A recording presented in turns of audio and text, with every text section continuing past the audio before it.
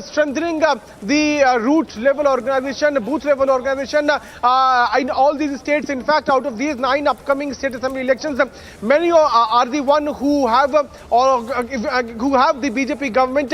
Either BJP is ruling alone or in coalition. There are few states in northeast where BJP is ruling the government in coalition. So the main objective, main focus of BJP would be to strengthen that particular state where BJP does not have government, and also to focus on the states where it has its government. So it's going to be a big day for BJP's national executive meet. I would ask my video journalist CP Singh to once try to show you the pictures from right outside the national executive meet, where the top leaders have started arriving. You can clearly see Home Minister Amit Shah to be here any minute from now. Before that, Yogi Adityanath and many others have already reached. And as we are speaking, we are already seeing few union ministers also arriving here as the meeting is all set to begin. In few minutes from now, we will also see PM Narendra Modi to also reach here.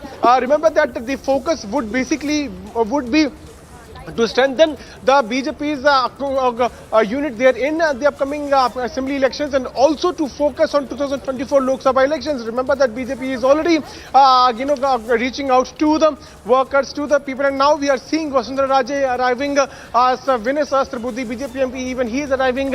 We can also see Anil Banuni standing there, BJP media coordinator. So top leaders have reached here. In few minutes from now, we will also see PM Narendra Modi to also reach here. So it's going to be very important day of BJP's national executive, where top decisions are going to be taken. In fact, political and economic resolutions are going to be passed. After this very short break, we will be getting more and more details, as PM Narendra Modi is also to reach here at 9:50. We will be getting all the live visuals as BJP's national executive meet continues to take place in national capital. Stay tuned for all the live updates.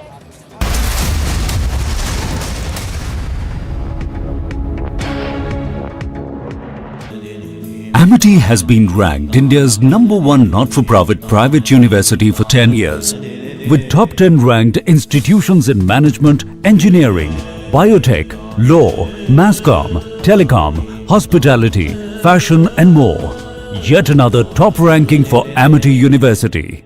When timeless European design meets cutting-edge technology, it's QO. QO, European Bath Lounges. Biggest news.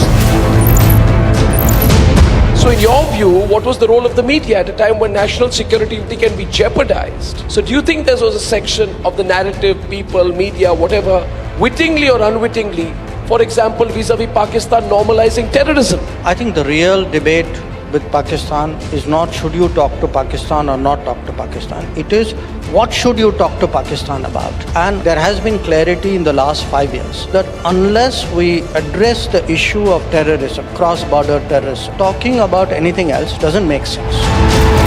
The biggest newsmakers. How's the faster rollout of 5G made possible?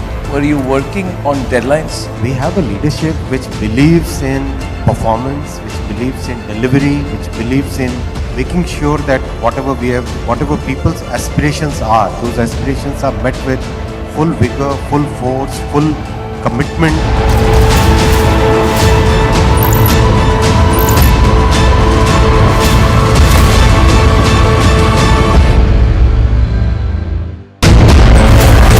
The biggest news.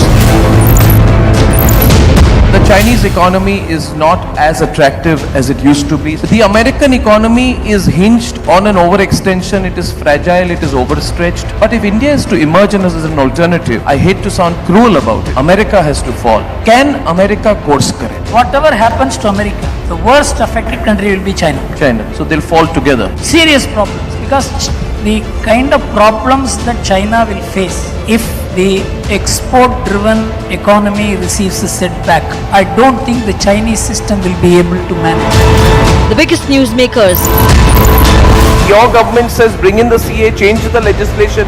You are saying that Hindus from Bangladesh should come, but they are also foreigners. This changes the full premise of the same students' agitation with which you have been associated yourself. Hindu doesn't have any address except India. As a Indian, no one can deny the rights of persecuted Hindu to come back to their own motherland. Can Hindu go to Arab? Can Hindu go to Pakistan? Can Hindu go to certain other country? Hindus has to come here.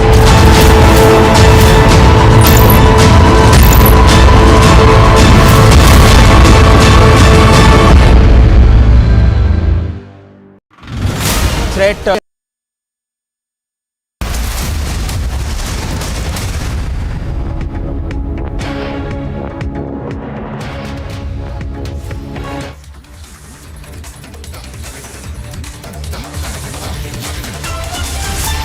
Now we will see PM Narendra Modi reaching here at NDMC Convention Center in National Capital, where he will take part in second day of BJP's National Executive Meet. Right behind me, we are now showing you the visuals of Defence Minister Rajnath Singh also reaching here, and there are top leaders who are already standing there to welcome the senior leaders reaching here. So we are also seeing Prakash Javadekar reaching, Arjun Ram Meghwal is now reaching. So all the union ministers are also reaching, and today it's going to be mega meet of BJP, where it is going to take decision, political decision, economic resolutions are going to be passed today.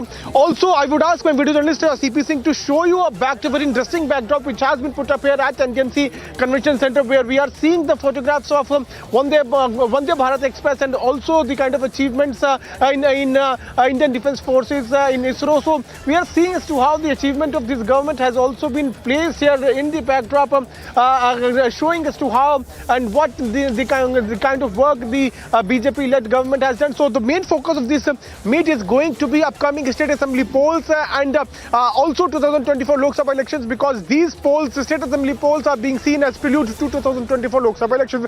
Any minute from now, PM Narendra Modi will be reaching. After this very short break, we will be getting live updates as the mega meet of BJP continues to take place in National Capital. Stay tuned for all the live updates.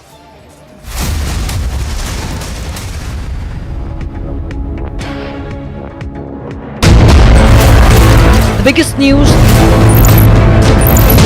The Chinese economy is not as attractive as it used to be. The American economy is hinged on an overextension. It is fragile, it is overstretched. But if India is to emerge as an alternative, I hate to sound cruel about it, America has to fall. Can America course correct? Whatever happens to America, the worst affected country will be China.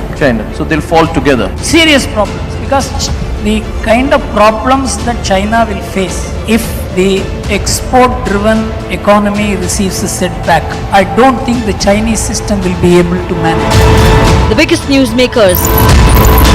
Your government says bring in the CAA, change the legislation. You are saying that Hindus from Bangladesh should come, but they are also foreigners. This changes the full premise of the same students' agitation with which you have been associated yourself. Hindu doesn't have any address except India. As a Indian, no one can deny the rights of persecuted Hindu to come back to their own motherland. Can Hindu go to Arab? Can Hindu go to Pakistan? Can Hindu go to certain other country? Hindus has to come here.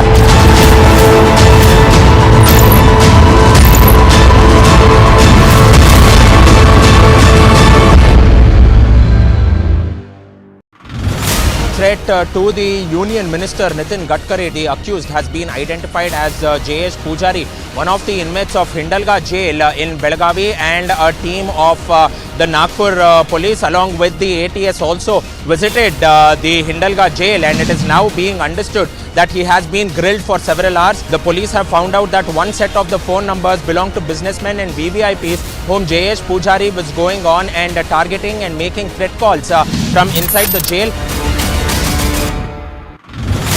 Maharashtra's district of Gadchiroli. Another action between the Maoists and the security forces, effort of CRPF and Maharashtra police. Number of Naxals in this area is slowly reducing. Retaliatory action that was taken by the Maharashtra police. There was firing of gunshots by the Maoists also. We do not know about the casualties as such. The operation is going. No one has questioned Vijay Mallya like Republic. Mr. Mallya, why the question is bothering you when I'm not getting a single answer? ED and the CBI charge sheet is very clear. Why is it that the defence witness says that why approach the IDBI question? Why is there this trying to evasion of the questions that have been put by the CBI and the ED, sir? No one has exposed Mehul Choksi like Republic.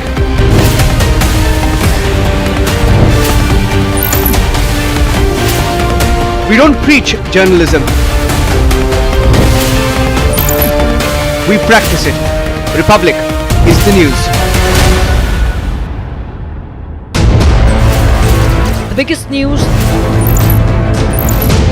So in your view, what was the role of the media at a time when national security can be jeopardized? So do you think there was a section of the narrative, people, media, whatever, wittingly or unwittingly, for example, vis-a-vis Pakistan normalizing terrorism? I think the real debate with Pakistan is not should you talk to Pakistan or not talk to Pakistan. It is what should you talk to Pakistan about. And there has been clarity in the last 5 years that unless we address the issue of terrorism, cross-border terrorism, talking about anything else.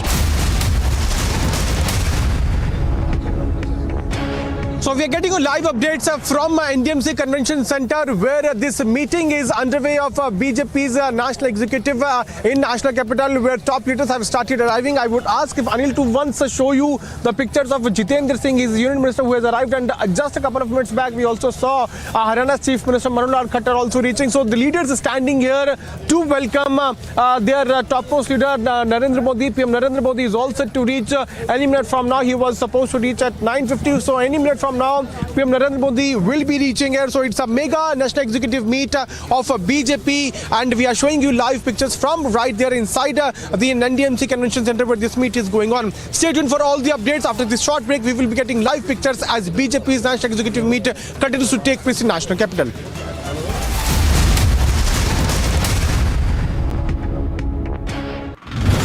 Threat to the Union Minister Nitin Gadkari, the accused, has been identified as J.S. Pujari, one of the inmates of Hindalga jail in Belagavi, and a team of the Nagpur police along with the ATS also visited the Hindalga jail, and it is now being understood that he has been grilled for several hours. The police have found out that one set of the phone numbers belong to businessmen and VVIPs whom J.S. Pujari was going on and targeting and making threat calls from inside the jail.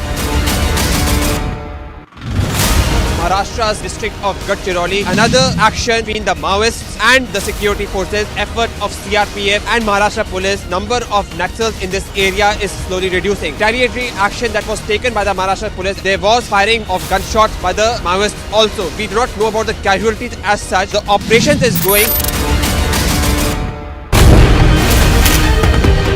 No one has questioned Vijay Mallya like Republic. Mr. Mallya, why the question is bothering you when I'm not getting a single answer? ED and the CBI charge sheet is very clear. Why is it that the defense witness says that these why approach the IDBI question? Why is there this trying to evasion of the questions that have been put by the CBI and the ED, sir? No one has exposed Mehul Choksi like Republic.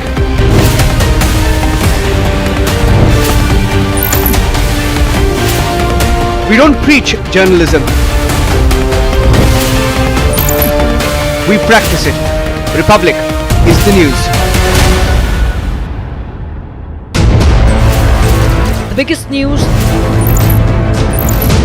So in your view, what was the role of the media at a time when national security can be jeopardized? So do you think there was a section of the narrative, people, media, whatever, wittingly or unwittingly, for example, vis-a-vis Pakistan normalizing terrorism? I think the real debate with Pakistan is not should you talk to Pakistan or not talk to Pakistan. It is what should you talk to Pakistan about. And there has been clarity in the last 5 years that unless we address the issue of terrorism, cross-border terrorism, talking about anything else doesn't make sense.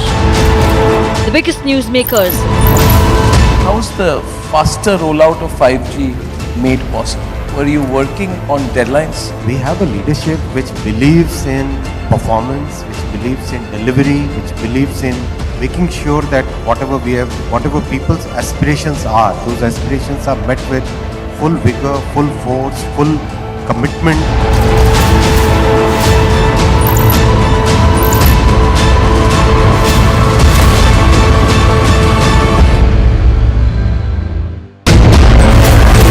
The biggest news. The Chinese economy is not. It is a massive win for the government. The UK Home Secretary orders fugitive Sanjay Bhandari's extradition. After a grand roadshow on day one, stage is set for the BJP's National Executive meeting to take key decisions. The Aam Aadmi Party versus the LG showdown continues, this time over the teachers' Finland trip. Mega pre-poll controversy hits the BJP in Karnataka. Contractors Association makes bribe-gate charge. From Waziristan to Gilgit-Baltistan, anger on the streets as crisis hits Pakistan. And the UN lists Pakistan's Abdul Rahman Makki as a global terrorist under sanctions committee.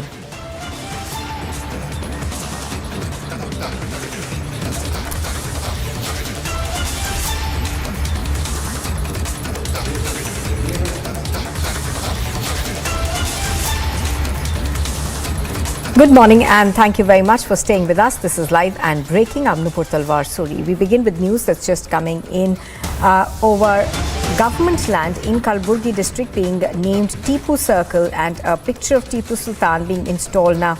The land belongs to a local civic authority and Tipu Sultan's picture was installed 3 years ago. Pro-Hindu organizations have demanded that the picture should be removed from the spot and local civic authorities have now issued a notice again stating that the picture should now be removed. Locals are angered that the government has been used for this. Let's in fact go across to Prajwal. Now Prajwal, we're given to understand that these pictures were installed about 3 years ago by the civic authority. What is the main contention that these organizations have against this?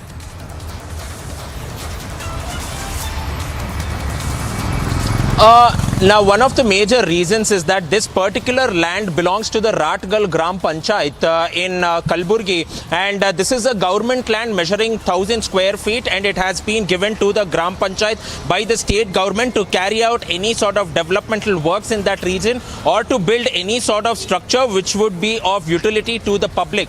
But then now it is being learnt that 4 people have gone on to install a name board stating that this is Tipu Circle, and they have also put an image of Tipu Sultan there, and this has caused a lot of public outrage in the region, saying that many other development works could have been carried out across this 1,000 square feet of land which is being which is at the center of the Ratgal Gram Panchayat. And why is this being done so? So therefore initially a notice was served on the 1st of December in 2022. Again a second notice was served on the 15th of December in 2022, and finally as the respondents have failed to act on it, the government authorities, which also includes the Gram Panchayat authorities who are the local civic authorities there, have gone on to vacate this land. They have taken out the name board stating Tipu Circle, and now they have stated that this particular land belongs to the government and trespassers will be prosecuted. And in this regard there was a lot of tension in the area,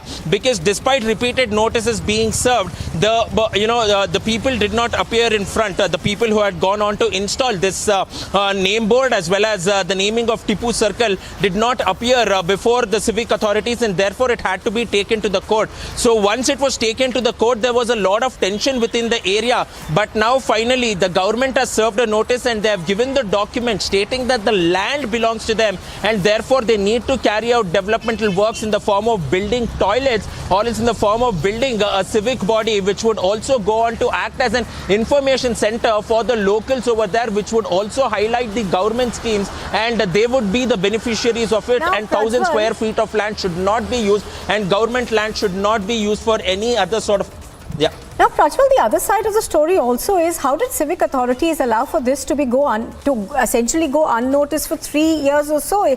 I mean, that's what we are learning, that it was about 3 years ago that this, this board was installed over there. So, what are you hearing from civic authorities in terms of what went wrong?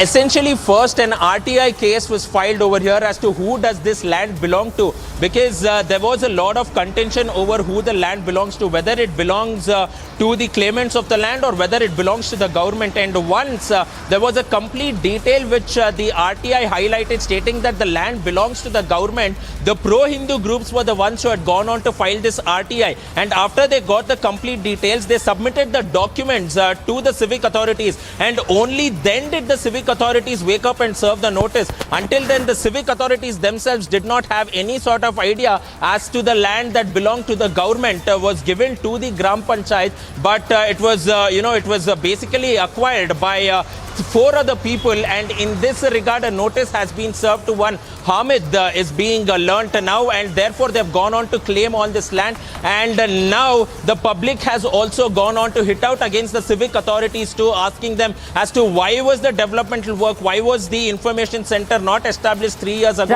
and what they were doing, Nupur. All right. So obviously, questions being raised on both sides right now. Thank you very much for joining us right now, Prajwal.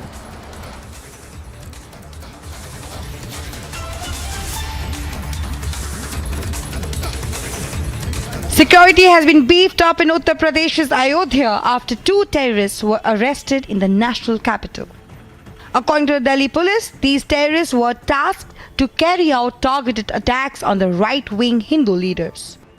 Notably, an alert has been issued in the city and strict surveillance of vehicles is being done to avert an untoward incident in the city where the construction of Ram Temple is underway.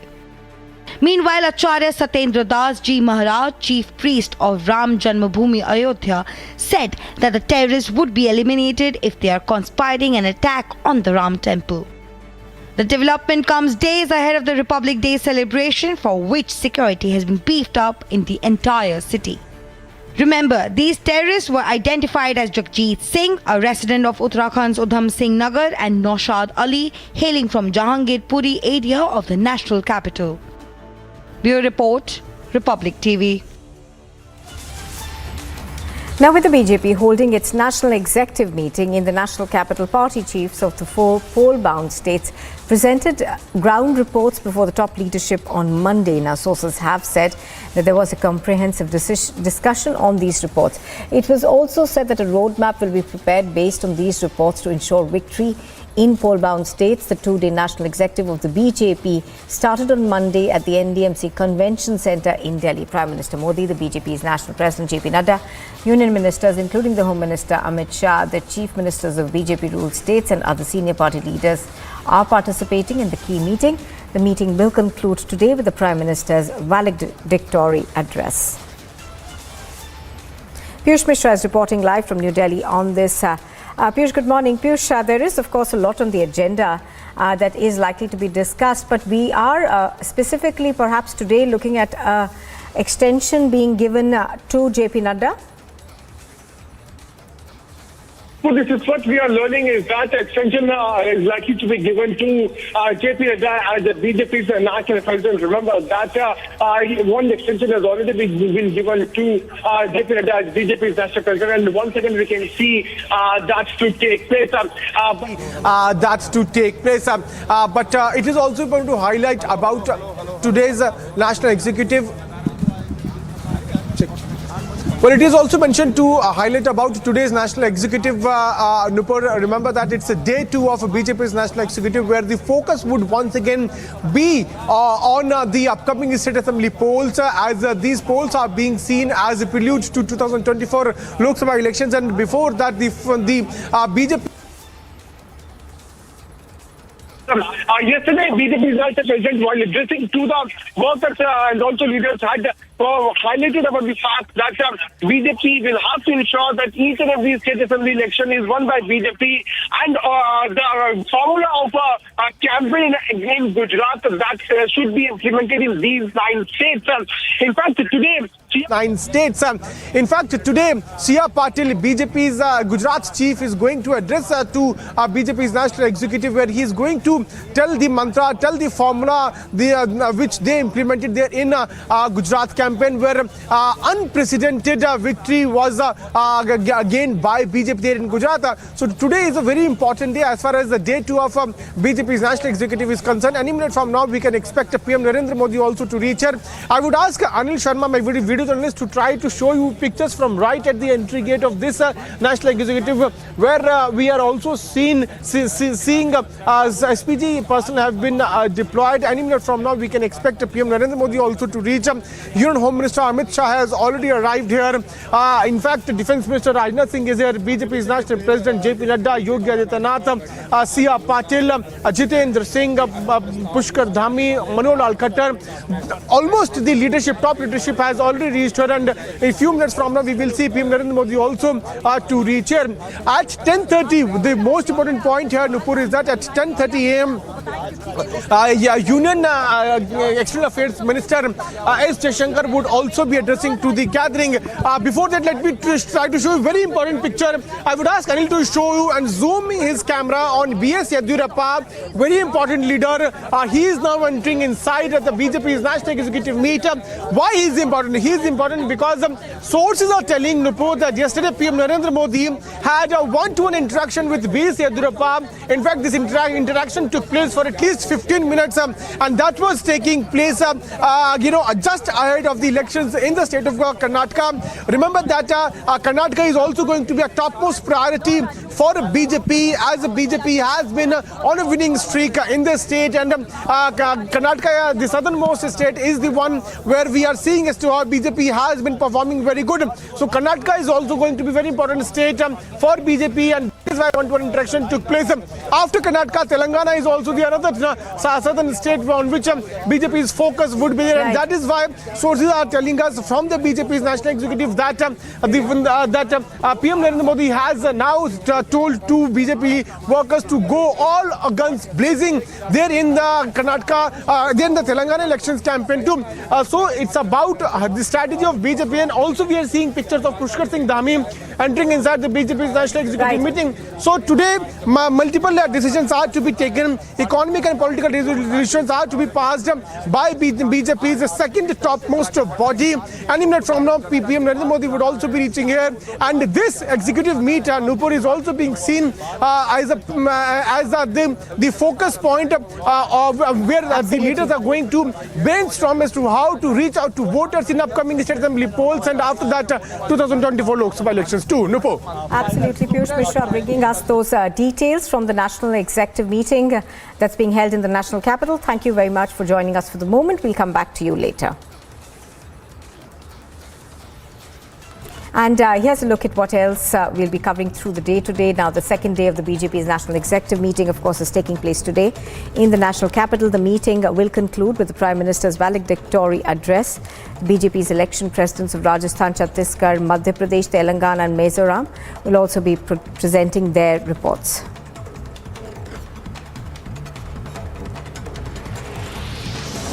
The Nepalese army has resumed search operations in Pokhara after the Nepal aircraft crash. The body of another passenger who was missing was found late last evening. The Nepalese police sources have claimed that the number of passengers unaccounted for now stands at 2. A total of 70 bodies have been recovered so far. The Bajrang Dal is scheduled to hold a protest at district centres in the country today and tomorrow. They are also likely to submit a memorandum to the President Draupadi Murmu through the district magistrates, using this to neutralise jihadist designs on Bharat. The Karnataka Contractors Association has released an audio of the BJP MLA G.H. Thippareddy allegedly demanding bribe from a contractor Manjunath. However, now the BJP MLA has clarified on the bribe acquisition charges and said that it's all lies and he has nothing to do with it. The Chandigarh mayoral elections are slated to take place today. Meanwhile, poaching fears continued in major parties and forced parties to shift their councillors to other states. A major clash took place between the Youth Congress and the RSS workers in Kannur during a festival. 4 people were injured. A police complaint has been registered against both sides.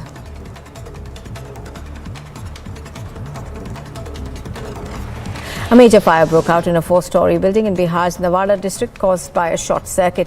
Sources claim that a woman saved her life by jumping down from the 3rd floor. A police complaint has been registered. The Election Commission is all set to hear the Shiv Sena symbol and name dispute today as the tussle between the Eknath Shinde faction and the Uddhav Thackeray faction continues. The Shinde Sena has staked its claim over the name. Shiv Sena Uddhav Thackeray says that his party is the real Shiv Sena. The finance minister has hit out at opposition parties, saying that negative campaigning has been done by the opposition to specifically target the Prime Minister. She further added that negative language that's been used.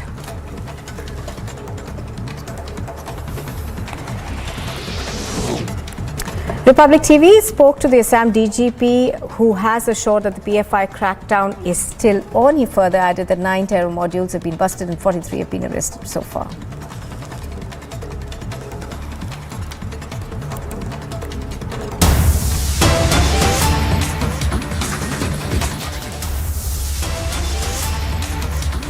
Well, we are cutting across the news that we are just getting. We are learning that in Jammu and Kashmir, gunshots have been heard near the district court in Budgam. Forces have rushed to the spot. Further details are still awaited. Some news reports seem to suggest that 2 people have been injured in this firing. This firing has taken place near the district court of Budgam. Terrorists, we are told, are perhaps also trapped in there, in that area. Let's try and go across to Zeenath, who is reporting live from Srinagar. Right, Zeenath, if you are there with us, take us through what happened.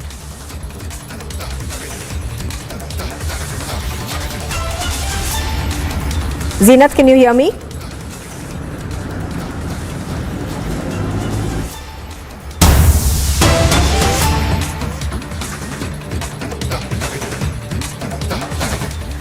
All right, pictures on your screen are of the Prime Minister arriving on day 2 of the BJP Strategy meeting that is being held in the national capital. He is, of course, accompanied by JP Nadda, the sitting president of the BJP right now, also likely to get an extension, perhaps today, for another 2 years. Senior leaders of the BJP also there, along with the Prime Minister.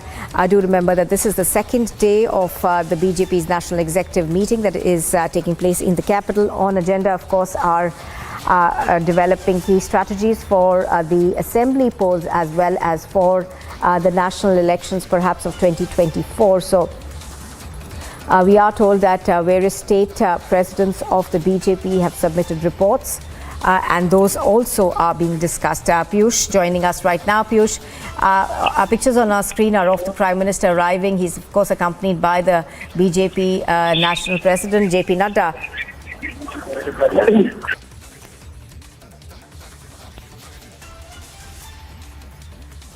Piyush, can you hear us?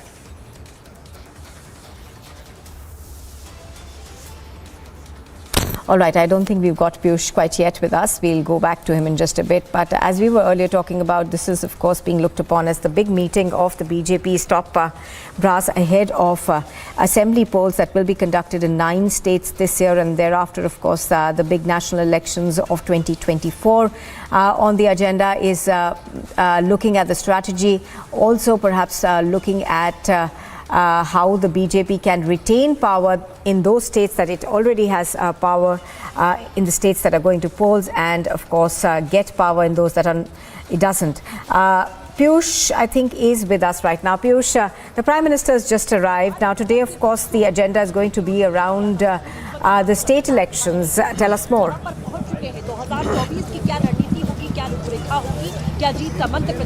Well, certainly PM Narendra Modi is going to give the winning mantra to BJP's national executive. Remember that it's the 2nd day of BJP's national executive, and PM Narendra Modi has just arrived. He has just entered inside this very venue of BJP's national executive, where already the leaders are present.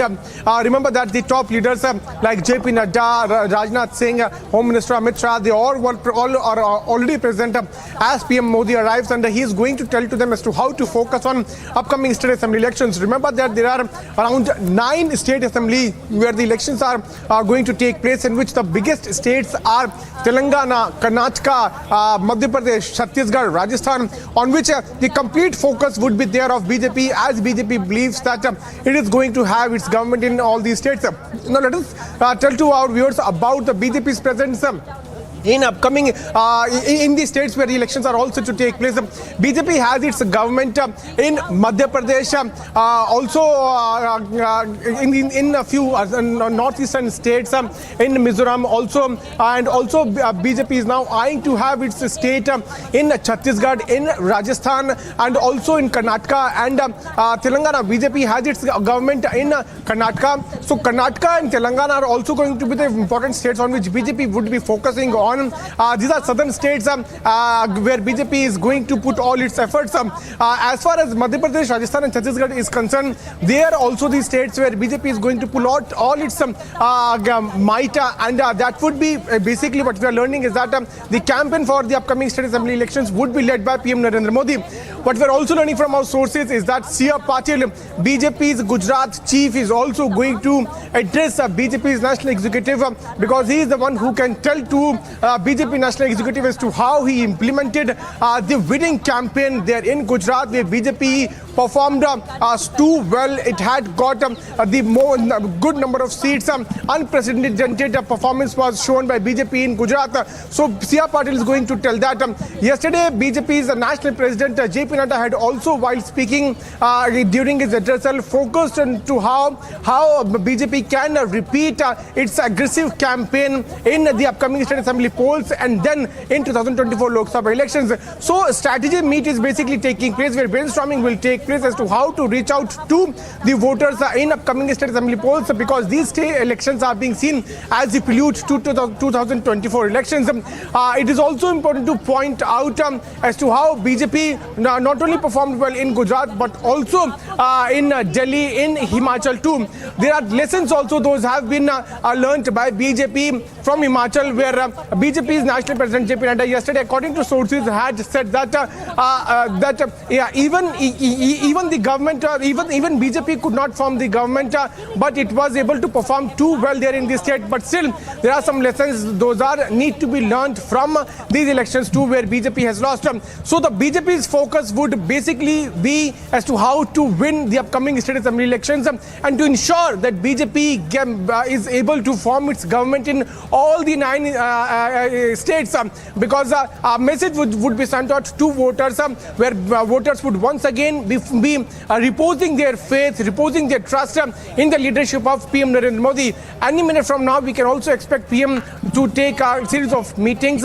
In fact, as we are speaking, he has just reached. He is going to address the BJP's national executive at 4 p.m. Let me also tell you very important development which is going to take place at 10:30 a.m. At 10:30 a.m., Union External Affairs Minister S. Jaishankar is also going to address to the BJP's national executive, where he is going to brief the kind of arrangements, the kind of preparations which the government has done as far as holding series of conclaves on G20 is concerned. I would ask Anil to pan his camera and show you a huge backdrop which has been put up here of G20 also. Not only G20, there are multiple backdrop. Those have been put up here at the entry point of BJP's national executive, where there is a cutout of Sardar Vallabhbhai Patel, there is cutout of Ram Mandir, there is cutout of Netaji Subhash Chandra Bose's statue, also there is cutout of Vande Bharat, also the cutout of different achievements those have been achieved by BJP government in the last 5 years and before that,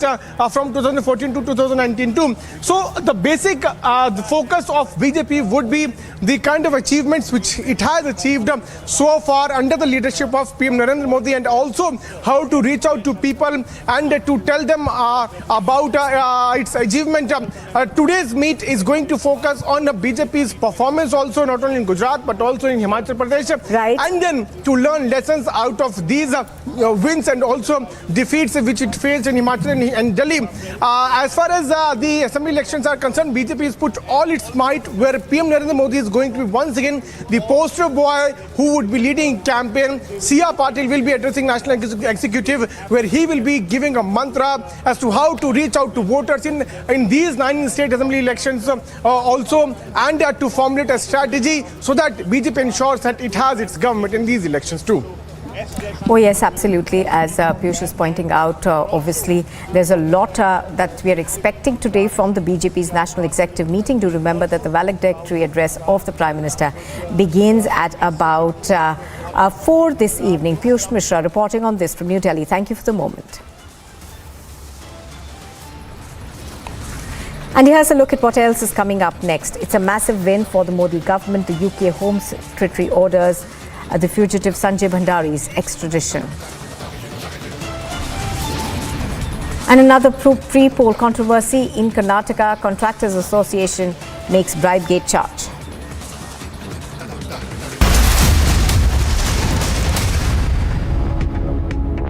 When timeless European design meets cutting-edge technology, it's QO. QO, European bath lounges.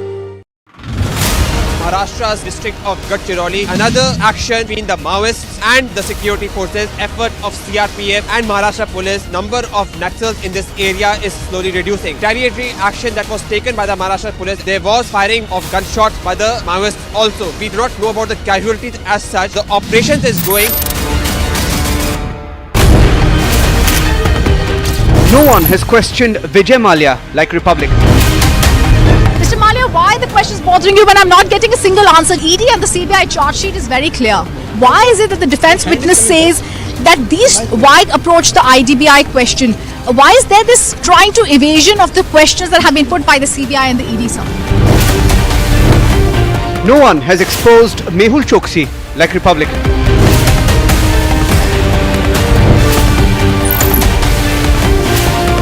We don't preach journalism. We practice it. Republic is the news.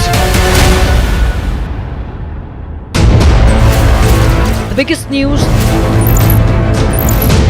So in your view, what was the role of the media at a time when national security can be jeopardized? So do you think there was a section of the narrative, people, media, whatever, wittingly or unwittingly, for example, vis-a-vis Pakistan normalizing terrorism? I think the real debate with Pakistan is not should you talk to Pakistan or not talk to Pakistan. It is what should you talk to Pakistan about. And there has been clarity in the last 5 years that unless we address the issue of terrorism, cross-border terrorism, talking about anything else doesn't make sense.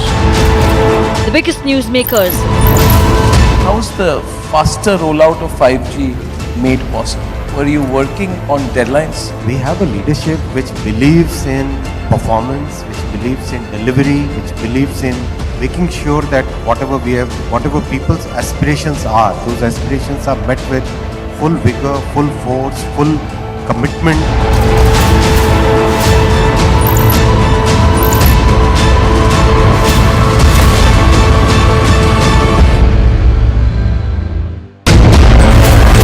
The biggest news. The Chinese economy is not as attractive as it used to be. The American economy is hinged on an overextension. It is fragile, it is overstretched. But if India is to emerge as an alternative, I hate to sound cruel about it, America has to fall. Can America course correct? Whatever happens to America, the worst affected country will be China. So they'll fall together. Serious problems, because the kind of problems that China will face if the export-driven economy receives a setback, I don't think the Chinese system will be able to manage. The biggest newsmakers.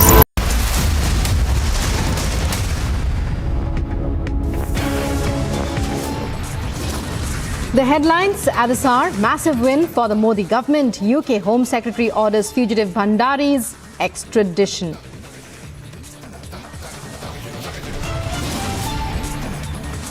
After grand roadshow on day one, stage set for day two of the BJP's National Executive Meet.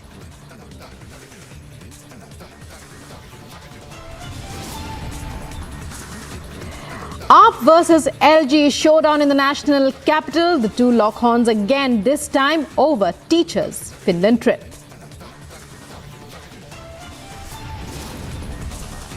Mega pre-poll controversy hits the BJP in Karnataka.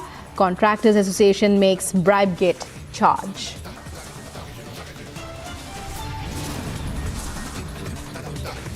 From Waziristan to Gilgit-Baltistan, anger on the streets as crisis hits Pakistan.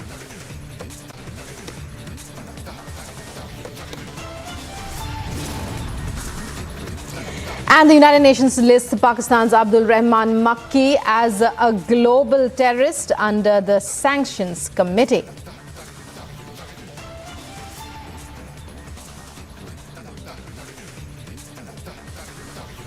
Hello and welcome. You're watching Live and Breaking here on Republic. I'm Rukma with you, and we start off with news coming in from Jammu and Kashmir. Breaking news from Jammu and Kashmir, where gunshots have been heard near the district court in Budgam. This is Jammu and Kashmir's Budgam, and gunshots heard outside the district court there. Forces have rushed to the spot, and further details are awaited. Reports suggest that two terrorists have been gunned down in what appears to be an encounter.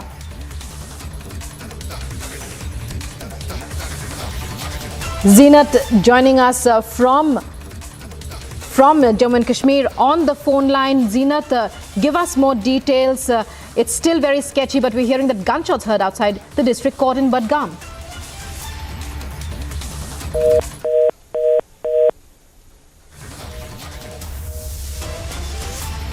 So we are getting you breaking news from Budgam in Jammu and Kashmir. Remember, it's just days before 26 January, Republic Day, and entire Jammu and Kashmir is on high alert. Security forces there in the vicinity of the district court in Budgam, from where we are hearing that firing was heard. We also hear that two terrorists have been gunned down, but for the actual details, we are now joined by my colleague Zenat, who joins us from Budgam. Zenat, what can you tell us about this latest encounter? Jammu and Kashmir on high alert, now shots heard outside the district court in Budgam. See, Rukma, we are seeing that the J&K is on alert because ahead of Republic Day, but these are what we are picking from sources, that these are the same terrorists who were escaped recently, just on Sunday, from the Red Book of Budgam, and they were going in this Budgam area only. And today, in a chance encounter near this district court Budgam, they have been neutralized. We are waiting for the official confirmation. The report suggests that two terrorists have been neutralized, and also the two civilians have been injured in this encounter. As of now, the constant search operation continues in the area, but this is going to be fantastic for the Budgam police, because recently just SSP Budgam has joined, and first encounter of the 2022, where two terrorists, as per our sources, that the terrorists are from the Lashkar-e-Taiba. They are the newly recruited terrorists. That is what we are picking from the sources. They have been neutralized in this chance encounter. They fired some gunshots near this district court, Budgam. Some 30 shots were heard by the locals, and people started rushing for their lives. And meanwhile, we also saw that how the army actually chipped in for the encounter. We are seeing from the sources that the two terrorists have been neutralized. So first encounter of 2023 in Budgam encounter, where we are picking that the terrorists have been neutralized. Meanwhile, we are seeing those visuals, Zenat, and it appears that all civilians are safe, but there was some information about civilians also being injured. If you can tell us more.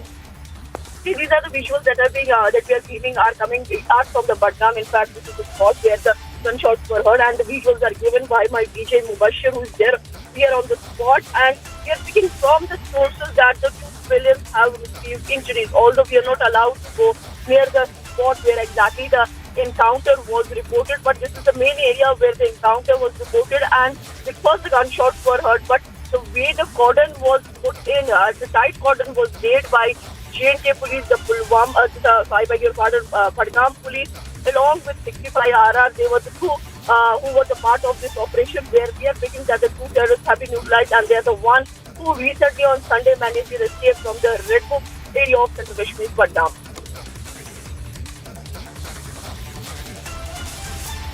So Zenith reporting there. Viewers, you're watching those visuals there that Zenith's VJ is bringing you from Badgam. As she said, that entire area has been cordoned off. So, well, from close proximity, it's not possible. But Zenith, tell our viewers more about the incident site. It's biting cold there, is it? Absolutely. Srinagar and other parts of the Kashmir Valley is witnessing temperature in minus degrees. In Pahalgam, it was around minus 11, as well as the Gulmarg minus 10. Similarly, Srinagar we witnessed also the minus 1.2.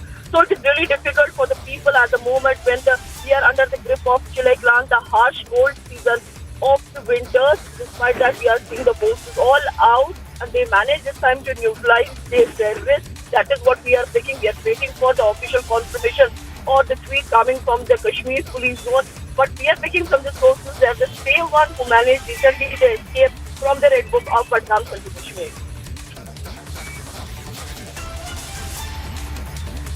So these are visuals, viewers, that Republic is bringing you. My colleague Zenith there in Badgam, where the firing incident took place. 2 terrorists have been neutralized in this particular encounter. Civilian injuries also there, but now the area has been cordoned off. Search operations are underway. Many thanks, Zenith, for joining us.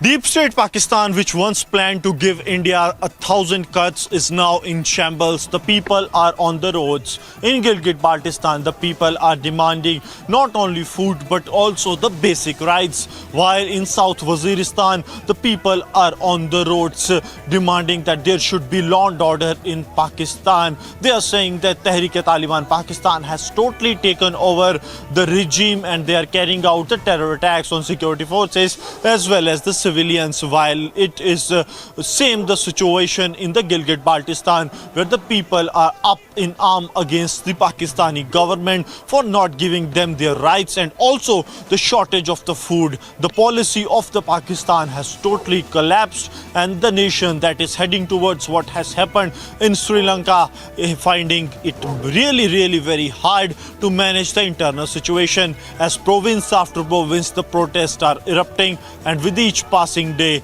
the situation is deteriorating. With Gaurav Sahani, Gursimran Singh for Republic Media Network.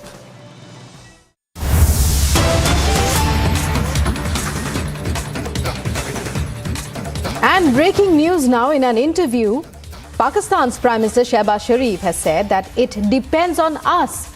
That's Pakistan, whether we live in peace, progress, or waste our time and resources fighting with each other.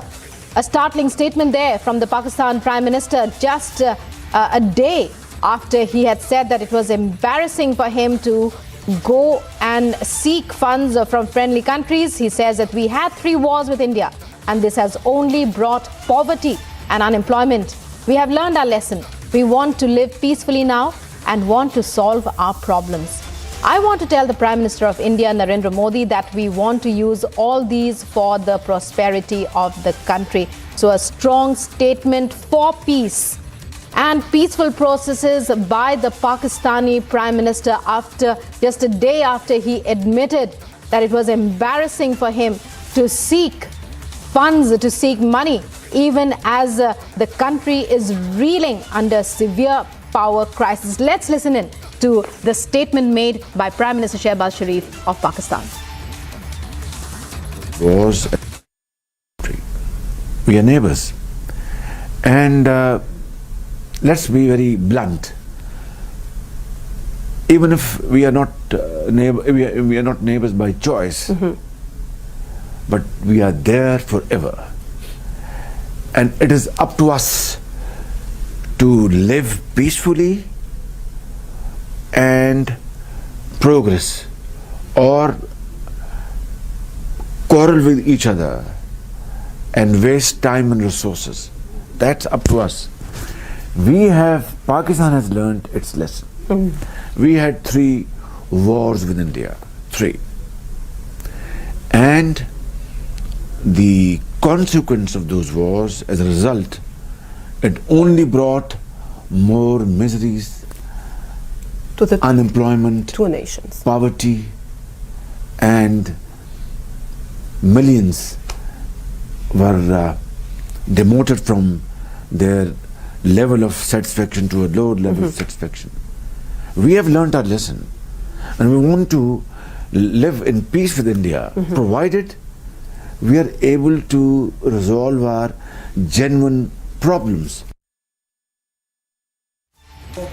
We have learnt our lesson, says Pakistan Prime Minister Shehbaz Sharif in a startling statement for peace with India. And he's said that he will be reaching out. He has reached out, in fact, to Prime Minister Narendra Modi. It's a remark that has triggered a host of reactions from across the political arena. Let's listen into some of them.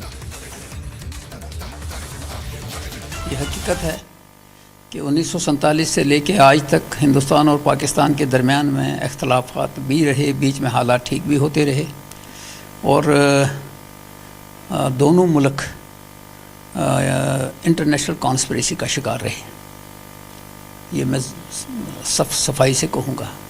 दोनों मुल्कों को, चूँकि मुल्क जब अलग हुआ, होना नहीं चाहिए था, हो गया, तो उसके बाद आज तक ये जो साल बीते हैं, दोनों की आपस में हालात अच्छे नहीं रहे। और अगर ये सेंस प्रिवेल कर गई है उनके ऊपर कि नॉर्मलाइज करना है, तो ये बातों से नहीं होगा, उसके लिए प्रैक्टिकल अप्रोच करनी होगी। और ये खुशाइंद बात है कि अगर उनको ये समझ आ गई है कि जंग से कोई मसला हल नहीं होता है, और मैं अपील करूँगा कि इस चीज़ को नोटिस किया जाए और इसको बातचीत शुरू की जाए। पाकिस्तान के प्रधानमंत्री शहबाज शरीफ ने एक इंटरव्यू में ये बात कही है कि भारत के साथ जो हमने 3 युद्ध किए हैं उसका नतीजा कुछ नहीं निकला। हम भारत तो पहले से ही ये कहता आया है कि शांति बहाली के लिए काम करना चाहिए, लेकिन पाकिस्तान में जितने हुक्मरान रहे उनके कानों पर जूं तक नहीं रहती थी। आतंकवाद को बढ़ावा देना, भारत के खिलाफ भड़काना, कश्मीर को समस्या बना देना, ये जानते हुए कि यहाँ कुछ नहीं होने वाला है। पाकिस्तान में जो इंटरनल आज हालात हैं उससे सबक सीखने की बारी है और अंदर ही उनके आग सुलग रही है, चाहे वो बलोचिस्तान हो, कराची हो, सिंध हो, सभी जगह वो अलग होने की मांग कर रहे हैं। तो भारत ने बहुत बार हाथ बढ़ाया है। हमने पहले जब अटल जी यहाँ से बस लेकर के गए थे, उसके अलावा प्रधानमंत्री जी कटसी के लिए उनके जन्मदिन की मुबारक देने के लिए गए थे नवाज शरीफ के, लेकिन उन्होंने हर बार इसका उल्टा मतलब लिया है। भारत एक डेवलपिंग और डेवलप्ड कंट्री बन चुका है, लेकिन पाकिस्तान की जिस प्रकार से हालत है, इकट्ठे हम आज़ादी हमने मिली थी, लेकिन इन सभी को देखते हुए मुझे लगता है कि पाकिस्तान को अगर सच में इस प्रकार की अकल आई है, देर आए दुरुस्त आए, तो इस पर विचार करना चाहिए और कोई इसके लिए मीडिएटर बनकर काम ना करे, खुद इससे बात करनी चाहिए और इससे सबक सीखना चाहिए।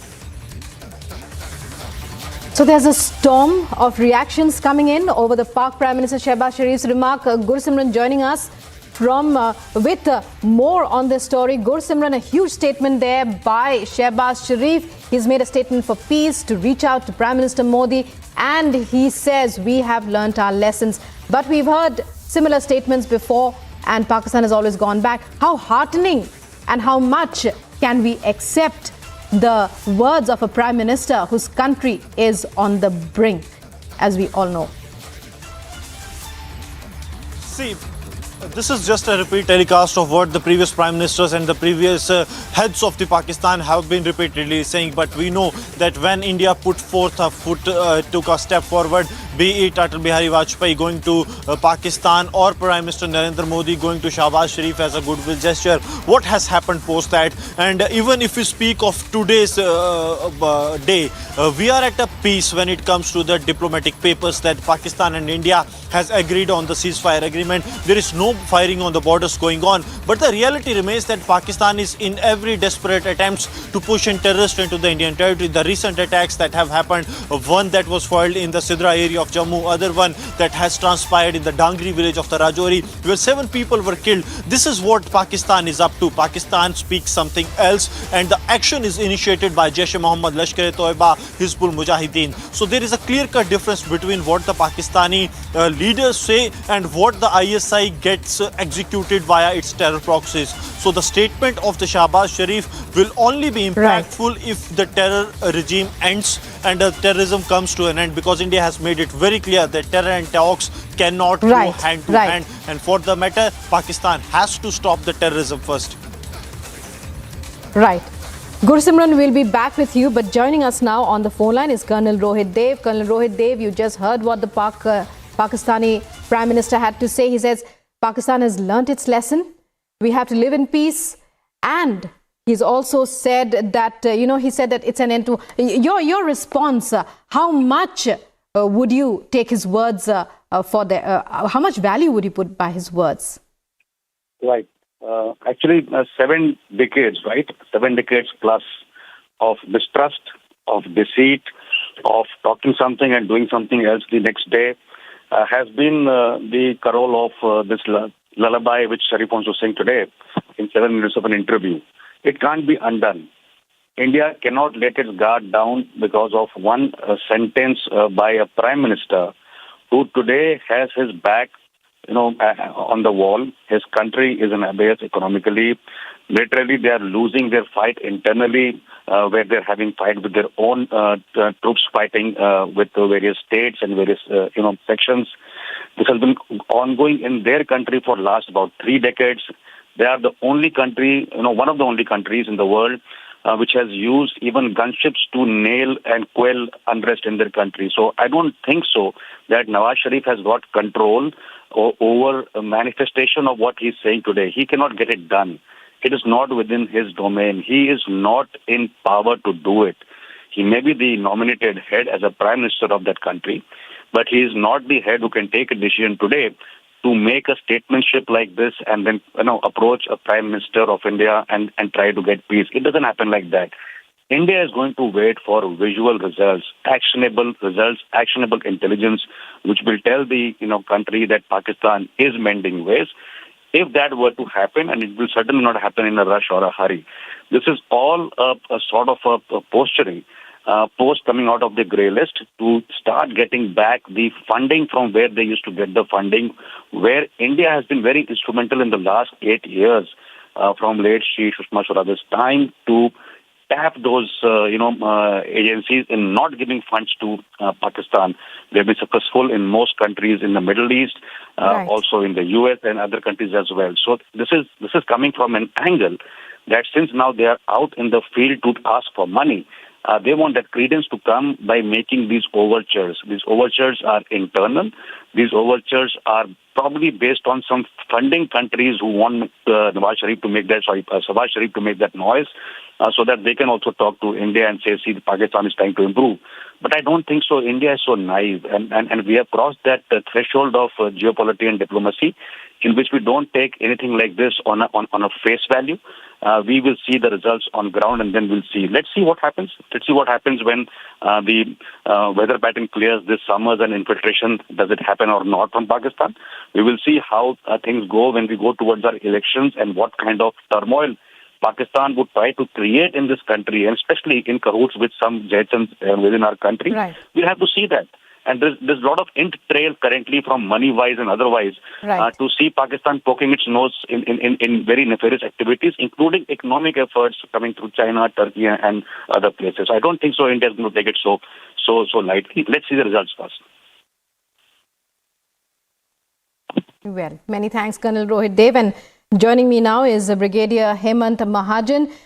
Brigadier Mahajan, your response to Shehbaz Sharif's statement, the Prime Minister of Pakistan, a country on the brink of all types of crisis. There's total electricity shortage now, electricity outages across the country. That Prime Minister has now said, we have learnt our lessons. We want peace to fight poverty. Your response, how should we understand it?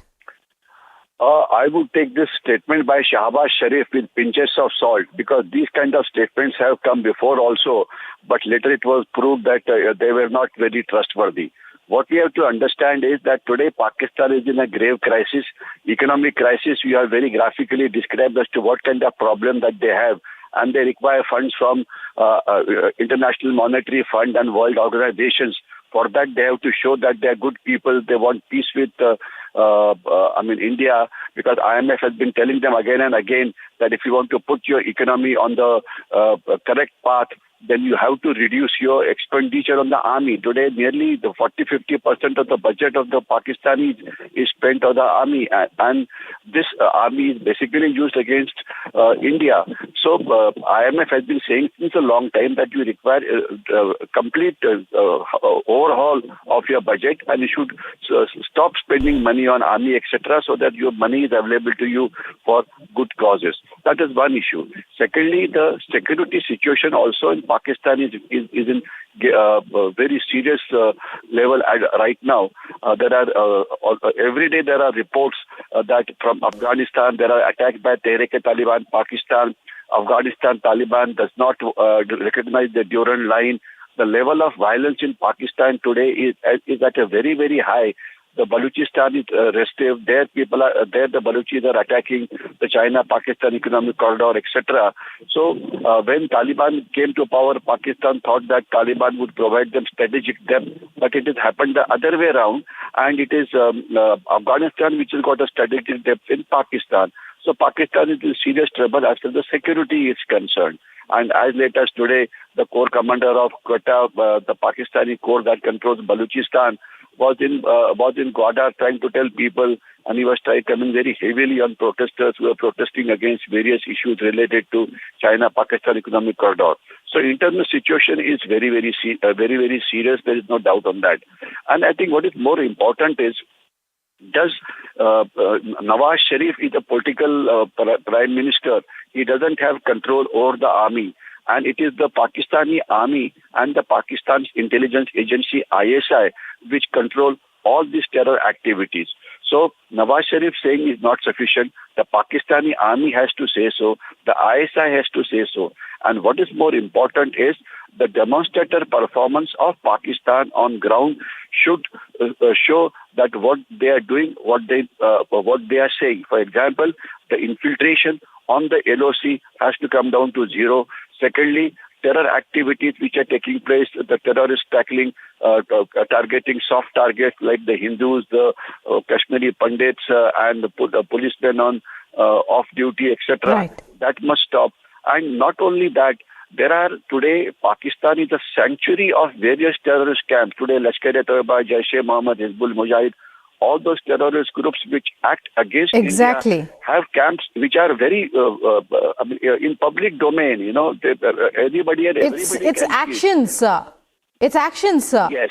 As you very correctly pointed out, it's actions, sir, not just mere words that India will accept, although it does appear to be an overture for peace. Many thanks, Brigadier Hemant Mahajan, and also Colonel Rohit Dev for joining us there and putting that statement of Pakistan Prime Minister Shehbaz Sharif into perspective. We were also joined by my colleague Gursimran, who was telling us about the entire situation there, not just in Gilgit-Baltistan, but across Pakistan. Shehbaz Sharif now saying that we have learnt our lessons, we would like peace. It's time now for a short break. On the other side, it's a massive win for the Modi government. UK Home Secretary orders fugitive Sanjay Bhandari's extradition.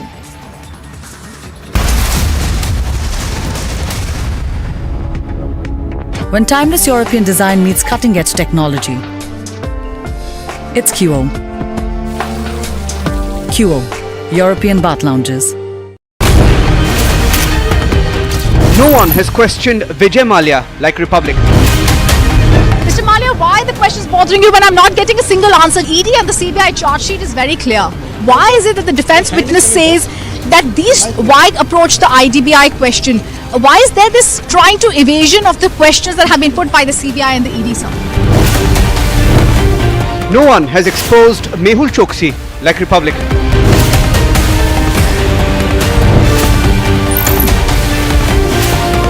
We don't preach journalism. We practice it. Republic is the news. The biggest news. So in your view, what was the role of the media at a time when national security can be jeopardized? So do you think there was a section of the narrative, people, media, whatever, wittingly or unwittingly, for example, vis-a-vis Pakistan normalizing terrorism? I think the real debate with Pakistan is not should you talk to Pakistan or not talk to Pakistan. It is what should you talk to Pakistan about. And there has been clarity in the last 5 years that unless we address the issue of terrorism, cross-border terrorism, talking about anything else doesn't make sense. The biggest newsmakers. How's the faster rollout of 5G made possible? Were you working on deadlines? We have a leadership which believes in performance, which believes in delivery, which believes in making sure that whatever people's aspirations are, those aspirations are met with full vigor, full force, full commitment.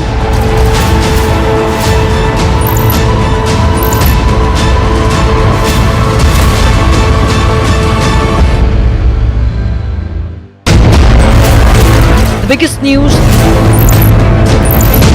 The Chinese economy is not as attractive as it used to be. The American economy is hinged on an overextension. It is fragile, it is overstretched. But if India is to emerge as an alternative, I hate to sound cruel about it, America has to fall. Can America course correct? Whatever happens to America, the worst affected country will be China. So they'll fall together. Serious problems, because the kind of problems that China will face if the export-driven economy receives a setback, I don't think the Chinese system will be able to manage.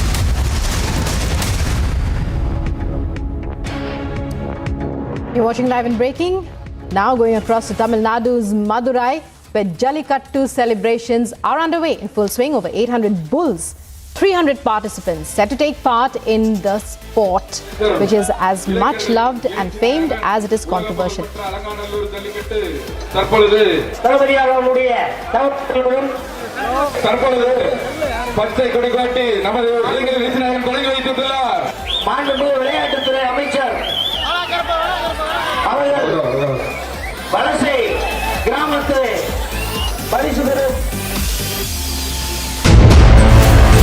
The biggest news.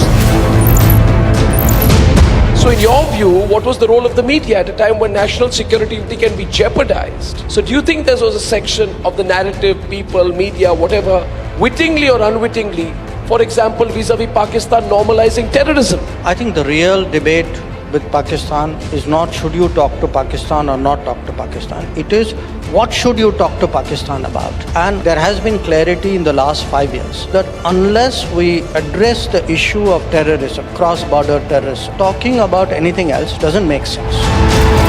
The biggest newsmakers.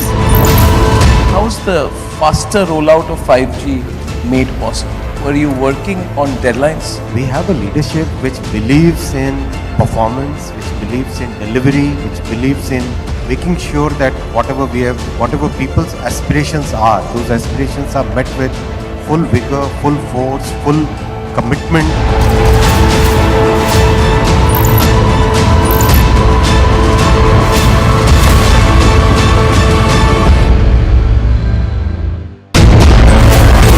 The biggest news. The Chinese economy is not as attractive as it used to be. The American economy is hinged on an overextension. It is fragile, it is overstretched. But if India is to emerge as an alternative, I hate to sound cruel about it, America has to fall. Can America course correct? Whatever happens to America, the worst affected country will be China. So they'll fall together. Serious problems, because the kind of problems that China will face if the export-driven economy receives a setback, I don't think the Chinese system will be able to manage. The biggest newsmakers. Your government says bring in the CAA, change the legislation. You are saying that Hindus from Bangladesh should come, but they are also foreigners. This changes the full premise of the same students' agitation with which you have been associated yourself. Hindu doesn't have any address except India. As an Indian, no one can deny the rights of persecuted Hindu to come back to their own motherland. Can Hindu go to Arab? Can Hindu go to Pakistan? Can Hindu go to certain other country? Hindus has to come here.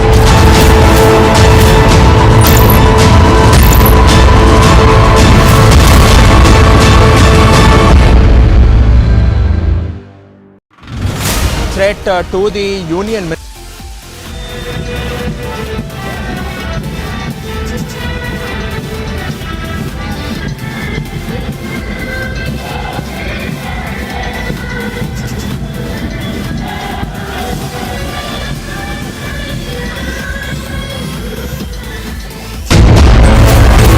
Biggest news.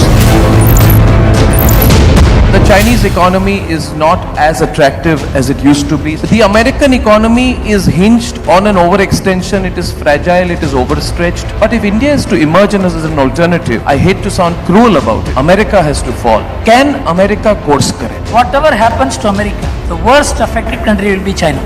So they'll fall together. Serious problems, because the kind of problems that China will face if the export-driven economy receives a setback, I don't think the Chinese system will be able to manage. The biggest newsmakers. Your government says bring in the CAA, change the legislation. You are saying that Hindus from Bangladesh should come, but they are also foreigners. This changes the full premise of the same students' agitation with which you have been associated yourself. Hindu doesn't have any address except India. As an Indian, no one can deny the rights of persecuted Hindu to come back to their own motherland. Can Hindu go to Arab? Can Hindu go to Pakistan? Can Hindu go to certain other country? Hindus has to come here.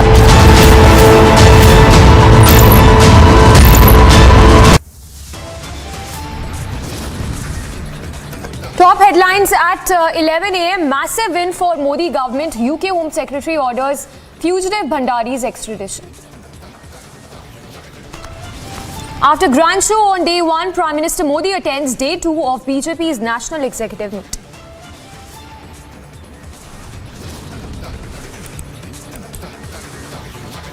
AAP versus LG showdown, lock horns again, this time over teachers' Finland trip. Pakistan Prime Minister makes big admission, says learnt our lesson after 3 wars with India.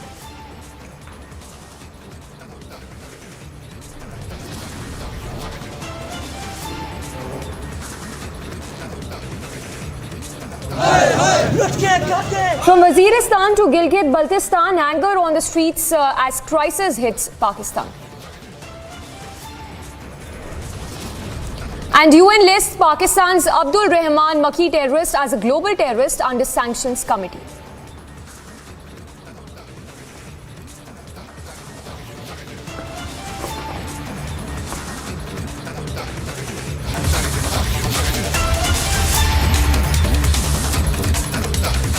Thanks for staying tuned to Republic. We start with Newsbreak coming in, this one in relation to the Delhi terror plot, where sources have now informed that the Delhi police is on the lookout for 4 other suspects.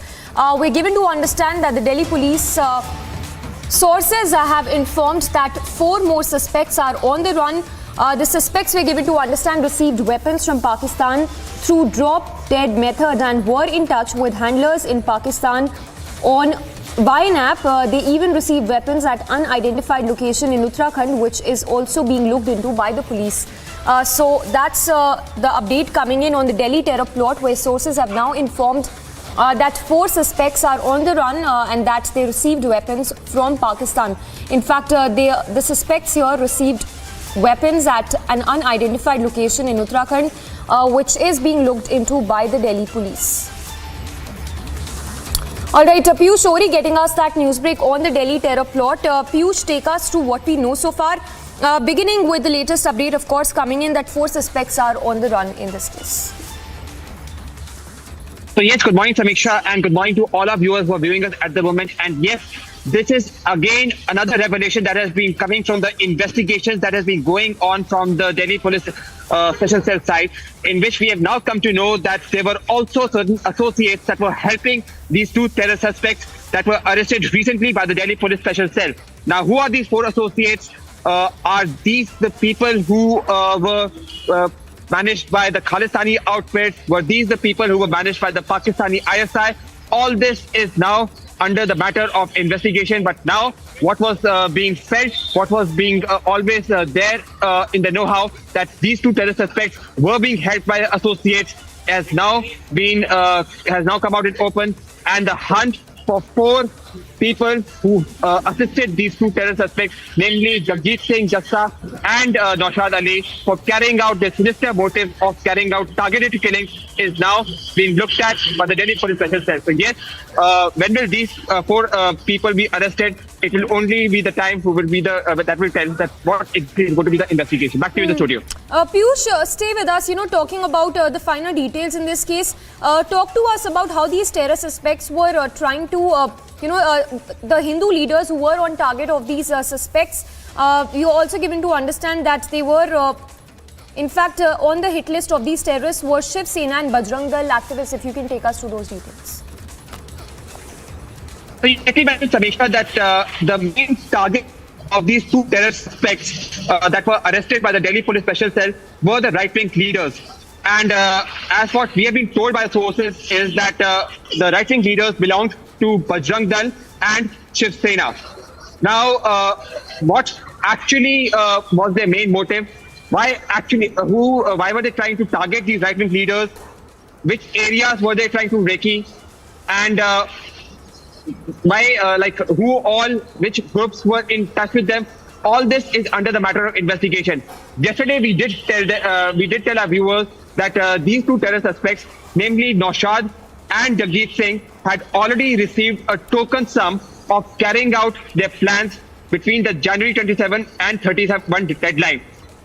They were promised a sum of rupees 2 crore after they execute their plans. So yes, what we do know is that there was a sinister plan in play, but it was foiled. Having said that, the challenge is still not over, as we have now come to know that there are some more people who are involved in this sinister motive, and the hunt for the associates of all these terror groups being investigated by the Delhi police and also other state authorities. Back to the studio. All right, Piyush, thank you for the moment. So, Piyush, they're getting us the details in the Delhi terror plot case. Latest, of course, coming in that 4 suspects who are on the run as we speak, and the police is trying to ascertain as to from where they received the weapons. Sources, of course, telling Republic that these suspects, these terrorists got weapons from Pakistan, and that these weapons were received in an unidentified location in Uttarakhand. For now, to another news. Coming in, a big win for India, in fact, when it comes to the extradition case of fugitive Sanjay Bhandari, as we given to understand that the ED had cited Republic London reports on Sanjay Bhandari. ED had even sought location details. In fact, ED had cited Republic London reports on Sanjay Bhandari. The UK Home Secretary has ordered extradition of fugitive Sanjay Bhandari, and we given to understand that Sanjay Bhandari has 14 days time to appeal. So that's the latest coming in, a 14 days timeline that has been given to Sanjay Bhandari, and this is in relation to extradition of fugitive Sanjay Bhandari.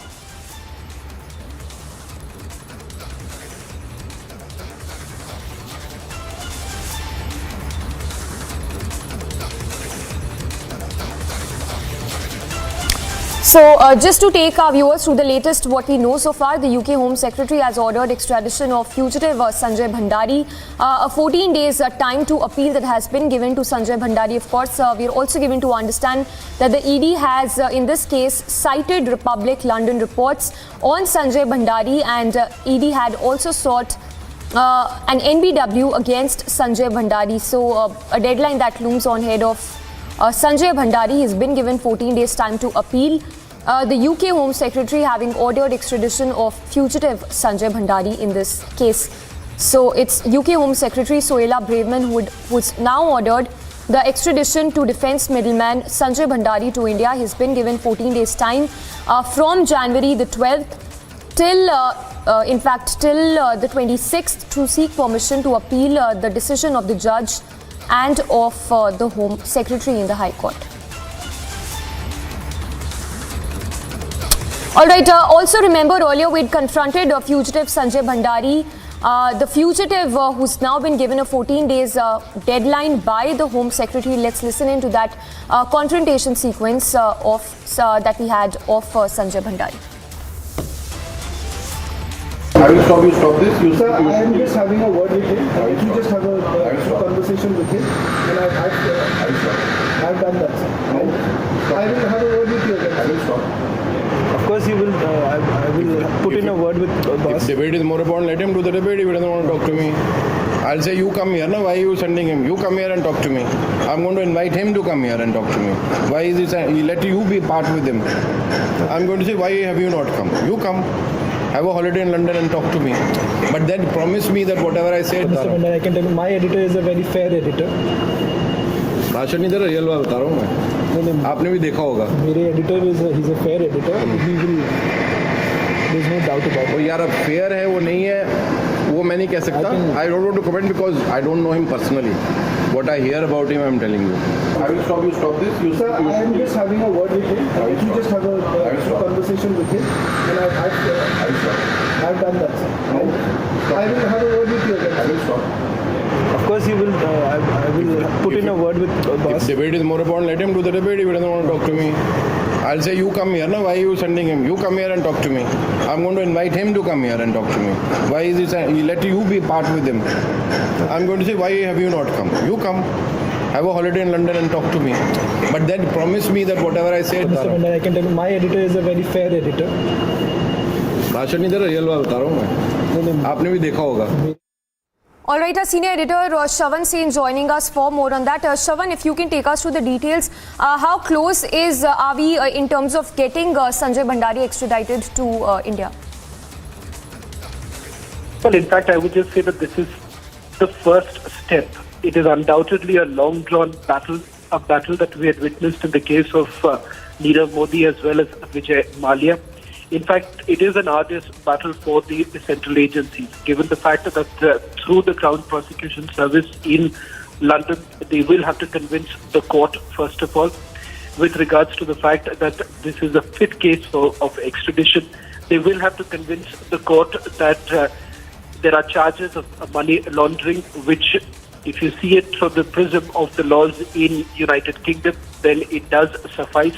And that is the reason why the focus essentially is going to be on gathering as much as evidence as possible and presenting it before the court. In fact, the Enforcement Directorate has already filed a charge sheet.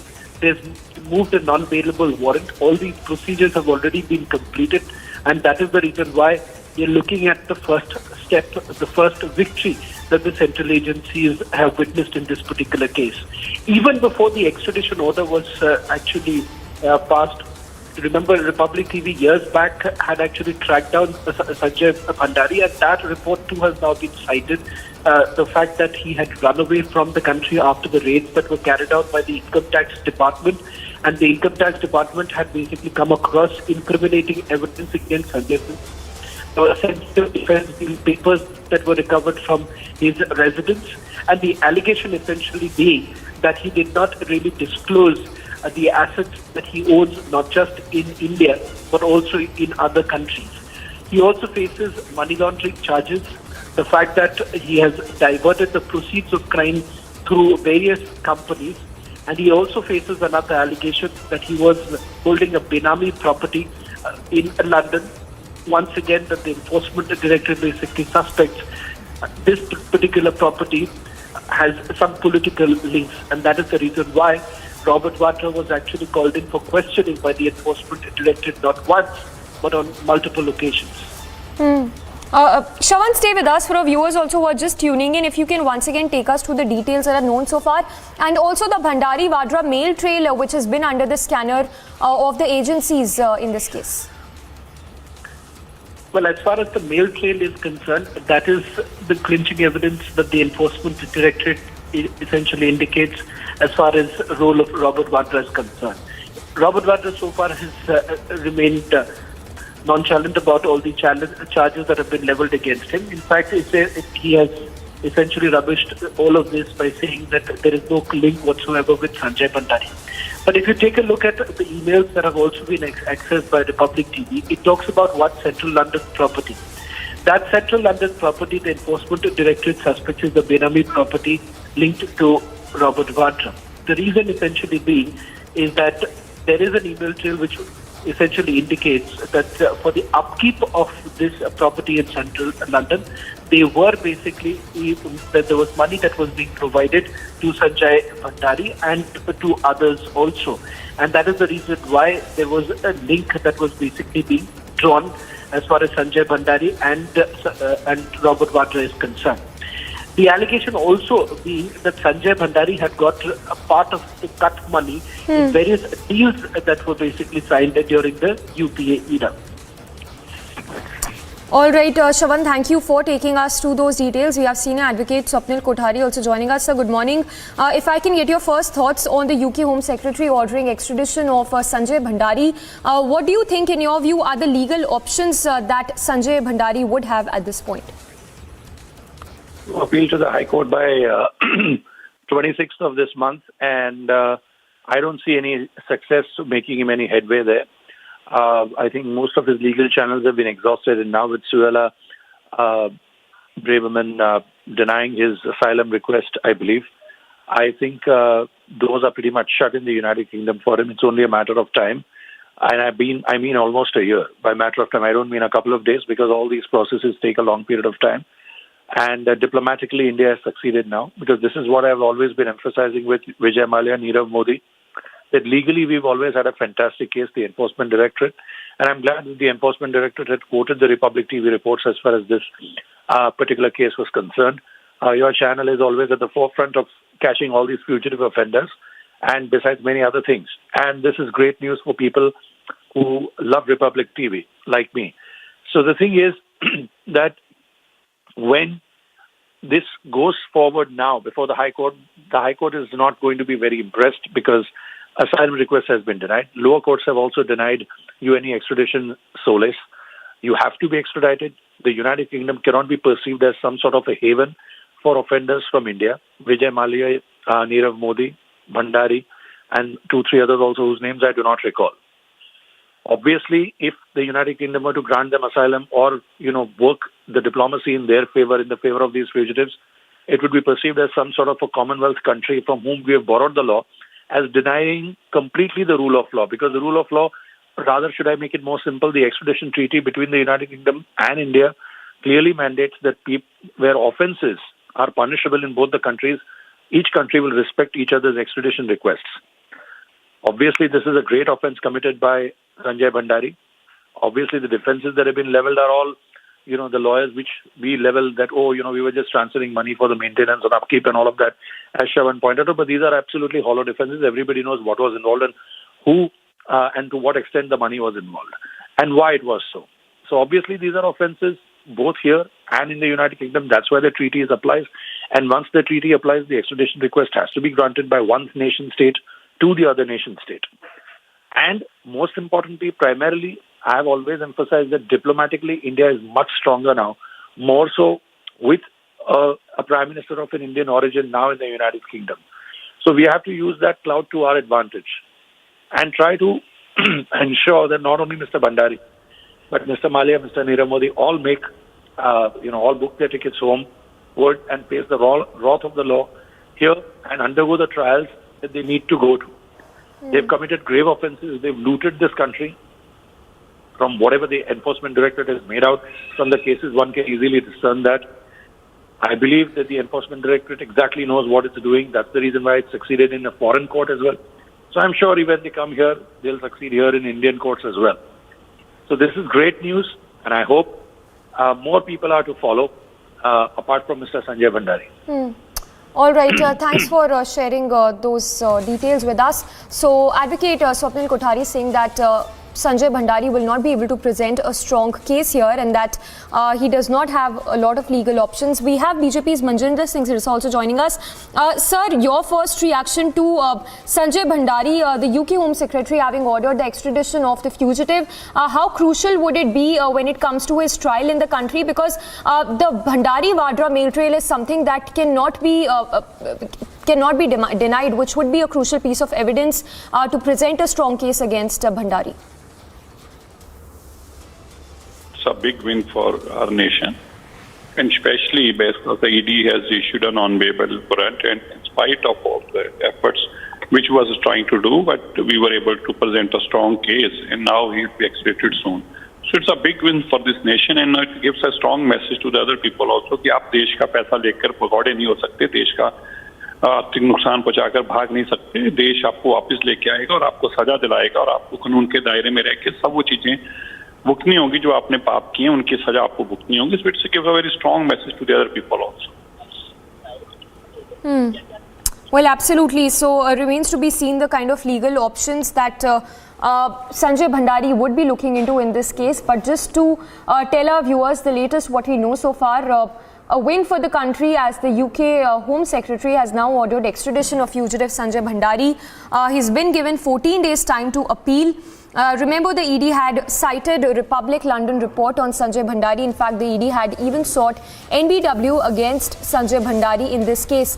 Also, another crucial clincher of an evidence that the ED has in this case is the Vadra Sanjay Bhandari mail trail, which would be a solid evidence when it comes to presenting a case against Sanjay Bhandari.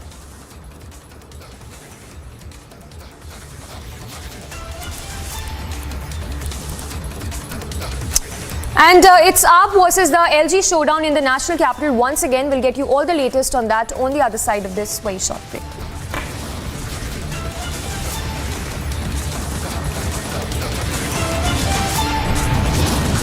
And Pakistan Prime Minister makes big admission, says learnt our lesson after 3 wars with India.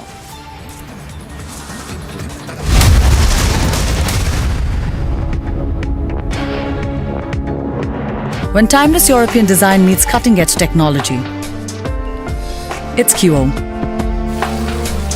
QO, European bath lounges. Threat to the Union Minister Nitin Gadkari, the accused, has been identified as J.S. Pujari, one of the inmates of Hindalga jail in Belagavi, and a team of the Nagpur police along with the ATS also visited the Hindalga jail, and it is now being understood that he has been grilled for several hours. The police have found out that one set of the phone numbers belong to businessmen and VVIPs whom J.S. Pujari was going on and targeting and making threat calls from inside the jail. Maharashtra's district of Gadchiroli, another action between the Maoists and the security forces, effort of CRPF and Maharashtra police. Number of Naxals in this area is slowly reducing. Retaliatory action that was taken by the Maharashtra police. There was firing of gunshots by the Maoists also. We do not know about the casualties as such. The operation is going. No one has questioned Vijay Mallya like Republic. Mr. Mallya, why the question is bothering you when I'm not getting a single answer? ED and the CBI charge sheet is very clear. Why is it that the defense witness says that these wide approach the IDBI question? Why is there this trying to evasion of the questions that have been put by the CBI and the ED, sir? No one has exposed Mehul Choksi like Republic.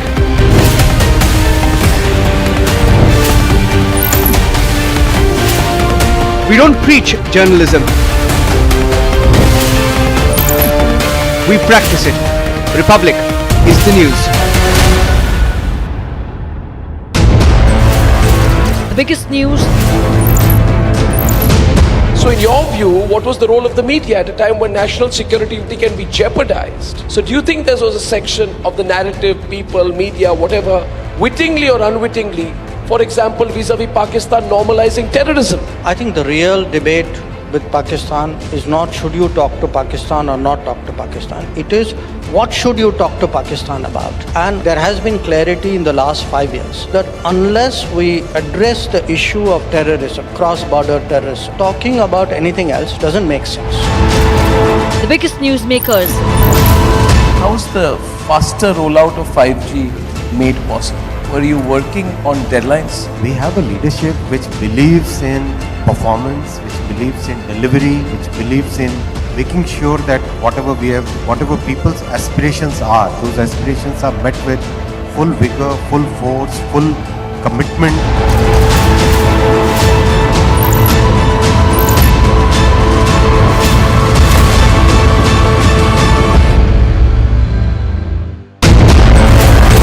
The biggest news. The Chinese economy is not as attractive as it used to be. The American economy is hinged on an overextension. It is fragile, it is overstretched. But if India is to emerge as an alternative, I hate to sound cruel about it, America has to fall. Can America course correct? Whatever happens to America, the worst affected country will be China. So they'll fall together. Serious problems, because the kind of problems that China will face if the export-driven economy receives a setback, I don't think the Chinese system will be able to manage. The biggest newsmakers. Your government says bring in the CAA, change the legislation. You are saying that Hindus from Bangladesh should come, but they are also foreigners. This changes the full premise of the same students' agitation with which you have been associated yourself. Hindu doesn't have any address except India. As an Indian, no one can deny the rights of persecuted.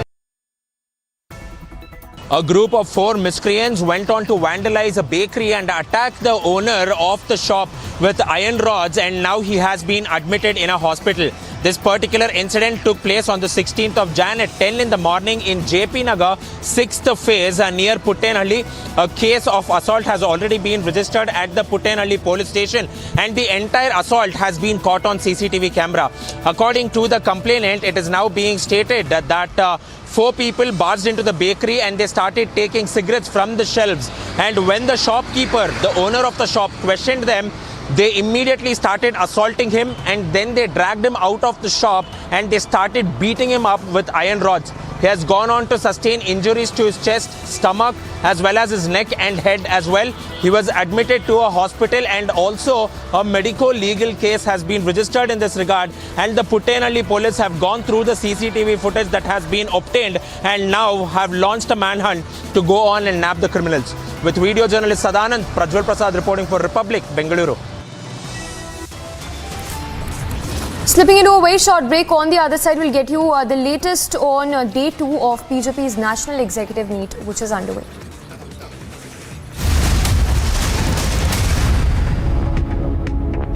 When timeless European design meets cutting-edge technology, it's QO. QO, European bath lounges. Maharashtra's district of Gadchiroli. Another action between the Maoists and the security forces. Effort of CRPF and Maharashtra police. Number of Naxals in this area is slowly reducing. Retaliatory action that was taken by the Maharashtra police. There was firing of gunshots by the Maoists also. We do not know about the casualties as such. The operations is going.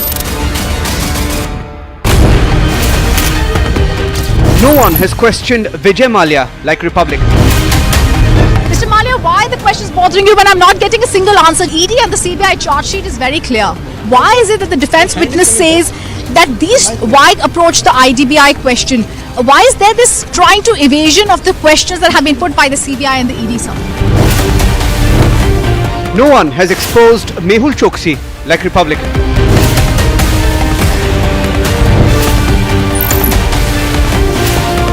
We don't preach journalism. We practice it. Republic is the news. The biggest news. So in your view, what was the role of the media at a time when national security can be jeopardized? So do you think there was a section of the narrative, people, media, whatever, wittingly or unwittingly, for example, vis-a-vis Pakistan normalizing terrorism? I think the real debate with Pakistan is not should you talk to Pakistan or not talk to Pakistan. It is what should you talk to Pakistan about. And there has been clarity in the last 5 years that unless we address the issue of terrorism, cross-border terrorism, talking about anything else doesn't make sense. The biggest newsmakers. How's the faster rollout of 5G made possible? Were you working on deadlines? We have a leadership which believes in performance, which believes in delivery, which believes in making sure that whatever people's aspirations are, those aspirations are met with full vigor, full force, full commitment.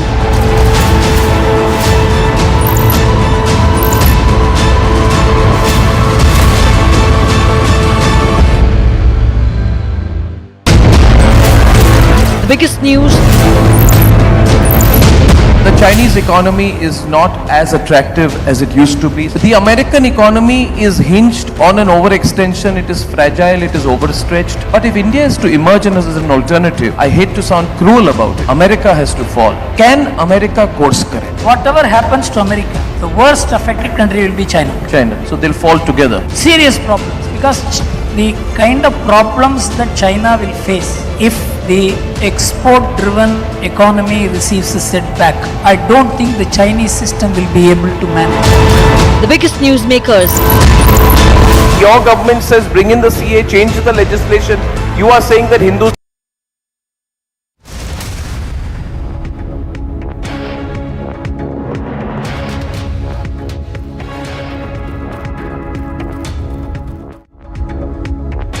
Good morning and thank you very much for joining us on Live and Breaking on Republic TV. I'm Nupur Talwar Suri. We begin with the headlines.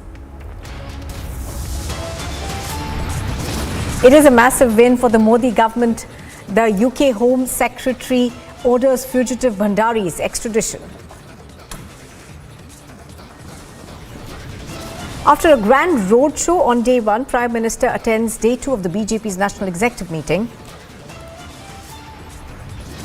The Aam Aadmi Party versus the LG Showdown worsens in New Delhi, this time over the teachers' Finland trip.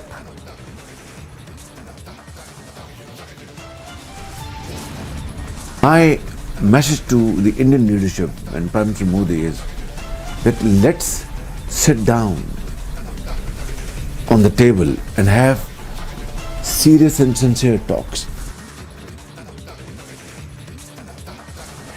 Pakistan's Prime Minister makes a big admission, says learnt our lessons from 3 wars with India. From Waziristan to Gilgit-Baltistan, anger on the streets as crisis hits Pakistan.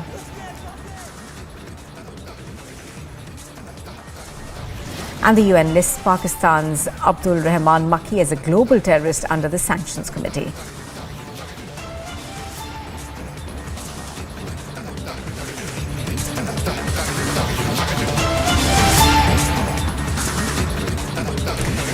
Now, days after the pillar collapse that claimed the life of 2 people in Bengaluru, Republic TV has accessed visuals of yet another electric pole that is leaning since the last few days, and authorities have failed to take action despite complaints by motorists and pedestrians. Let's in fact cut across to pictures that we are getting of this and show you what it looks like. We are given to understand that there have been several complaints that have been made by motorists and pedestrians in the area. However, nothing has been done so far. Just look at the manner in which it is actually leaning, and obviously there are concerns that are being raised over this pillar that you can see on the right hand side of your screen. It's an electric pole with 2 street lights on it. It is leaning quite towards the road, and obviously this is a danger to people who are using that particular roadway. We are told that several complaints have been made. However, nothing has been done by civic authorities. Let's go across to Prajwal, who's reporting on this from Bengaluru. Prajwal, we are learning that several complaints have been made. Despite that, authorities, of course, continue to turn a blind eye to this. Tell us more about that. Now, Nupur, what we get to understand is right now I'm standing here on the median where this particular pole has been tilted, and it is yet to be removed by the civic authorities, because the BESCOM installed these street lamps and the BBMP is responsible for maintaining it. And the condition of this road, which is the Kothnur-Baglur road, we get to understand has been the same for the past 9 months now. And since the past 9 months, there has been no sort of action taken despite repeated complaints, mainly from the motorists over here, because this particular electric pole has continued to tilt now, and it is tilting at a very precarious position where the electric pole might fall on either side of the road, and there might even be loose electric cables which are hanging by, and these are live electric wires which could go on and risk the lives of the motorists who are traveling on this particular road. So one of the major questions is that the BESCOM has already been complained, that the complaint has been given to BESCOM, complaint has been also given to the BBMP, but no sort of action was taken. So once we went on to highlight this particular issue now, the street lamps have been removed, but the pole is yet to be removed over here. And so when will that be done too? Because if the pole is removed, there is no supporting structure to the live electric wires which are running right in the middle of the road. And there was also traffic jam which was reported here for a few minutes, but later all the motorists was allowed to pass as well. But this is equally going on and playing with the lives of the motorists who are traveling on this particular road as well. And now citizens are going on and questioning the authorities, even on the social media, asking them as to why has action not been taken for the past few months as well.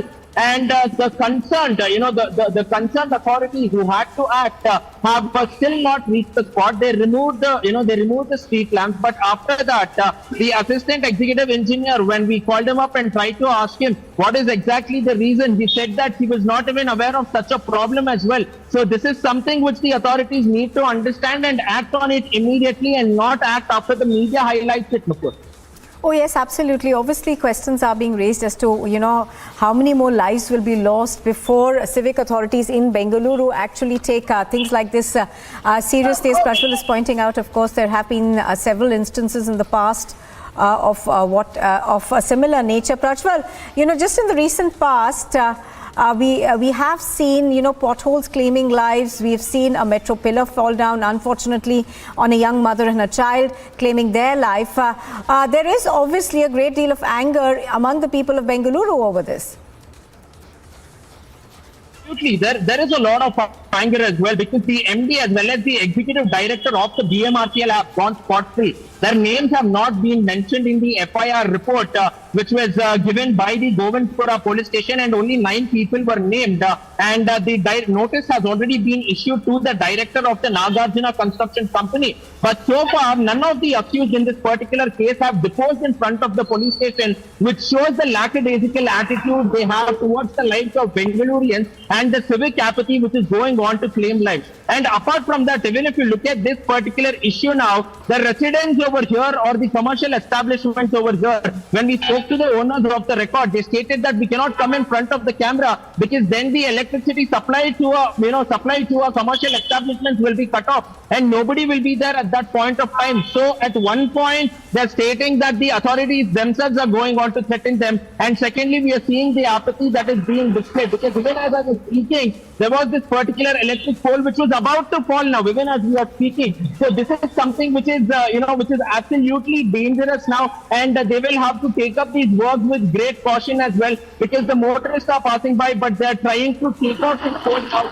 This is creating a lot of problem for the motorists who are traveling by here, Nupur. All right, Prajwal, of course, is bringing us the latest on the this civic apathy that's being reported once again from Bengaluru. Thank you for the moment, Prajwal, for joining us. So civic authorities, of course, yet to respond to requests by citizens. And here's a look at what else is making news. This morning, Prime Minister Modi arrived along with the BJP's National President JP Nadda at the second day of the BJP's National Executive Meeting in Delhi. Earlier, the Union Home Minister Amit Shah and Defence Minister Rajnath Singh had also arrived for the meeting along with top BJP leaders. The agenda of the meeting is the upcoming 2024 elections. Another big win for Modi's government, as the UK Home Secretary has ordered the extradition of fugitive Sanjay Bhandari. He has 14 days' time to appeal. The Enforcement Directorate has cited Republic London reports on Sanjay Bhandari and has sought a non-bailable warrant against Sanjay Bhandari. Terror group SFJ threatens to disrupt Republic Day parade, says the Khalistan flag will be unfurled. Threatens people of Delhi to not come out for the parade, otherwise they will be crushed. Sources claim that the SFJ is to spend $5 lakh to disrupt the Republic Day celebrations in the national capital. The BJP MLA Basan Gaura Patil Yatnal has got a notice from his party's high command after he insulted Industries Minister Nirani and also abused and cursed the Chief Minister Baswaraj Bommai. Yatnal has been given 15 days of time to explain his comments. Government land in Kalburgi has allegedly been named Tipu Circle, and a picture of Tipu Sultan has been installed in the area. The land allegedly belongs to the local civic authority. Pro-Hindu organizations have demanded that the picture be removed from the spot. In Jammu and Kashmir, gunshots were heard near the district court in Budgam. Forces rushed to the spot and 2 terrorists have been neutralized. Reports claim that 2 civilians have also been injured. Pakistan's Prime Minister Shehbaz Sharif has admitted that the country has learned its lessons after 3 wars with India and stressed that they want peace. Shehbaz Sharif, in an interview with the Al Arabiya TV channel, also made an appeal to Prime Minister Modi, saying Pakistan wants peace.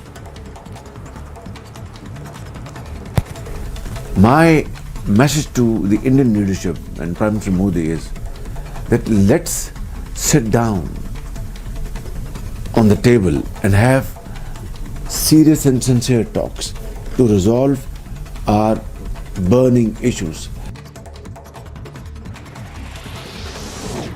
Shehbaz Sharif has triggered a host of reactions from the former Jammu and Kashmir Deputy Chief Minister and BJP leader Kavinder Gupta, who has said that India has always backed peace with Pakistan, but Pakistan has always backed terror. Pakistan के प्रधानमंत्री शहबाज शरीफ ने एक interview में ये बात कही है कि भारत के साथ जो हमने 3 युद्ध किए हैं उसका नतीजा कुछ नहीं निकला।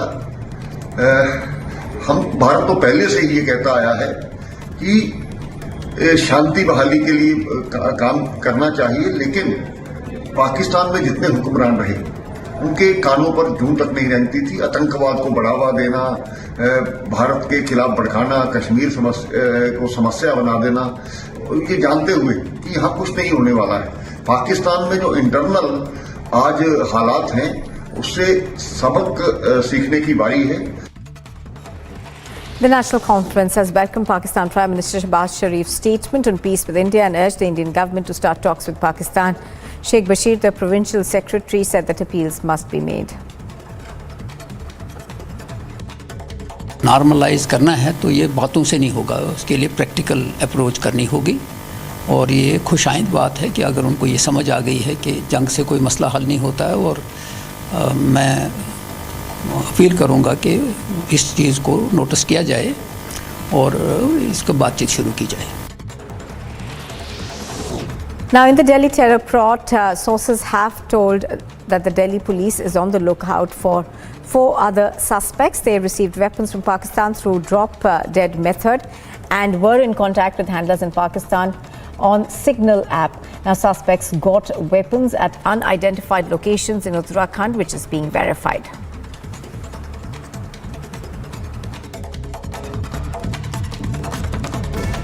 Deep State Pakistan, which once planned to give India 1,000 cuts, is now in shambles. The people are on the roads. In Gilgit-Baltistan, the people are demanding not only food but also the basic rights. While in South Waziristan, the people are on the roads demanding that there should be law and order in Pakistan. They are saying that Tehreek-e-Taliban Pakistan has totally taken over the regime and they are carrying out the terror attacks on security forces as well as the civilians, while it is same the situation in the Gilgit-Baltistan, where the people are up in arms against the Pakistani government for not giving them their rights and also the shortage of the food. The policy of the Pakistan has totally collapsed, and the nation that is heading towards what has happened in Sri Lanka, finding it really very hard to manage the internal situation. As province after province, the protests are erupting, and with each passing day,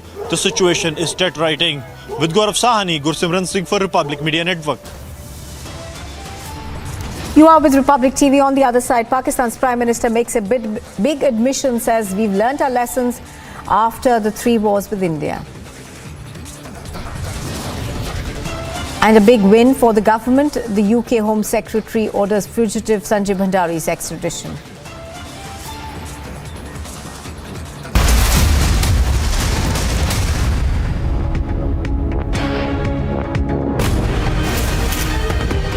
No one has questioned Vijay Mallya like Republic.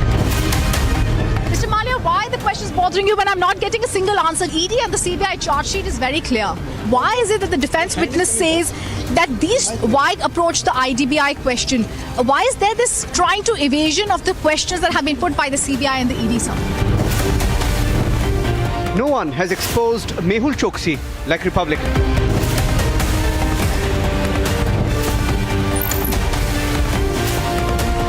preach journalism. We practice it. Republic is the news.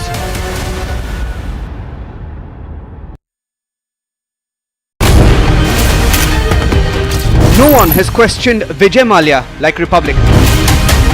Mr. Mallya, why the questions bothering you when I'm not getting a single answer? ED and the CBI charge sheet is very clear. Why is it that the defense witness says that why approach the IDBI question? Why is there this trying to evasion of the questions that have been put by the CBI and the ED, sir? No one has exposed Mehul Choksi like Republic.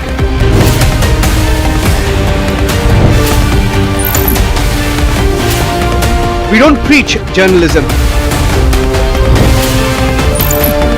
We practice it. Republic is the news. The biggest news. So in your view, what was the role of the media at a time when national security can be jeopardized? So do you think there was a section of the narrative, people, media, whatever, wittingly or unwittingly, for example, vis-a-vis Pakistan normalizing terrorism? I think the real debate with Pakistan is not should you talk to Pakistan or not talk to Pakistan. It is what should you talk to Pakistan about. And there has been clarity in the last 5 years that unless we address the issue of terrorism, cross-border terrorism, talking about anything else doesn't make sense. The biggest newsmakers. How's the faster rollout of 5G made possible?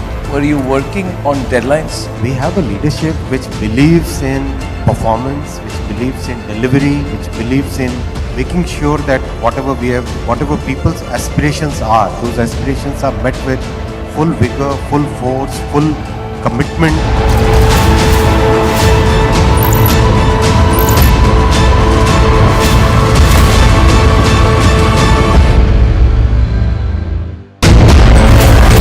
The biggest news.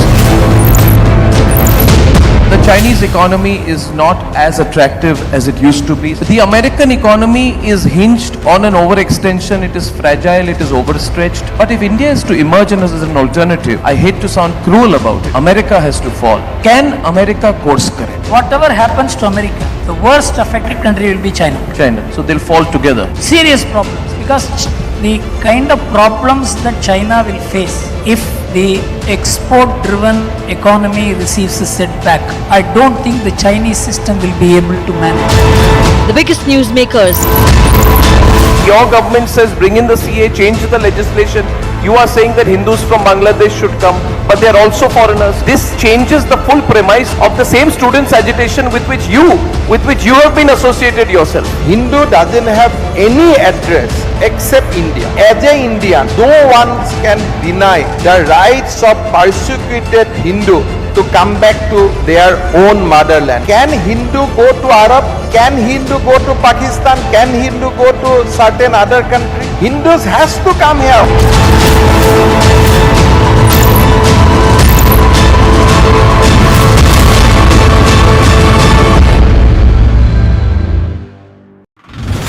Threat to the Union Minister Nitin Gadkari, the accused, has been identified as J.S. Pujari, one of the inmates of Hindalga. Policy के कारण न केवल भारत सशक्त हुई है, आत्मनिर्भर हुई है, उसके अंदर उसके कारण देश में जो एक चेतना आई है, आज सामाजिक उपलब्धियों की नई पैमाना हो रहा है। अयोध्या में भव्य राम मंदिर निर्माण, जो लोग कभी हमको पूछते थे अयोध्या में राम मंदिर बनाएंगे लेकिन तिथि नहीं बनाएंगे, आज प्रधानमंत्री नरेंद्र मोदी को कार्यकारिणी आभार प्रकट किया, मंदिर की तिथि भी ही घोषित कर दिया गया है और जल्द ही भव्य मंदिर देश को समर्पित हो जाएगा। काशी विश्वनाथ की कॉरिडोर अपने आप में एक बहुत बड़ा स्टेटमेंट उस दिशा में है। सोमनाथ की विकास कार्य, हिमालय में केदारनाथ धाम की पुनर्निर्माण, केदारनाथ बद्रीनाथ तीर्थ क्षेत्र की तमाम विकास कार्य की जा रही है। पहली बार 4 धामों की road network, Kartarpur Sahib corridor की सफलतापूर्वक श्रद्धालुओं के लिए खोला गया है। हेमकुंड साहिब और गिरनार की रोपवे में जोड़ा गया है। उज्जैन में भव्य महाकाल लोक को प्रधानमंत्री जी ने इन दिनों में लोकार्पित किया है। प्रसाद योजना के तहत बाबा बैद्यनाथ धाम देवघर में आधुनिक सुविधाएं का विस्तार किया गया है। मोढेरा के सूर्य मंदिर को हेरिटेज लाइटिंग यानी सोलर लाइट से, सोलर एनर्जी से लाइटिंग की व्यवस्था किया गया है। मां महाकाली शक्तिपीठ और जैन विरासत के लिए प्रसिद्ध गुजरात की पावागढ़ की पुनरुद्धार किया गया है। स्वदेश और प्रसाद योजना के तहत देश की पर्यटन की एक नया डेफिनेशन किया गया है और इस सामाजिक जागृति में प्रधानमंत्री जी ने कई बार उसको बड़े विनम्रता के साथ लोगों को अपील किया है, हमें गुलामी की मानसिकता से बाहर आनी है। दिल्ली की राजपथ को अंग्रेजों ने हमारे ऊपर राज किया था। आजादी के अमृत महोत्सव ने प्रधानमंत्री जी ने उस राजपथ की नाम को बदल के कर्तव्य पथ किया है। नेताजी सुभाष चंद्र बोस जी की भव्य प्रतिमा आज उस राजपथ की शोभा बढ़ा रही है। मित्रों, आज डिजिटल इनिशिएटिव्स के कारण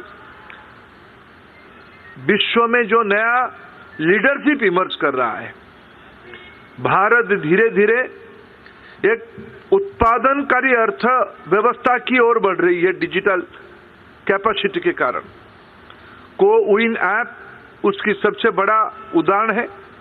दुनिया में ये व्यवस्था कहीं नहीं है। टीका लगाओ और सेकेंड्स के अंदर आपकी मोबाइल फोन पे डिजिटल सर्टिफिकेट आ जाए, जिसको आप प्रिंट आउट करके आपकी देश दुनिया में जाने आने में, देश के अंदर जाने में कोई दिक्कत ना हो। इससे लेके आज देश में भारत डिजिटल ट्रांजैक्शन में दुनिया की लीडर बना हुआ है। आज अगर 100 रुपया डिजिटल ट्रांजैक्शन होती है दुनिया में, तो 40 रुपया केवल भारत में ही होती है। दिसंबर महीने में डिजिटल ट्रांजैक्शन की नई ऊंचाई हम सबको अनुभव दिया है। यह केवल ट्रांजैक्शन नहीं हो रहा है, भारत की लोगों की टेक्नोलॉजी अडेप्टेबिलिटी। सामान्य लोगों, जब प्रधानमंत्री जी ने 7 साल पहले ये कहा था हम डिजिटल इंडिया की इनिशिएटिव लेंगे, तब लोगों ने उनको, हमारी राजनीतिक प्रतिद्वंदियों ने ना समझ के, जैसे उनके अभ्यास रहता है, गाली दे देना, उन्होंने टिक्का किया था, परिहास किया था। वो आज उसका आनंद ले रहे हैं। मित्रों, मैं खुद के अनुभव बताऊं तो 1 जनवरी को मैं खुद ही कहीं ट्रैफिक में फंस के जब गाड़ी से उतर के ऑटो में गया, मेरे चिंता पहले आई। ऑटो में तो बैठ गया, कैसे मैं उसको उसकी भाड़ा दूं। मेरे पीएसओ को पूछा आपके पास भाड़ा है क्या? बोला मेरे पास भी कैश नहीं है। फिर हमने उनको पूछा, हमारी दुविधा को ध्यान में रखते हुए कोई चिंता मत करिए, वो पूछा हमको आपके पास फोन पे पेमेंट करने की व्यवस्था है कि नहीं है। मेरे पास तो नहीं था, मेरे पीएसओ के पास था। हमने 100 रुपया की पेमेंट 1 जनवरी को पे करके मैं सुखद अनुभव लिया। ये भारत की नई डिजिटल कैपेसिटी की सबसे बड़ा स्टेटमेंट है। भारत में कहीं भी जाइए, वो रेडी पटरी वाला से लेके हाई वैल्यू की ट्रांजैक्शन की पेमेंट डिजिटल प्लेटफॉर्म पे हो रही है। आने वाले दिनों में विश्व की अर्थनीति भारत की इस मॉडल को अडॉप्ट करने वाला है। मित्रों, आज सुखद संजोग है, वैश्विक नेतृत्व भारत ले रहा है। आज एक अलग से प्रस्ताव पारित हो रहा है, लेकिन आज एक ही लाइन में कहूं, आज इस प्रस्ताव ने, अर्थनैतिक सामाजिक सशक्तिकरण की इस प्रस्ताव ने G20 की सफल प्रेसिडेंसी के लिए, जिसकी काम अभी शुरू हुआ है, प्रधानमंत्री जी की नेतृत्व को सराहना किया है, उनको प्रशंसा किया है। मित्रों, अगर एक विषय पे आज की हमारी अर्थनीति और सामाजिक सशक्तिकरण की इस प्रस्ताव में कहूं, भारत एक समय में एक कुंठित अर्थव्यवस्था के रूप में जाना जाता था।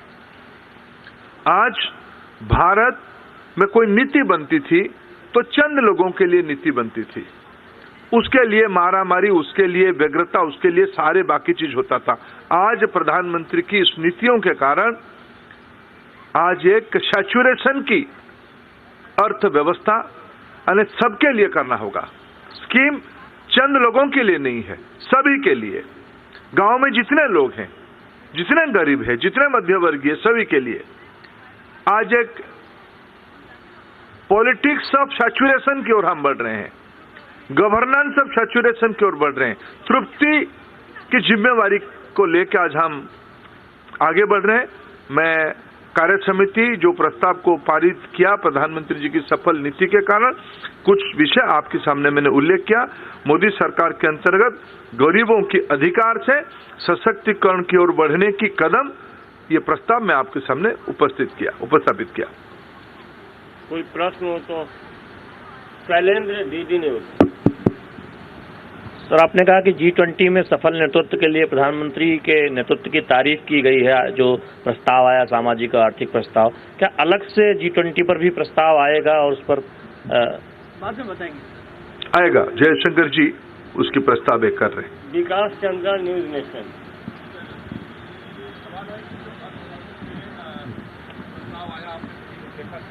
लेकिन विपक्ष बार बार केंद्र सरकार को महंगाई के मुद्दे पे घेरता है और कहता है कि केंद्र सरकार उसके लिए और आम लोगों को राहत देने के लिए कुछ नहीं कर रही है। क्या इस प्रस्ताव में कुछ चिंता व्यक्त की गई? देखिए, मैं सारे प्रस्ताव में और भी डिटेल है जो आपको थोड़ी देर में मिलेगा। देखिए, ये विपक्ष को मैं गणतंत्र में, प्रजातंत्र में उसकी आलोचना को पॉजिटिव स्पिरिट में लेता हूं। उनको तो भी कुछ काम होनी चाहिए, उनको करने दीजिए। विश्व की एक भी देश नहीं है, एक भी बड़ा अर्थशास्त्री नहीं थे, मैं वो दिन भुला नहीं, उनका नाम मैं लेना नहीं चाहता हूं, जिनको बड़े बड़े अवार्ड भी मिला है दुनिया में। उन्होंने 2020 में मोदी जी की नीति को आलोचना किया था। और आज इस परिस्थिति में भी अभी मुद्रास्फीति की दर विश्व की अन्य देशों की तुलना में, डेवलप्ड देशों की तुलना में आदर्श की स्थिति में है। यही अपने आप में हमारा एक जिम्मेवार वाला अर्थनीतिक मॉडल का प्रमाण है। दुनिया की समस्याएं उसके अंदर भारत तुलनात्मक दूसरे, जब हम एनर्जी इंपोर्ट करते हैं, जब ग्लोबल फूड चेन डिसरप्ट हो गया, उसके अंदर भी भारत की अर्थनीति मजबूत पैर पे खड़ा है। इसलिए हमने 5th पोजीशन पे यहां आया है। Devendra Parashar, lease Matthew. The biggest news. So in your view, what was the role of the media at a time when national security can be jeopardized? So do you think there was a section of the narrative, people, media, whatever, wittingly or unwittingly, for example, vis-a-vis Pakistan normalizing terrorism? I think the real debate with Pakistan is not should you talk to Pakistan or not talk to Pakistan. It is what should you talk to Pakistan about. And there has been clarity in the last 5 years that unless we address the issue of terrorism, cross-border terrorism, talking about anything else doesn't make sense. The biggest newsmakers. How's the faster rollout of 5G made possible? Were you working on deadlines? We have a leadership which believes in performance, which believes in delivery, which believes in making sure that whatever people's aspirations are, those aspirations are met with full vigor, full force, full commitment.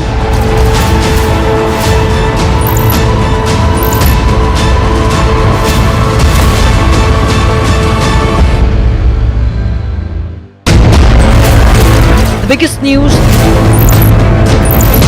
The Chinese economy is not as attractive as it used to be. The American economy is hinged on an overextension. It is fragile, it is overstretched. But if India is to emerge as an alternative, I hate to sound cruel about it, America has to fall. Can America course correct? Whatever happens to America, the worst affected country will be China.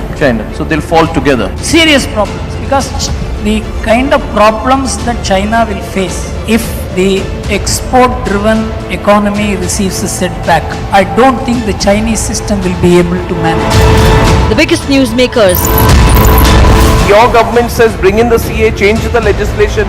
You are saying that Hindus from Bangladesh should come, but they are also foreigners. This changes the full premise of the same students' agitation with which you have been associated yourself. Hindu doesn't have any address except India. As a Indian, no one can deny the rights of persecuted Hindu to come back to their own motherland. Can Hindu go to Arab? Can Hindu go to Pakistan? Can Hindu go to certain other country? Hindus has to come here.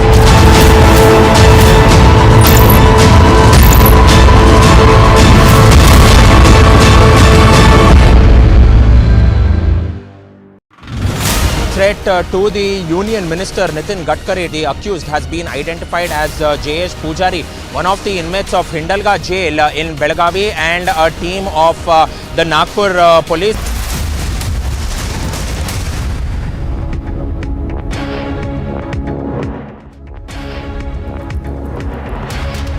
Good afternoon. You're watching live and breaking on Republic TV. I'm Nupur Talwar Suri. We begin with a look at the top headlines we're tracking. It is a big win for the government. The UK Home Secretary orders fugitive Sanjay Bhandari's extradition.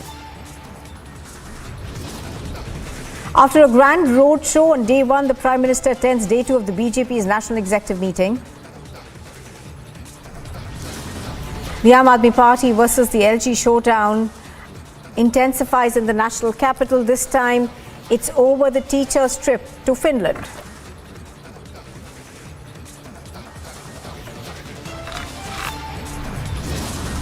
My message to the Indian leadership and Prime Minister Modi is that let's sit down on the table and have serious and sincere talks. The Pakistan Prime Minister makes a big admission, says learnt our lesson after 3 wars with India.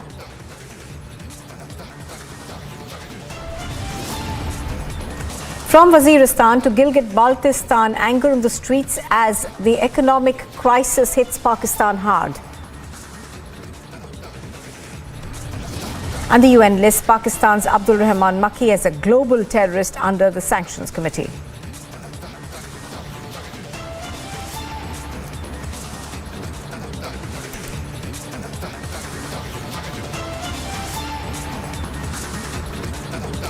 In what is being seen as a big win for the Union government, the United Kingdom Home Secretary has ordered the extradition of the fugitive arms dealer and the proclaimed offender Sanjay Bhandari. Now, the extradition order of Bhandari was signed on the 12th of January by the British Home Secretary Suella Braverman.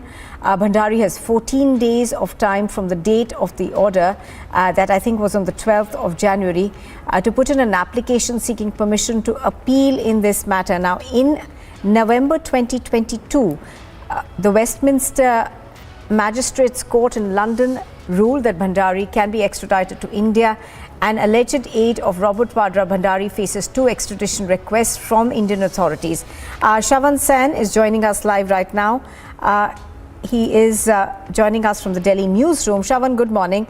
Shravan, I beg your pardon, actually afternoon. And there are 2 cases that are pending against Bhandari. Now, one of them relates to tax evasion. The other, of course, is a case that the Enforcement Directorate is investigating. It is a money laundering case. So give us more details in terms of how do you see this panning out now?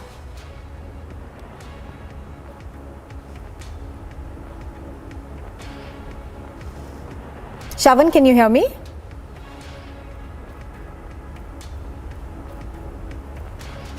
Okay, I think Shravan can't really yet hear me, but we will go back to him in just a bit. But as I was earlier saying, there are 2 cases that are being investigated by Indian authorities. Now, one is a case of money laundering that is primarily being looked into by the Enforcement Directorate. The second is a tax evasion case. Now, the Indian government's extradition request for Sanjay Bhandari had been certified by the UK's Home Secretary at that point in time. That was Priti Patel. This goes back to June 16, 2020, and he was arrested a month later on the 15th of July. Now, I think he has about 14 days time to be able to go against these, to appeal in a sense, either in court or against the government's order. So do remember that there are a long list of allegations against Sanjay Bhandari. Bhandari allegedly also held Benami properties in the name of Robert Vadra. We are also given to understand that he's being investigated in an arms case. I think we've got Shravan Sen back with us live from New Delhi. Shravan, earlier I was asking you in terms of the details of the two cases that are being investigated by Indian authorities against him. One, of course, is a money laundering case that's been investigated primarily by the Enforcement Directorate, and the other is a tax evasion case. So give us more details.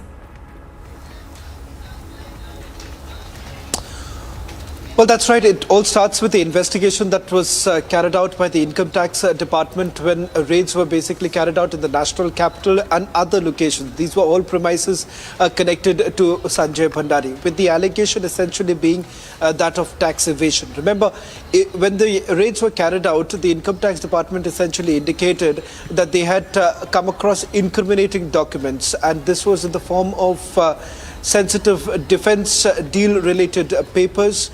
It turns out from the investigation that was later on carried out by the Income Tax Department and then followed by the Enforcement Directorate is that multiple companies were basically floated by Sanjay Bhandari, and they suspected that the proceeds of crime was being diverted through these very companies. Not just that, he also faces an allegation of not disclosing the assets that he owns, not just in the national capital, but various other cities in the country, as well as overseas. Now, this is the crux of these allegations that have been leveled against Sanjay Bhandari. But remember, after the case that was registered by the Income Tax Department, this was then followed up by the Enforcement Directorate filing an ECIR. It's an FIR equivalent against Sanjay Bhandari. And during the investigation, they actually came across various tranches of emails. Now, emails of close aides of Sanjay Bhandari. It turns out that there is one particular property in central London which is key to this entire investigation, because the Enforcement Directorate basically suspects that the proceeds of crime was used to buy this property. And there is also a political link that has essentially emerged during the course of the investigation, and that's when Robert Vadra's name was first revealed. In fact, Robert Vadra was also called in for questioning by the Enforcement Directorate not just once, but on multiple occasions. Now, the allegation against Robert Vadra being that this central London property, which is in the name of Sanjay Bhandari, is a property that is de facto owned by none other than Robert Vadra himself. In fact, they go on to substantiate this claim by saying that there is an email exchange with Robert Vadra where he's talking about the upkeep of this particular property and he was also paying the money for the renovation and the maintenance of this central London property. So these are, in a nutshell, these are the allegations that have been leveled against Sanjay Bhandari. Let's not forget the fact that he is on the run. He actually left from India sometime around 2017, and about years later, for the first time, Sanjay Bhandari was only tracked down by an Indian news channel. And when we had confronted him, there was an attempt to once again run away and not take a single question from us, because at the end of the day, he is a fugitive and he was running away from the Indian authorities. Now, importantly, soon after this particular report was filed by Republic TV, the Enforcement Directorate swung into action and thereafter filed the first charge sheet against Sanjay Bhandari in the national capital, paving the way for the first step towards the extradition when they had made the bid for extraditing Sanjay Bhandari. This was finally admitted by the UK government, and thereafter, obviously, the court procedure essentially begins, and he was finally arrested by the authorities in London and given a conditional bail. Important to point out here is that this is just the beginning, I would say. Undoubtedly the first victory for the central agencies in this particular case, but it's going to be a long drawn battle. It is going to be important for the central agencies through the Crown Prosecution Service in London to try and convince the courts that this is a fit case for extradition. Oh yes, absolutely. So this is a step, but an important one nevertheless. Shravan, do stay with us. In fact, let's listen in to that confrontation that Shravan earlier had with Sanjay Bhandari.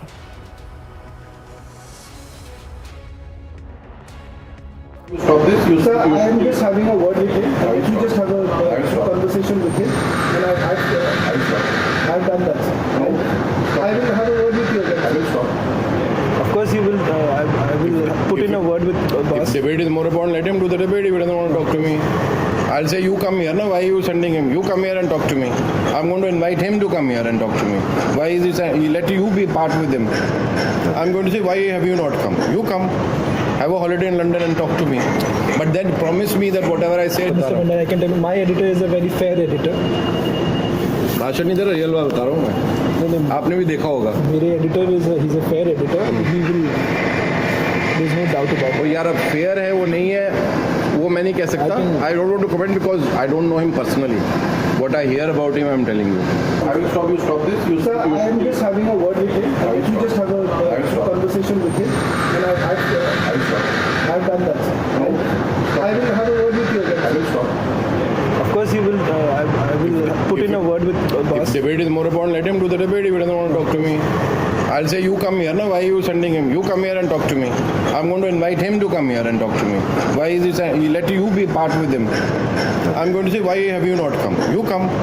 Have a holiday in London and talk to me. But then promise me that whatever I say... Mr. Bhandari, I can tell you, my editor is a very fair editor. भाषण नहीं दे रहा, real बात बता रहा हूँ मैं. आपने भी देखा होगा. मेरे editor is he's a fair editor. He will. There's no doubt about it. वो यार अब fair है वो नहीं है वो मैं नहीं कह सकता. I don't want to comment because I don't know him personally. What I hear about him, I'm telling you. And just to give you a quick recap of what's happened in this story now, this is 2 months after a Westminster court in London actually had ordered the fugitive arms dealer Sanjay Bhandari's extradition to India. The British Home Secretary has now approved a reference sent to her in this matter.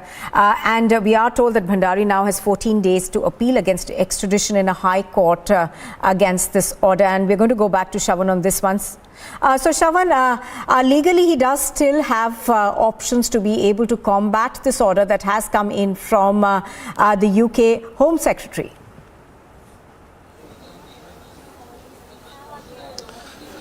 Well, legally speaking, there are many more options available before Sanjay Bhandari, and we've seen this in the case of Nirav Modi as well as Vijay Mallya. Despite coming very close to extraditing Nirav Modi, remember there is a new twist in that entire case. He's already filed for a political asylum, and once he does that, it becomes the prerogative for the UK government to basically, take that decision. And they make the decision whether at all they want to inform the central agencies or not. Now, that's also one more option that perhaps even a person like Sanjay Bhandari could actually take. Absolutely. Shravan, just hold your thoughts for a minute. In fact, let's bring in Amitabh Sinha, who's a lawyer. He's joining us on the phone line. Mr. Sinha, good afternoon. Thank you for speaking to us. Mr. Sinha, we just wanted to find out from you what are the legal options that are available to Sanjay Bhandari in this particular case. Now, his extradition, of course, has been approved by the UK Home Secretary, but we are told that he's now been given about 12 days to appeal to the High Court.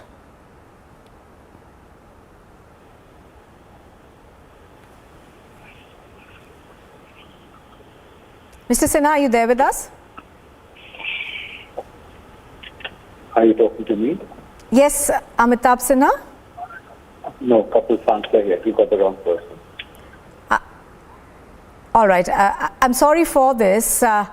We will come back to you in just a bit.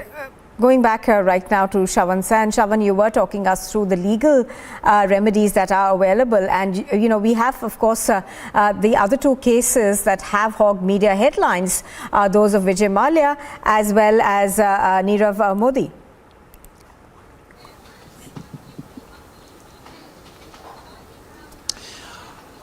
Well, as far as legal remedies are concerned, there are many more options available before Sanjay Bhandari. And let's not undermine the fact that the moment a fugitive like Nirav Modi or Vijay Mallya basically applies for political asylum, it puts a spanner to this entire work of extradition, because it is the prerogative of the UK government whether or not they would like to inform the central agencies on this entire issue. Because remember, as far as the political asylum of Nirav Modi and Vijay Mallya goes, the government has been completely tight-lipped about it. The central agencies are completely unaware of it, because there is no way that they would have got the information unless the UK government actually informs this entire matter diplomatically. So that puts the span on the entire work that is done by the central agencies through the Crown Prosecution Service in London. There are various levels of judiciary that as an option that can be worked out for fugitives like Sanjay Bhandari, especially in a country like United Kingdom. But having said that, the central agencies have always been upbeat about the fact that they've always been able to convince the court in other cases that this is a fit case for extradition. And the fact that when it comes to money laundering laws, remember, internationally speaking, almost all countries who are a signatory to the money laundering treaties, they've essentially followed that, and that is the reason why it's been far more easier for India right now to at least secure multiple extraditions over the last few years. So having said that, at least the first step, the first battle has been won by the central agencies in India. Absolutely. Shravan, bringing us the details of this extradition request. Thank you very much for joining us. As Shravan was pointing out, this is a first but important step in this battle for extradition.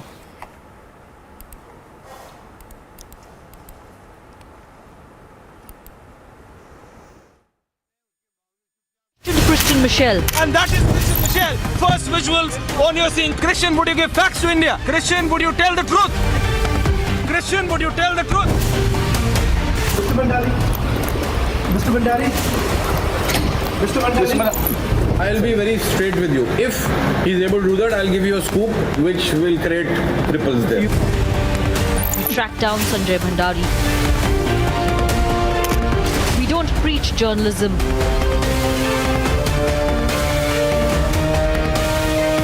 We practice it.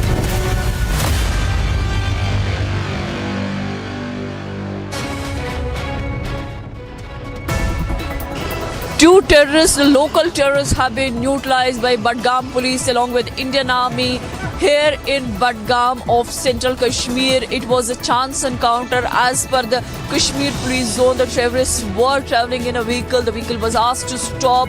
They fired upon the security forces, triggering a chance encounter.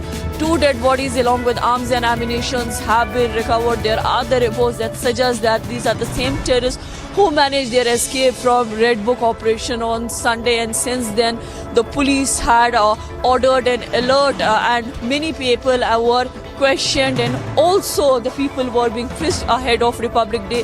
The Kashmir is on alert. This is the first encounter of 2023 where two terrorists, as per the reports of the ADT, have been neutralized here in Budgam of Central Kashmir. With BJ Mubashir Hussain, I'm Zinat Zishan Fazil for Republic in Budgam.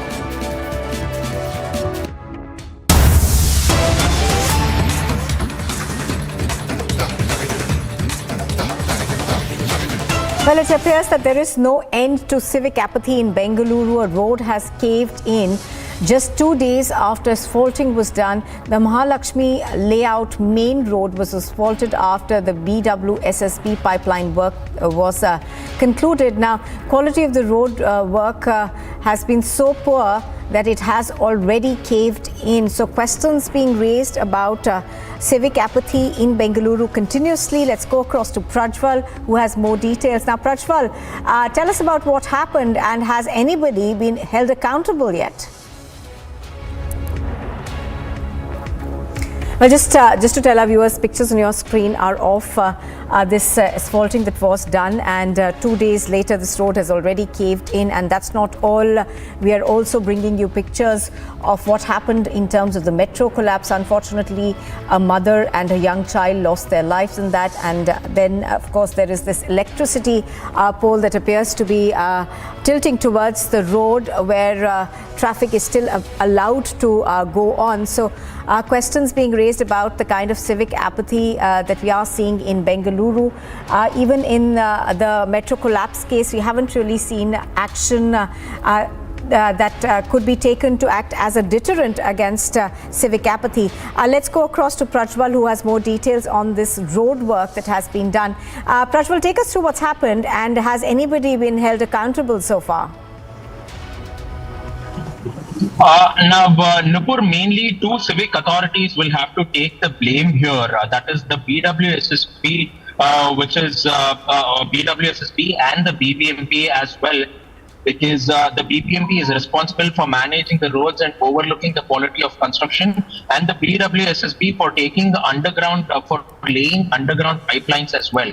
Now we get to understand that this particular pipeline was laid down a few weeks ago, and this road on Mahalakshmi layout, which is one of the prominent roads which connects us to the central business district of Bengaluru, from the outer ring road has caved in completely now. This was mainly due to the leakage which had been caused from the BWSSB work which had taken place there. So this particular underground line which supplies which supplies water as well is what we get to learn has started leaking from several weeks. Therefore, to fix that, the BWSSB had dug up the road and patched they had gone on to patch this particular road. But after they went on to patch this particular road, leaking was again reported, and therefore now it is being learnt that this a part of this road has entirely caved in, and motorists were also under a lot of problem here, mainly because the traffic came to a complete standstill, and now the entire road is being dug up. This entire process is taking a lot of time, because every now and then we see that the BBMP lays the road, but the BWSSB digs it up, and these underground pipelines pass through, and because of the leaking, this has caused this particular road has caved in. Similar incident was also reported 4 days ago from the Shule Circle near Brigade Road, where another road had caved in, and the BWSSB was also partly responsible for this. So all said and done, now seems like the Bengaluru's civic infrastructure is falling apart, but seems like there is no sort of action that is being seen on the ground. All right, Prajwal, bringing us the latest case of civic apathy from Bengaluru. Thank you for the moment for joining us.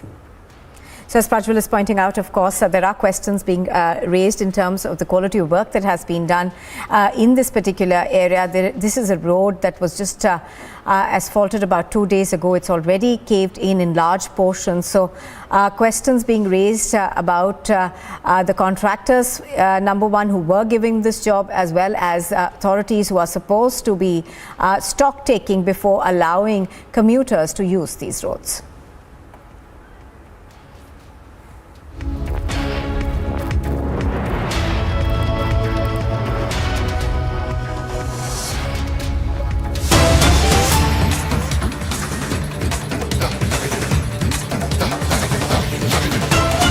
Well, we're now getting inside details of day 2 of the BJP meeting that is taking place in the national capital.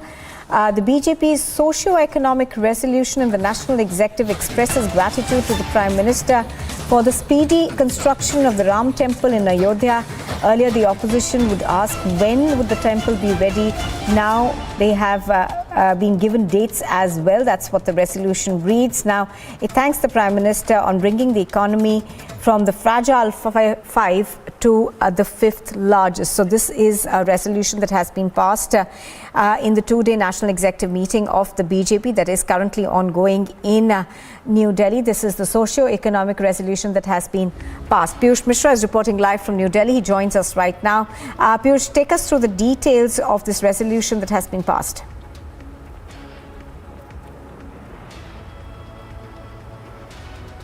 That a political resolution has already been passed, and now social economic resolution has also been passed by BJP's national executive. The biggest breaking news which we are right now picking is that BJP's national executive has hailed Prime Minister and in fact has also thanked the Prime Minister for the construction of Ram Temple. What we're also learning is that in that executive it has also been said that earlier opposition always used to ask about the dates of construction of Ram Temple, and now we have announced that too. Remember that Union Home Minister Amit Shah a couple of days back had announced as to how on 1st January 2024 we are going to...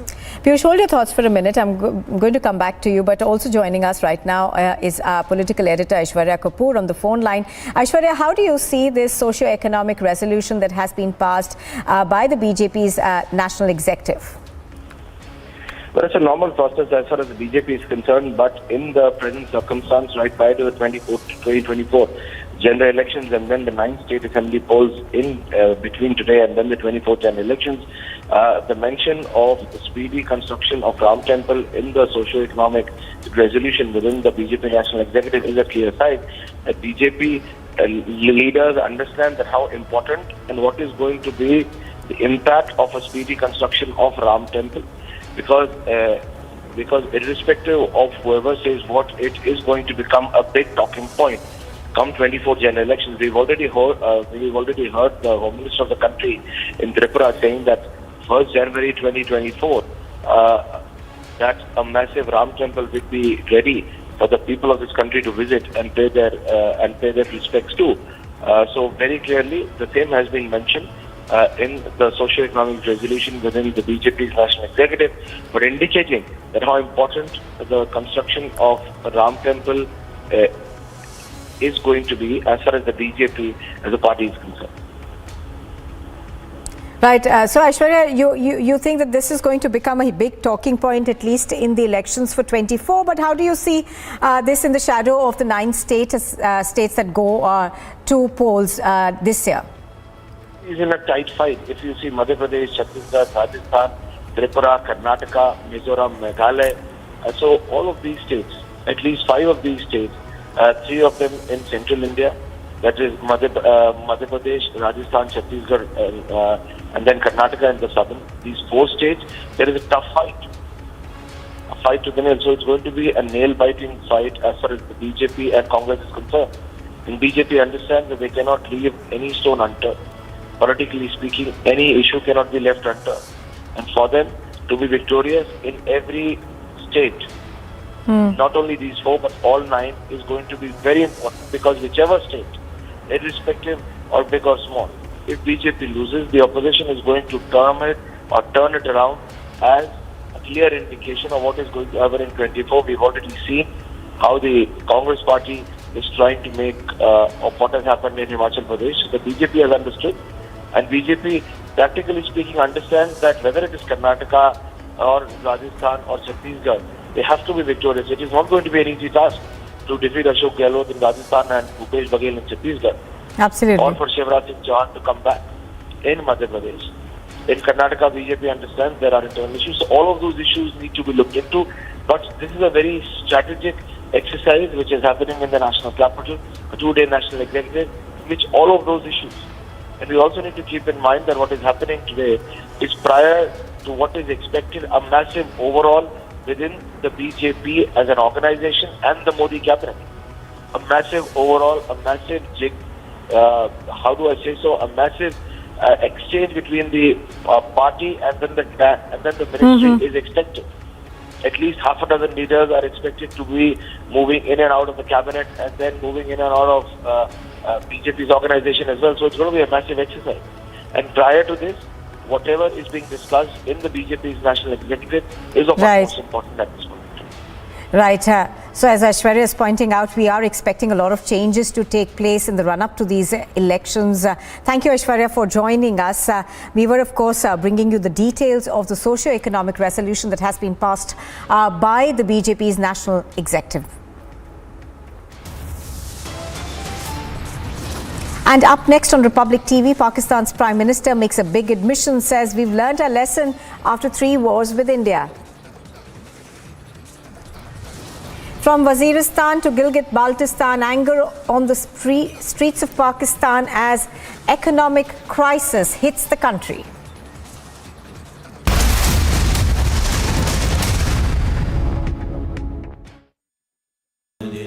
Amity has been ranked India's #1 not-for-profit private university for 10 years, with top 10 ranked institutions in management, engineering, biotech, law, masscom, telecom, hospitality, fashion and more. Yet another top ranking for Amity University. When timeless European design meets cutting-edge technology, it's QO. QO, European Bath Lounges. The biggest news. The Chinese economy is not as attractive as it used to be. The American economy is hinged on an overextension. It is fragile, it is overstretched. But if India is to emerge as an alternative, I hate to sound cruel about it, America has to fall. Can America course correct? Whatever happens to America, the worst affected country will be China. So they'll fall together. Serious problems, because the kind of problems that China will face if the export-driven economy receives a setback, I don't think the Chinese system will be able to manage. The biggest newsmakers. Your government says bring in the CAA, change the legislation.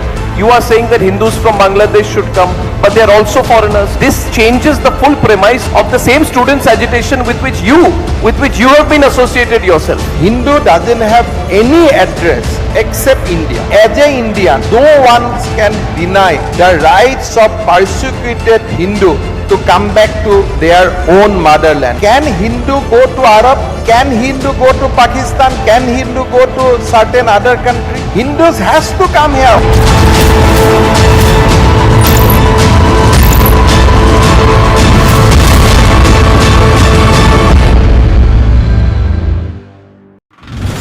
Threat to the Union Minister Nitin Gadkari, the accused, has been identified as J.S. Pujari, one of the inmates of Hindalga jail in Belagavi, and a team of the Nagpur police along with the ATS also visited the Hindalga jail, and it is now being understood that he has been grilled for several hours. The police have found out that one set of the phone numbers belong.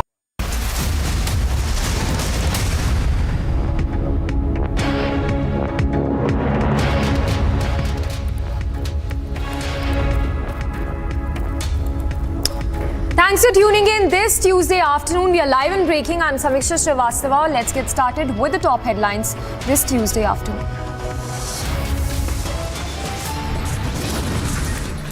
Massive win for Modi government. UK Home Secretary orders fugitive Sanjay Bhandari's extradition.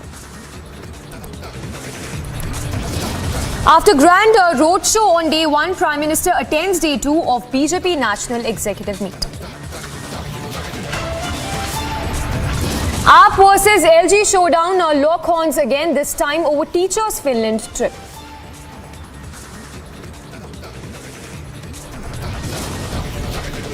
Message to the Indian leadership and Prime Minister Modi is that let's sit down on the table and have serious and sincere talks.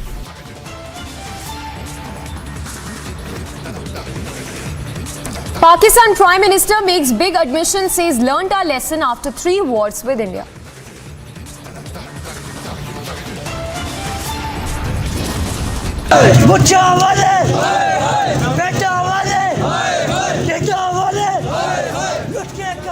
From Waziristan to Gilgit-Baltistan, anger on the streets as crisis hits Pakistan.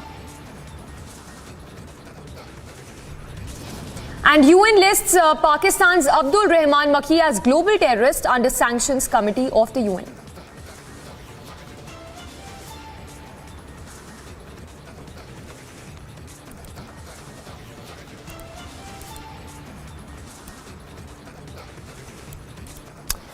Alright, we start with the news that has come in from Pakistan, where Prime Minister Shehbaz Sharif has called for dialogue with India, reiterating that 3 wars with India have been enough for the country to learn its lessons, but that the comments, of course, come at a time when nothing can save the sinking ship when we talk about Pakistan. So the remarks that have come in from Pakistan Prime Minister, this, of course, in the backdrop of this country of Pakistan grappling with economic crisis and Pakistan Prime Minister now saying that we have learnt our lessons on wars, learnt lessons on 3 wars with India, and that we only want to live peacefully now with the country.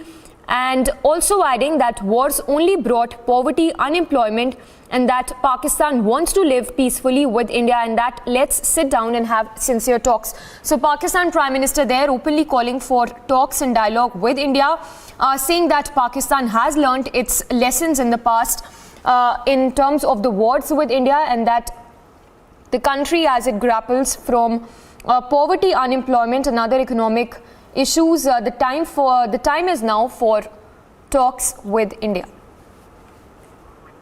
In fact, let's listen in to that soundbite first of the Pakistan Prime Minister Shehbaz Sharif, where he has openly called for dialogue with India.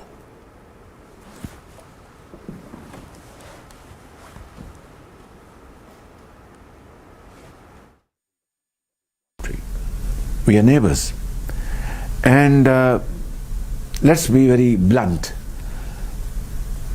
Even if we are not we are not neighbors by choice, but we are there forever, and it is up to us to live peacefully and progress, or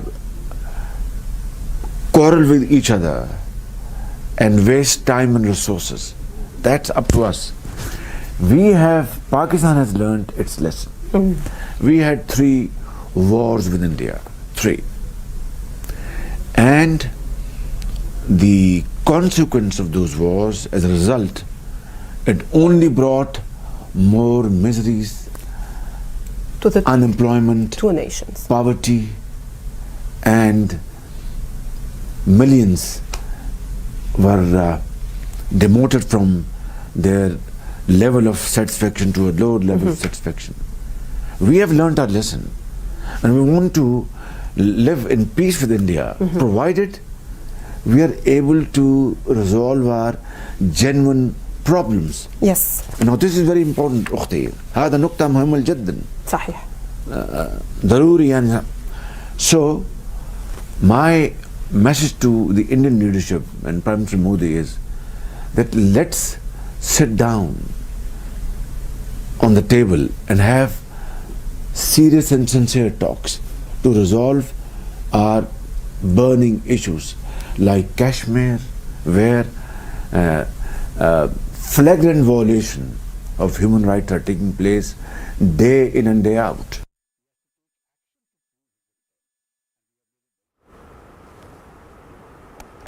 So there you heard Pakistan Prime Minister calling for talks with India. Of course, remarks that have triggered a lot of reactions from across the political arena. Let's listen in to those statements that have come in from Sheikh Bashir as well as BJP's Kavinder Gupta.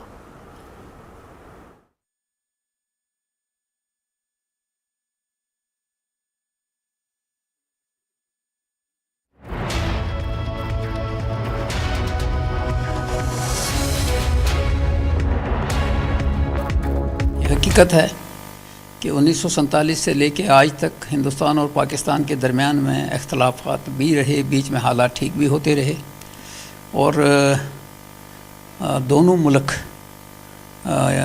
International conspiracy का शिकार रहे.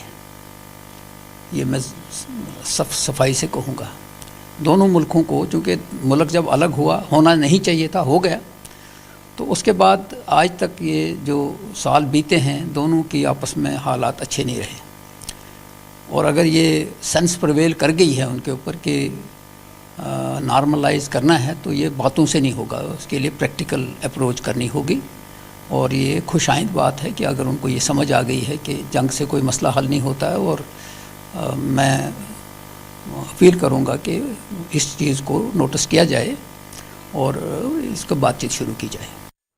And Major Gaurav Arya joins us on the broadcast. Major Gaurav Arya, good afternoon. What do you make of these statements that have come in from the Pakistan Prime Minister, which seem like nothing than reeking of desperation given the economic crisis that the country has been battling for a long time now? These statements by Prime Minister Shehbaz Sharif are essentially, factually incorrect. First of all, we didn't fight 3 wars. We have fought 4 wars. Secondly, he said that it has led to poverty and unemployment. In which country? It has led to poverty and unemployment in Pakistan, not in India. India is the fastest growing economy. and the world's, by GDP, the world's 5th largest economy. It is Pakistanis who are fighting for wheat and flour. So clearly it has not impacted India. Third point is that all these 4 wars, 1947, 1965, 1971 and 1999 Kargil, were started by Pakistanis. They were not started by Indians. And I'm quoting genuine Pakistani sources. They admit to have started these wars. Now, he is saying, you see, we have not covered the other part of his statement. We have only covered that, we have learned a lesson. But he has also said that the Indians are doing rights violations in Kashmir. So he has also covered his tracks. Therefore, I'm saying that Shehbaz Sharif is not sincere. This is a political statement. He's reaching out to India, but also protecting his domestic political flanks. He is not sincere. This man is not sincere. And anyway, whether to fight a war with India or not is up to the Pakistan military. It was never with the Pakistan Prime Minister or the Pakistani political leadership to fight wars or not fight wars. So this is a fake statement. This is fraud. And I don't trust Shehbaz Sharif for 1 minute. Also, if you can talk a little more, about the economic crisis that the country has been battling, it very much seems like that Pakistan is, trying these desperation attempts to get some help from India. Is it possible that India can probably take that next move forward and render some help to Pakistan? Absolutely not. If you help Pakistan, you are feeding a snake, and this snake will bite you. These problems inside Pakistan are created by Pakistan. So you see, Pakistan's problem is that it thinks that whatever is our problem is the world's problem. Everybody should help us. Everybody should give us money. Why? Also, the comments of on the Pakistan Prime Minister, who's Pakistan terrorist, who's now been designated as a global terrorist. Do you think it was long time coming with China, of course, trying to stop that, and the United Nations finally designating him as a global terrorist? This is not whether Makki has been declared a global terrorist. I don't think that is the news. The news is that China has refused to support Pakistan in this. It was China that had put a stop. It was China which last year said that we will not allow Makki to be declared a global terrorist by the United Nations Security Council because China is a permanent member. What happened? Why did China suddenly change track? What diplomacy took place behind our backs? Why has China suddenly relented? That is the news, and that is what we need to find out. Absolutely. So China, of course, being that bellwether friend of Pakistan, trying to stop that designation of the Pakistan terrorist as a global terrorist. Thank you for the moment. So Major Gaurav Arya there giving his views and sharing the insights on economic crisis that, of course, have grappled Pakistan. And with that, the statement, of course, that has come in from the Pakistan Prime Minister, who is called for dialogue with India. Let's once again listen into those remarks that came in from the Pakistan Prime Minister.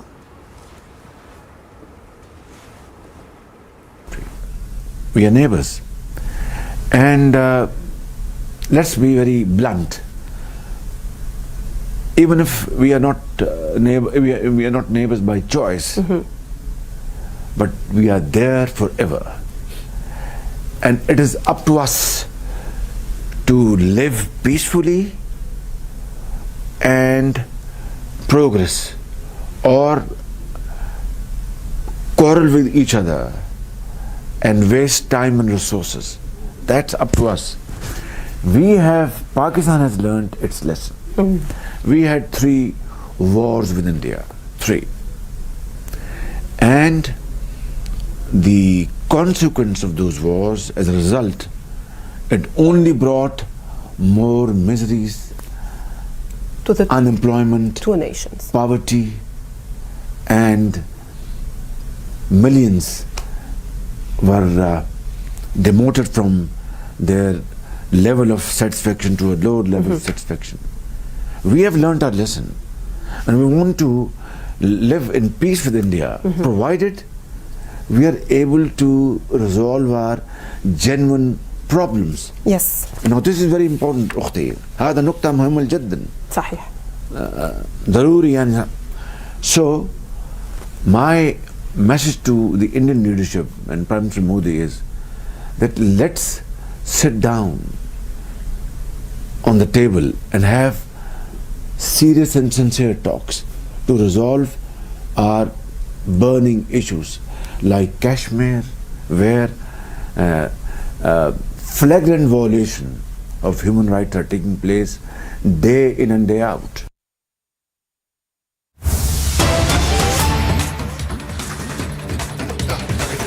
All right, to more news break coming in. This one from Bihar, where cracks have only been widening within the Mahagathbandhan in Bihar, as it's another face-off over Ramcharitmanas, which is only intensified in the state of Bihar. So after Bihar Education Minister Chandrasekhar tweeted on Ramcharitmanas, Nitish Kumar, the Chief Minister, has now said that no one should interfere in anyone's religion. So that's the first statement coming in from the Bihar Chief Minister on the statements and the cryptic tweet that was earlier put out by the Bihar Education Minister Nitish Kumar, who now says that no one should interfere in anyone's religion. I've said it earlier that everyone should offer prayers. So Nitish Kumar making his stand clear. Now this, even as no action has been taken against the Bihar minister for that tweet that he'd earlier put out, and the insult in relation to the Ramcharitmanas. That reaction that we have of the Bihar Chief Minister, let's just play out that soundbite of the Bihar Chief Minister. कि हम लोगों का view है, कोई भी धर्म को मानने वाला हो उसमें किसी भी तरह तक उसमें इंटरफेरेंस नहीं करना चाहिए। वो सब लोग जिस ढंग से भी धर्म का पालन करते हैं, धर्म का पालन करें, सबको इज्जत मिलनी चाहिए। इसमें किसी तरह का हस्तक्षेप नहीं करना चाहिए। जिसको जो अपना मन करे वो करे, वही पूजा करे, लेकिन इन सब चीज़ों पर कोई चीज़ नहीं करना चाहिए। हमने तो पहले ही समझा दिया, तो अभी तो डिप्टी सीएम ने भी कह दिया, इसलिए वो सब कोई बात। So there you heard Nitish Kumar saying that insult to the Ramcharitmanas or anyone's religion for that matter, he says, will not be tolerated, and that he said it earlier that everyone should offer prayers and that one should not meddle in anyone's religion. So that's the statement coming in from Nitish Kumar. Days, of course, after the Bihar Education Minister Chandrasekhar tweeted on Ramcharitmanas, and the remarks that came in from the Bihar Education Minister that hurt the sentiments of several people across the country. So now cracks that are only widening within the JDU-RJD, the Congress alliance in Bihar, with the Bihar Chief Minister now saying that no one should interfere in anyone's religion.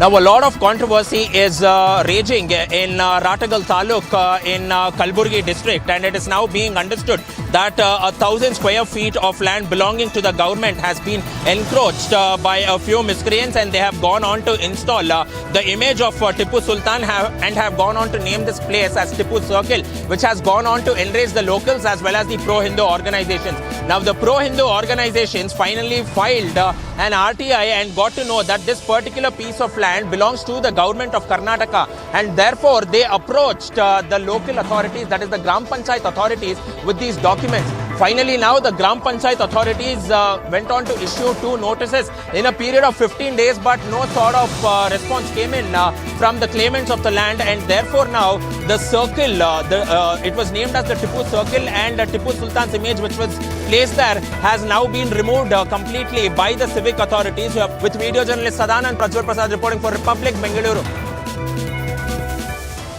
A very short break coming up. On the other side, we'll get you the latest stats. It's a massive win for the government of India as UK Home Secretary orders fugitive Sanjay Bhandari's extradition. And after a grand roadshow on day 1, Prime Minister attends day 2 of BJP's National Executive Meet.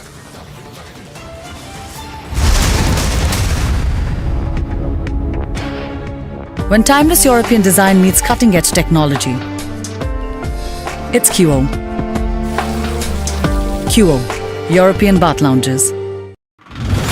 threat to the Union Minister Nitin Gadkari, the accused, has been identified as J.S. Pujari, one of the inmates of Hindalga jail in Belagavi, and a team of the Nagpur police along with the ATS also visited the Hindalga jail, and it is now being understood that he has been grilled for several hours. The police have found out that one set of the phone numbers belong to businessmen and VVIPs whom J.S. Pujari was going on and targeting and making threat calls from inside the jail. Maharashtra's district of Gadchiroli, another action between the Maoists and the security forces, effort of CRPF and Maharashtra police, number of Naxals in this area is slowly reducing. Retaliatory action that was taken by the Maharashtra police, there was firing of gunshots by the Maoists also. We do not know about the casualties as such. The operations is going. No one has questioned Vijay Mallya like Republic. Mr. Mallya, why the question is bothering you when I'm not getting a single answer? ED and the CBI charge sheet is very clear. Why is it that the defense witness says that why approach the IDBI question? Why is there this trying to evasion of the questions that have been put by the CBI and the ED, sir? No one has exposed Mehul Choksi like Republic.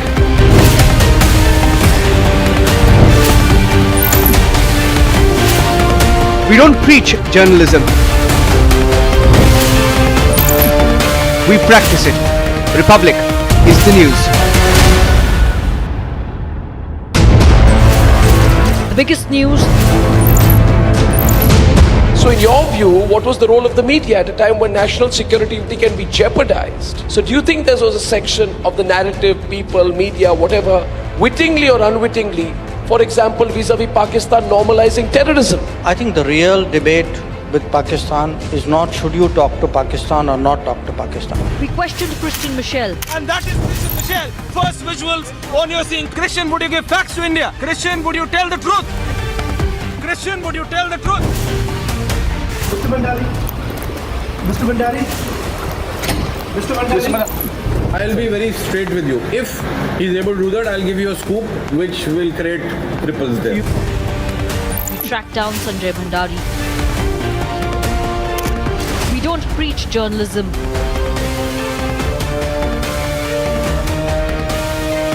We practice it.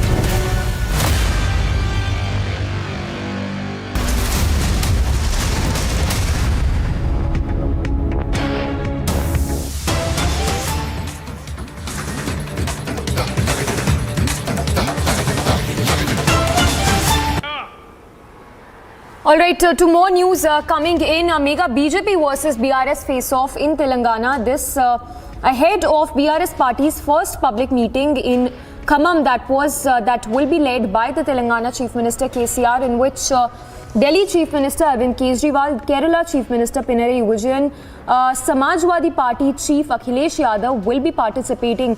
Now we're given to understand that the BRS party's first public meeting, in which all these chief ministers will be participating, will take place on 18th of January, which is tomorrow. Meanwhile, the BJP has hit out at the KCR, taking other state chief ministers to showcase Hindu temple as investment opportunity ahead of BRS Khammam meeting. So that's a mega BJP versus BRS face-off in Telangana. This ahead of the meeting that will be held, that will be led by the Chief Minister of Telangana, KCR. We have Aneri joining us live. Aneri, take us through this another face-off that seems to have erupted between the BJP and the BRS, this time over the invitation that has been sent out to the Chief Ministers of various states.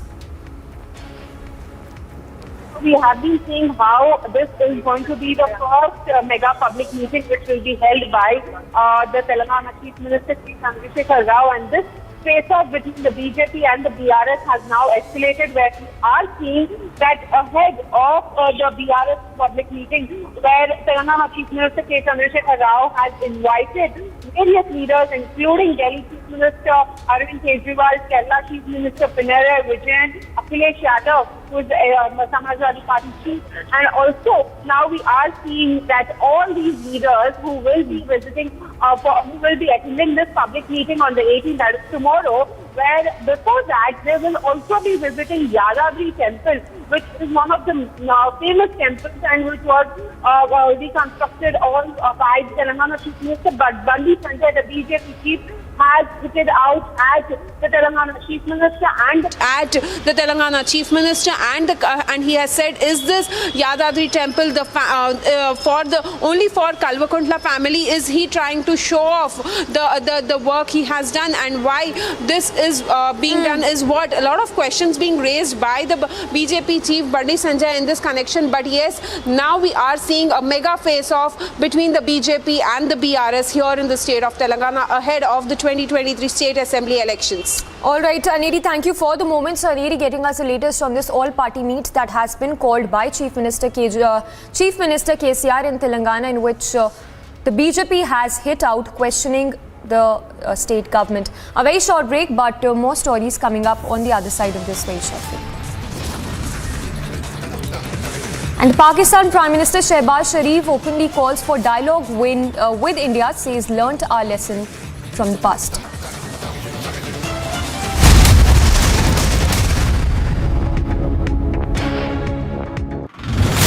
Maharashtra's district of Gadchiroli, another action between the Maoists and the security forces, effort of CRPF and Maharashtra police, number of Naxals in this area is slowly reducing. Retaliatory action that was taken by the Maharashtra police, there was firing of gunshots by the Maoists also. We do not know about the casualties as such. The operations is going.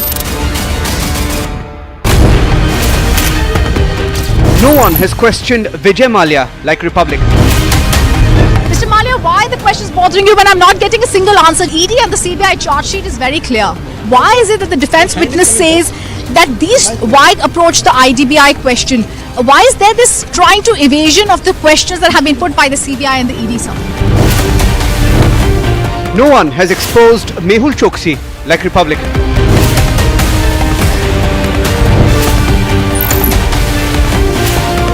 We don't preach journalism.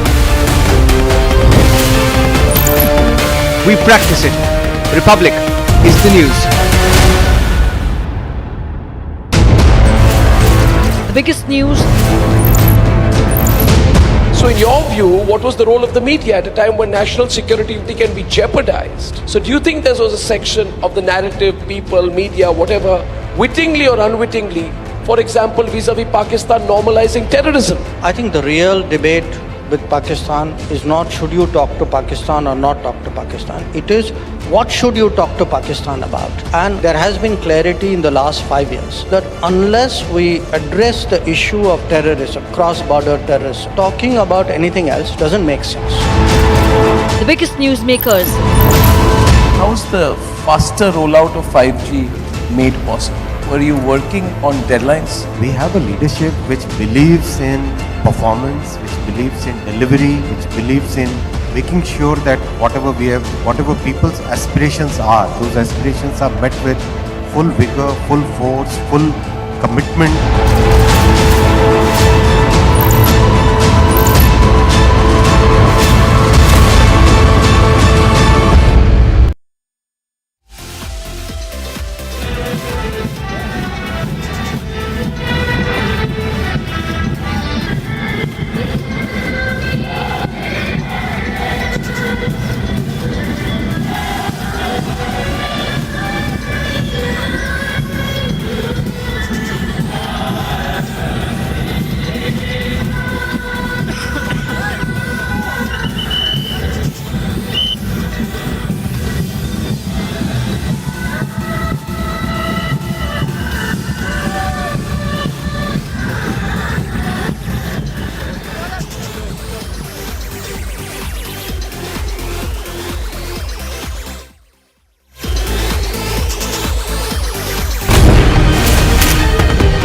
No one has questioned Vijay Mallya like Republic.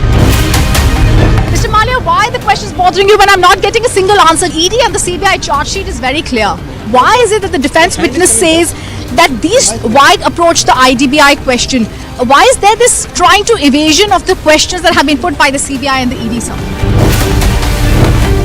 No one has exposed Mehul Choksi like Republic.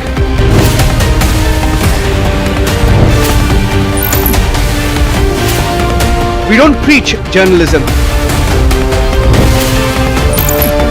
We practice it. Republic is the news. The biggest news. So in your view, what was the role of the media at a time when national security can be jeopardized? So do you think there was a section of the narrative, people, media, whatever, wittingly or unwittingly, for example, vis-a-vis Pakistan normalizing terrorism? I think the real debate with Pakistan is not should you talk to Pakistan or not talk to Pakistan. It is what should you talk to Pakistan about. And there has been clarity in the last 5 years that unless we address the issue of terrorism, cross-border terrorism, talking about anything else doesn't make sense. The biggest newsmakers. How's the faster rollout of 5G made possible? Were you working on deadlines? We have a leadership which believes in performance, which believes in delivery, which believes in making sure that whatever people's aspirations are, those aspirations are met with full vigor, full force, full commitment.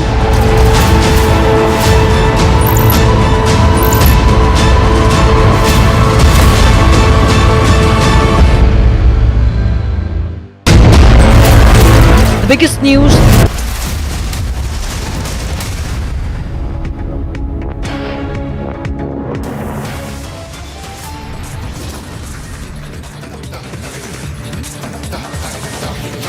Massive win for Modi government. UK Home Secretary orders fugitive Sanjay Bhandari's extradition.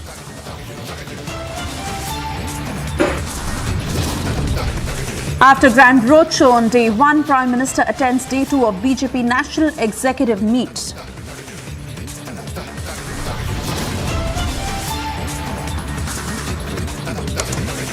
Aam Aadmi Party versus LG Showdown lock horns again, this time over teachers' Finland trip. My message to the Indian leadership and Prime Minister Modi is that let's sit down on the table and have serious and sincere talks. Pakistan Prime Minister makes big admission, says learnt our lesson after 3 wars with India.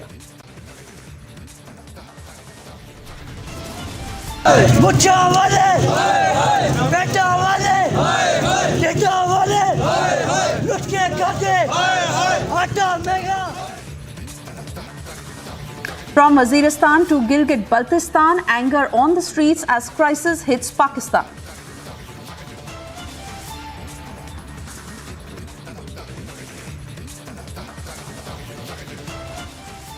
Very good afternoon and thank you for tuning in. You're watching the news at 1 p.m. I'm Suesha Sawant, and in this edition we are getting you inside details of day 2 of BJP meeting.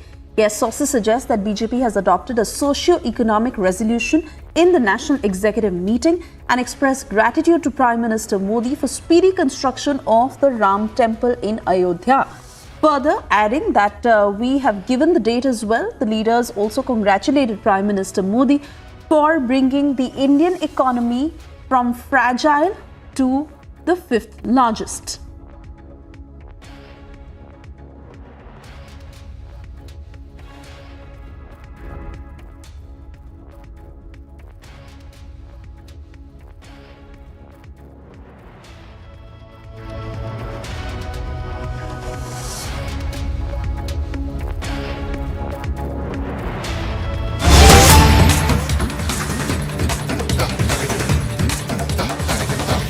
कोई अगर सोचे कि मेरी सरकार बन गई अब जिंदगी पूरे मेरी सरकार रहेगी, ऐसा नहीं होने वाला। आज मेरी सरकार है, कल हमारी सरकार नहीं होगी। हमारी सरकार 5 साल है, 10 साल है, 15 साल है, 20 साल है, कभी ना कभी तो बदलेगी। आज उनकी सरकार है, परमानेंटली उनकी सरकार नहीं होगी। आज है, कल है, परसों है, अगले दिन बदलेगी। आज दिल्ली में हमारी सरकार है, उनके एलजी हैं, केंद्र में उनकी सरकार है। कल अगर भगवान ने चाहा ऐसा भी हो सकता है कि केंद्र में हमारी सरकार हो।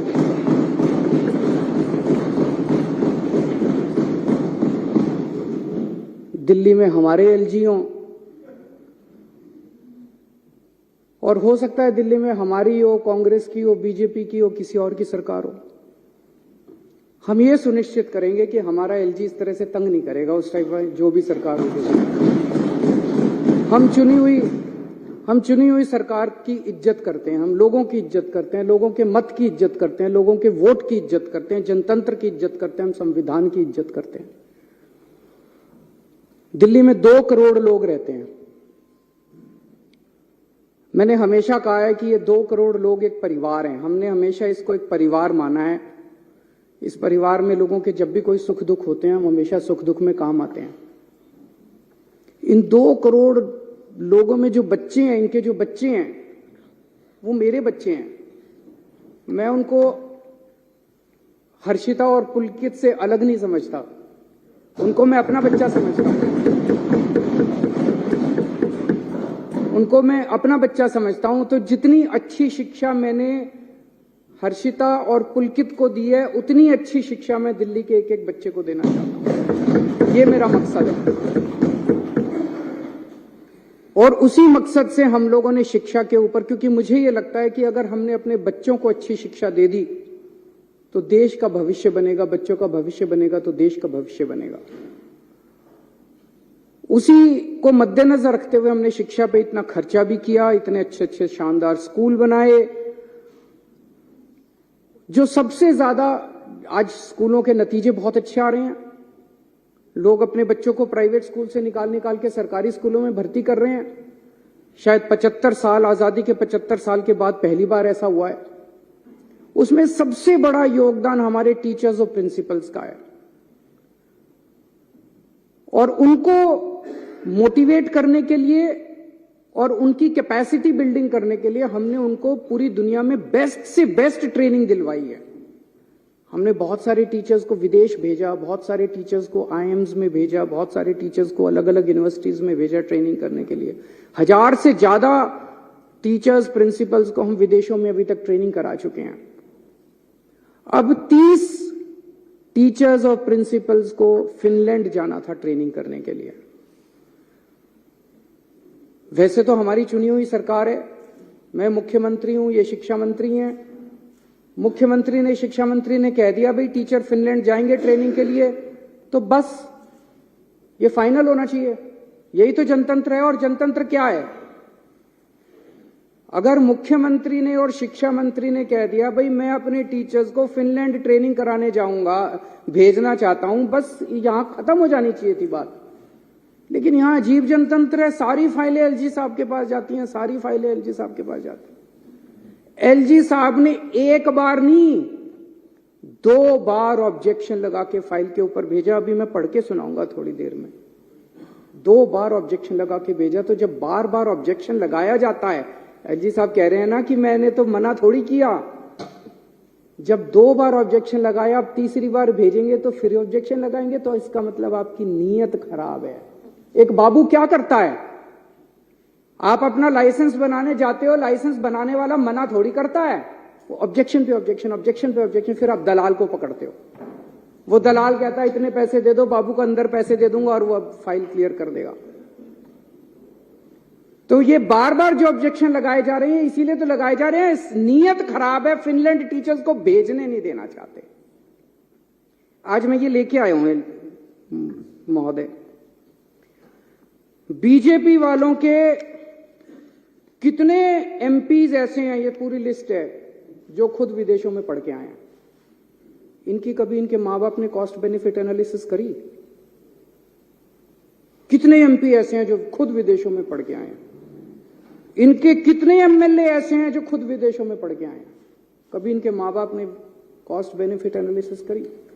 ये बच्चे हैं कैबिनेट मिनिस्टर्स के, बीजेपी वालों के बच्चे, जिन के बच्चे अभी विदेशों में पढ़ रहे हैं। मेरे को इससे कोई एतराज नहीं है, मैं किसी की शिक्षा के खिलाफ नहीं हूं। बीजेपी वाले, कांग्रेस वाले, आम आदमी पार्टी वाले, जिसको भगवान ने अच्छा दिया जिंदगी में, वो अपने बच्चों को भेजे, जरूर भेजे। अच्छी से अच्छी शिक्षा सबके बच्चों को मिलनी चाहिए। मैं इसके विरोध में नहीं हूं कि इन्होंने क्यों भेजा। मैं इसके विरोध में हूं कि अगर तुम अपने बच्चों को अच्छी शिक्षा देना चाहते हो तो गरीबों के बच्चों की अच्छी शिक्षा के खिलाफ क्यों हो तुम लोग? अगर हम अपने बच्चों को, गरीबों के बच्चों को अच्छी शिक्षा देना चाहते हैं, अपने बच्चों को अच्छी शिक्षा देना चाहते हैं, तो तुम रोकने वाले कौन होते हो? ये एक फ्यूडल माइंडसेट है। ये कई सौ साल पुरानी जो हमारे देश में फ्यूडल माइंडसेट है ना, कि गरीबों को अच्छी शिक्षा, इस जात के लोगों को, उस जात के लोगों को अच्छी शिक्षा नहीं मिलनी चाहिए। गरीबों को अच्छी शिक्षा नहीं मिल, शिक्षा जो है इन ठेकेदारों की बपौती रहनी चाहिए। इसको तोड़ना है हम लोगों को। और ये एलजी साहब उसी माइंडसेट से आते हैं कि एलजी साहब के बच्चों को तो मिलनी चाहिए अच्छी शिक्षा, गरीबों के बच्चों को अच्छी शिक्षा नहीं मिलनी चाहिए। इस माइंडसेट को तोड़ना है अपने को, पूरे देश को तोड़ना है। आजादी मिल गई, लेकिन ये माइंडसेट अभी भी है कि गरीबों के, इस जात के, उस जात के बच्चों को अच्छी शिक्षा नहीं लेने देंगे। ये विदेश कैसे जा सकते हैं? पढ़ो, एलजी साहब ने लिखा है इंडिया में करा लो ट्रेनिंग। ये एलजी साहब की नोटिंग है, इंडिया में करा लो ट्रेनिंग। अरे क्यों करा ले इंडिया में ट्रेनिंग? हम कम है किसी से? गरीबों के बच्चे कम है किसी से? गरीबों के बच्चे हैं तो इंटेलिजेंट नहीं है क्या? क्यों करा ले? हम तो अपने बच्चों को फिनलैंड भेजेंगे। पूरी दुनिया में सबसे अच्छी शिक्षा फिनलैंड के अंदर मिलती है, सबसे अच्छी। ये सबको पता है, फिनलैंड पूरी दुनिया में शिक्षा में नंबर 1 है। और उसमें भी जो नंबर 1 यूनिवर्सिटी है उसमें भेज रहे हैं हम। पूरी दुनिया में जो नंबर 1 यूनिवर्सिटी, हम तो भेजेंगे सर। दिल्ली के लोगों का पैसा है, टैक्स का पैसा है दिल्ली के लोगों का, टैक्स के पैसे से, दिल्ली के टैक्स के पैसे से भेज रहे हैं। लोगों का पैसा, लोगों के बच्चे, अपने पैसे से लोग अपने बच्चों को ट्रेनिंग के लिए भेजते हैं। ये वो क्या कहते हैं, पराए घर में अब्दुल्ला दीवाना। ये एलजी कौन हो गया है? बेगानी शादी में अब्दुल्ला दीवाना। ये एलजी कहां से आ गया? कौन है एलजी? कहां से आ गया एलजी? किस बात का एलजी? कौन एलजी? कौन लेफ्टिनेंट गवर्नर? हमारे सर पे बैठ गया आके लेफ्टिनेंट गवर्नर। अब वो तय करेंगे कि हम अपने बच्चों को कहां पढ़ाएंगे। ऐसी सामंतवादी सोच के लोगों ने आज हमारे देश को पीछे छोड़ा हुआ। मैं कई बार सोचता था 70 साल हो गए हमारे देश को, 75 साल हो गए हमारे देश को। इतना पिछड़ा कैसे रह गया, इतना अनपढ़ कैसे रह गया, इतना गरीब कैसे? इन लोगों ने जानबूझ के, इन लोगों ने देश को गरीब रखा है। इन लोगों ने हमारे बच्चों को पढ़ने नहीं दिया। ये तो सामने आ गया, नंगे हो गए ये लोग। इन लोगों ने हमारे बच्चों को, बड़ी मजे की बात है, एलजी साहब के पास पावर नहीं है ये करने की। एलजी साहब के पास पावर नहीं है ये करने की। मैं भी आपको दिखाता हूं।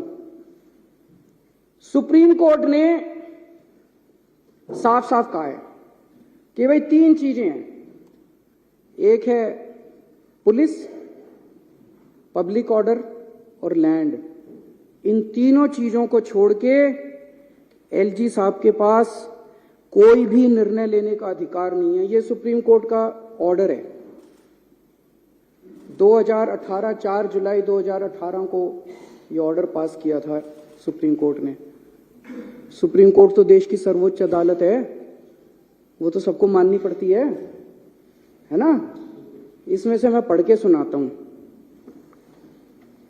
इसमें लिखा हुआ है पैरा 284। अब तो सबको रट गया होगा पैरा भी, कल 3 दिन से मैं बोल रहा हूं। 284.17 पैरा। इसमें लिखा है the lieutenant governor has not been entrusted with any independent decision making power. इसकी हिंदी क्या हुई? लेफ्टिनेंट गवर्नर, दिल्ली के लेफ्टिनेंट गवर्नर को स्वतंत्र रूप से कोई भी निर्णय लेने का अधिकार नहीं है। ये सुप्रीम कोर्ट कह रहा है। सुप्रीम कोर्ट को पता था एक बार लिखने से नहीं मानेगा एलजी। उन्होंने 2 बार लिखा। उन्होंने फिर पैराग्राफ नंबर 475.20 में लिखा there is no independent authority vested in lieutenant governor to take decisions. अब इससे फालतू बेचारा सुप्रीम कोर्ट भी क्या करेगा।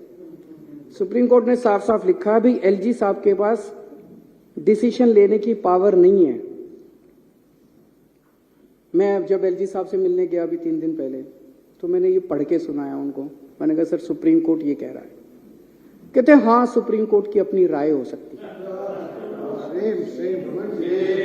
सर अध्यक्ष महोदय, इसके बाद मेरे पास कुछ कहने को नहीं बचा था। इतने बड़े संवैधानिक पोजीशन के ऊपर बैठा हुआ व्यक्ति अगर ये कहता है कि सुप्रीम कोर्ट का ऑर्डर सुप्रीम कोर्ट की राय हो सकती है, मैंने कहा सर आप जो ये कह रहे हैं ना, ये सुप्रीम कोर्ट का कंटेम्प्ट है। आप ऐसा नहीं बोल सकते। सुप्रीम कोर्ट का आदेश कानून है इस देश का, सुप्रीम कोर्ट का आदेश बाइंडिंग है इस देश के ऊपर, इस देश के हर नागरिक के ऊपर। बोले नहीं, मैं बोले संविधान में लिखा है कि एलजी एडमिनिस्ट्रेटर है, एडमिनिस्ट्रेटर का मतलब शासक होता है, तो मेरे पास सुप्रीम पावर्स है, मैं कुछ भी कर सकता हूं।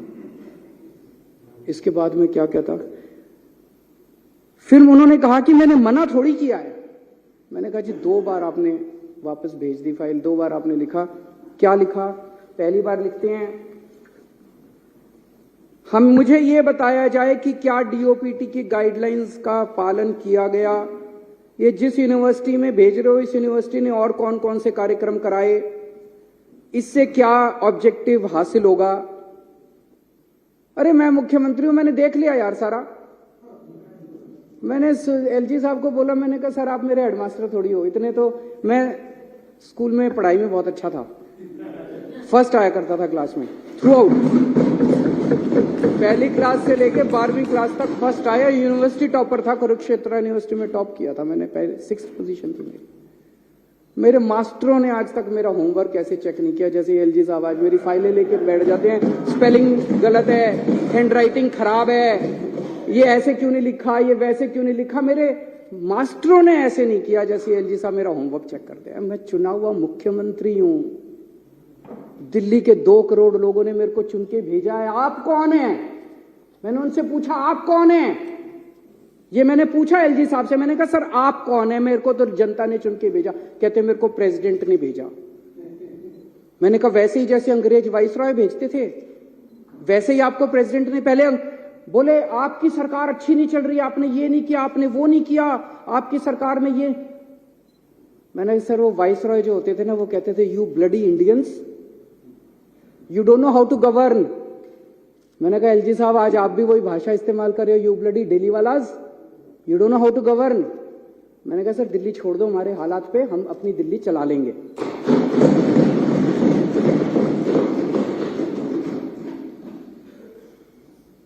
कहते हैं कॉस्ट बेनिफिट एनालिसिस कराओ। मैंने एलजी साहब से पूछा सर मेरे को वो धारा बता दो संविधान की, मैं सारे सर ये जो आज मैं लेके आया हूं ना, ये सब लेके गया था मैं एलजी साहब के पास, ये सारी चीजें लेके गया था। मैंने कहा सर ये आपके सामने रखी है, अब मेरे को इसमें दिखा दो आपको कॉस्ट बेनिफिट एनालिसिस ऑर्डर करने की पावर किस कानून के तहत है, कौन सा कानून सुप्रीम कोर्ट का आदेश आपको ये पावर देता है कि आप दिल्ली सरकार के किसी काम की कॉस्ट बेनिफिट। मैं कराऊंगा, मेरे को जनता ने कहा है मैं कॉस्ट बेनिफिट एनालिसिस कराऊंगा।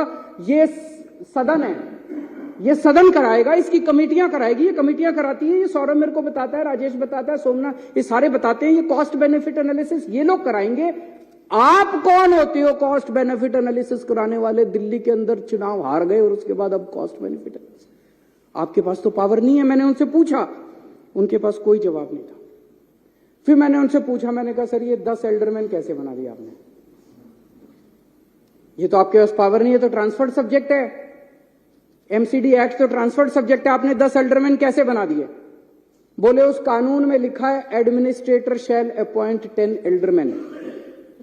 तो मैंने उनको ये एक और दूसरा ऑर्डर दिखाया सुप्रीम कोर्ट का, ये 2019 में आया था सुप्रीम कोर्ट में। इसमें लिखा है कि जहां एडमिनिस्ट्रेटर लिखा होगा वहां भी मंत्रियों की चलेगी, वहां भी मुख्यमंत्री की चलेगी, ये लिखा हुआ है। ये सुप्रीम कोर्ट का आदेश मैंने उनको दिखाया। मैंने कहा सर ये लिखा हुआ है कि एडमिनिस्ट्रेटर लिखा है तब भी हमारी चलेगी, आपकी नहीं चलेगी। तो वो तो सुप्रीम कोर्ट को मानते ही नहीं, वो तो कहते हैं सुप्रीम कोर्ट की तो राय है। उसके बाद एक हाई कोर्ट का ऑर्डर है, वो भी मैं लेके गया था। और कुछ हो ना हो, एलजी साहब ने मेरे को वकील तो अच्छा बना दिया। ये 1998 का जजमेंट है ओपी पावा, इसमें साफ साफ लिखा है, मोटर व्हीकल्स एक्ट में डेफिनेशन है lieutenant governor, government of Delhi means lieutenant governor. इसमें लिखा है सारी पावर दिल्ली सरकार की होगी, सारी पावर मुख्यमंत्री की होगी। तो अगर एडमिनिस्ट्रेटर भी लिखा है, लेफ्टिनेंट गवर्नर भी लिखा है, तब भी सारी पावर दिल्ली सरकार की है, एलजी साहब की पावर नहीं है। ये सारा मैंने उनको बताया, पर वो तो माने ही नहीं, वो तो बोले कि मैं एडमिनिस्ट्रेटर हूं। फिर मैंने कहा सर आप आजकल रोज चीफ सेक्रेटरी को ऑर्डर दे देते हो, मतलब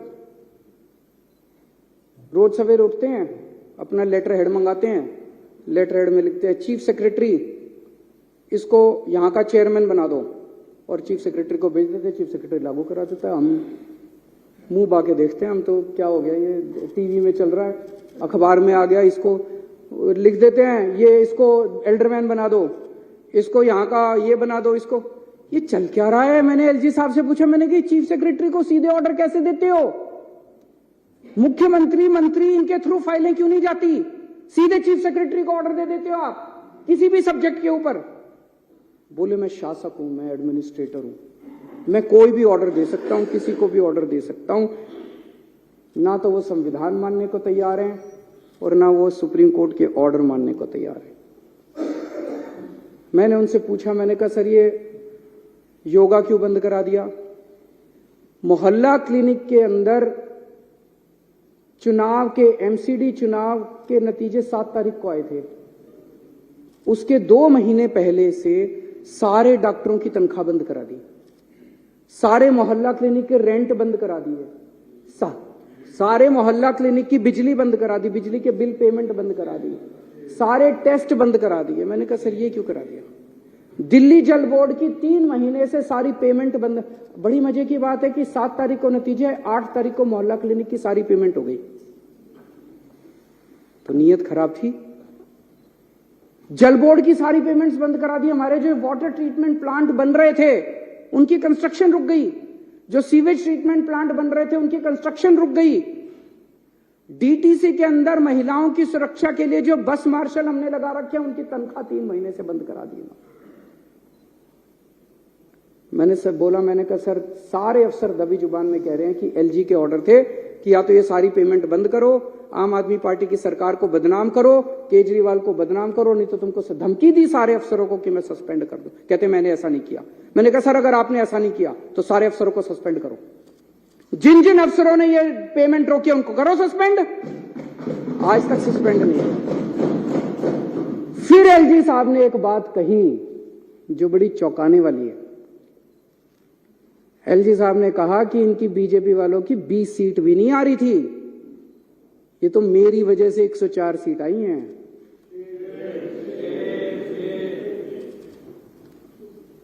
ये तो मेरी वजह से 104 सीट आई हैं, तो इसका मतलब जानबूझ के सारी पेमेंटें रुकवाई थी।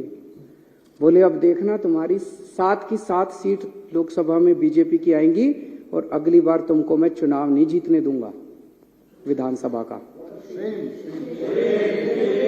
एलजी साहब मुख्यमंत्री को खुलेआम धमकी देते हैं कि अगला विधानसभा, वो यहां पे लेफ्टिनेंट गवर्नर दिल्ली को चलाने थोड़ी आए हैं, दिल्ली को ठप करके केजरीवाल को और आम आदमी पार्टी को बदनाम करने आए हैं। हम राजनीति करने नहीं आए सर, हम यहां राजनीति करने नहीं आए, हम लोगों की सेवा करने आए हैं। चुनाव जीते ना जीते हैं, राजनीति लगी रहती है, चुनाव आते जाते रहते हैं। देश जरूरी है, लोग जरूरी है, लोगों की जिंदगी जरूरी है। लोगों को इतनी प्रताड़ना करके, लोगों के मोहल्ला क्लिनिक बंद करा के, लोगों के पानी बंद करा के, लोगों की बिजली बंद करा के अगर आप चुनाव जीतना चाहते हो, चुनाव आपको मुबारक। हम लोगों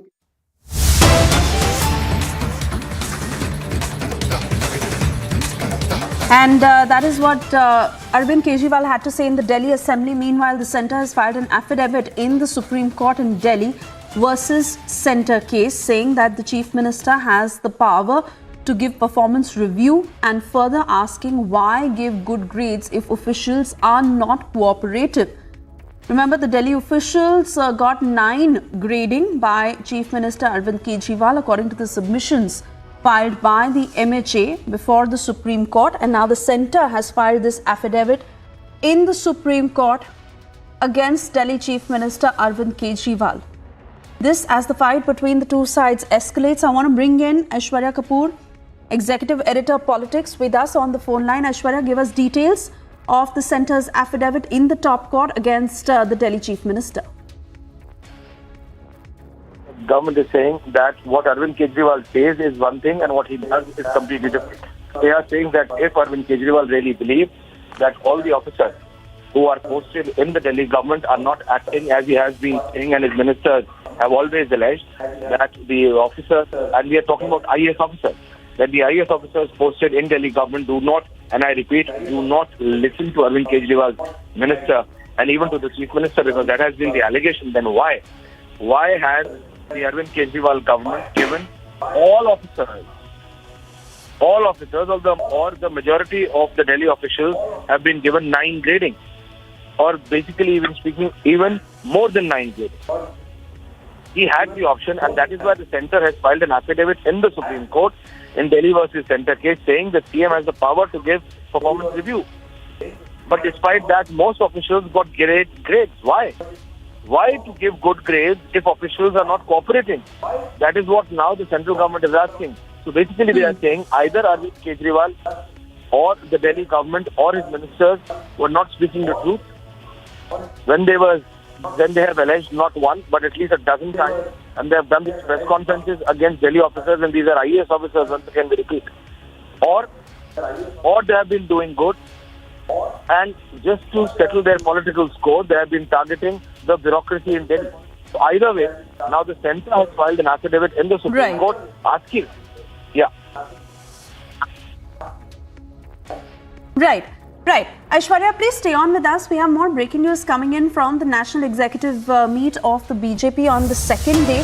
And certainly the centre escalating the attack against the Delhi Chief Minister. But on day 2, we are getting details from this meeting as sources suggest that Basavaraj Bommai is likely to be the face of the Karnataka elections. Aishwarya, I want to quickly come back to you on this because he is the reigning Chief Minister of Karnataka and has really led the way for the BJP in the state.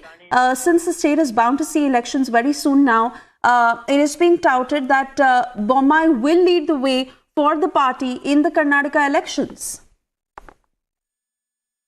Options as far as the BJP is concerned. The BJP state unit is divided, and it's not only about Karnataka, Madhya Pradesh, Chhattisgarh, Rajasthan. All of these states are going to be very important, and to change the Chief Minister or to change the name of the Chief Minister or the leader for your face when you are heading into elections is something which is not going to be in favor of the BJP politically speaking. And hence, we are being told by our sources that BJP has already decided that it is not only about Basavaraj Bommai, but any other state out of the 9 which are going to polls prior to 2024, they are going to stay with their present state chief ministers.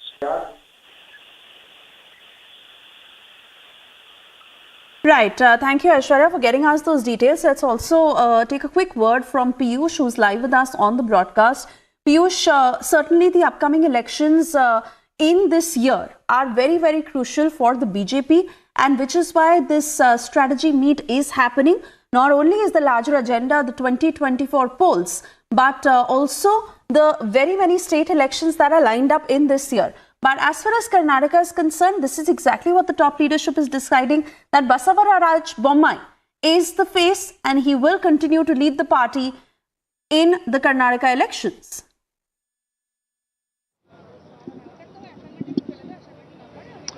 Well, certainly that is a confirmation also coming in from a top BJP leader, C.T. Ravi. While speaking exclusively to Republic TV, he has told us that yes, on his face only the party would be fighting elections in the state of Karnataka. Remember that there are upcoming 9 state assembly polls and BJP has now decided to put their all best efforts and it is also been said by BJP's National President J.P. Nadda that BJP will have to put all its efforts to win all these state assembly elections. But as far as Karnataka is concerned, on that in that particular state, Basavaraj Bommai, who is the current Chief Minister of Karnataka, he is going to be the face, and on his leadership only BJP will be contesting the elections in the state. There are other states too, like Madhya Pradesh, Chhattisgarh, Rajasthan, Tripura, Telangana, and also few other northeastern states on which BJP will put its best. But what we are now learning, a big takeaway coming in from BJP's national executive on the day 2 is that BJP is going to fight the elections on the face of Basavaraj Bommai, and that's the confirmation coming in from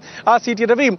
Remember that yesterday a report was also submitted by the state president of Karnataka in National Executive about the developments there in Karnataka and how the party is very much prepared. In fact, C.T. Ravi has also told us that BJP is going to implement the Gujarat model campaign also in Karnataka, where they will start with strengthening the booth level workers and then going to the top level there in Karnataka. We'll have to wait and watch how the Congress party is going to react to that. that. But yes, big development which we are right now picking is that Basavaraj Bommai, who is the current Chief Minister of Karnataka, is going to be the face. He will be leading the party as far as the campaign is concerned, and that campaign would also be assisted as far as the campaign assisting is concerned. That would be assisted by B.S. Yedurappa. So big development coming in from Karnataka, where Basavaraj Bommai is now going to be the face of BJP when elections take place in coming few months here in the state.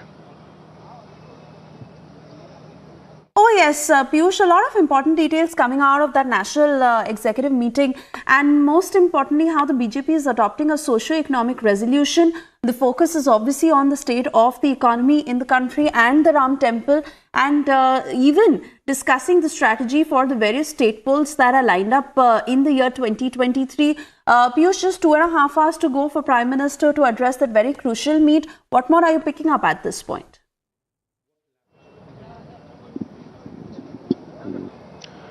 Well, absolutely. As we are speaking, the day 2 of National Executive of BJP is underway. PM Narendra Modi will be addressing it at around 4 p.m. A couple of minutes back, we also heard that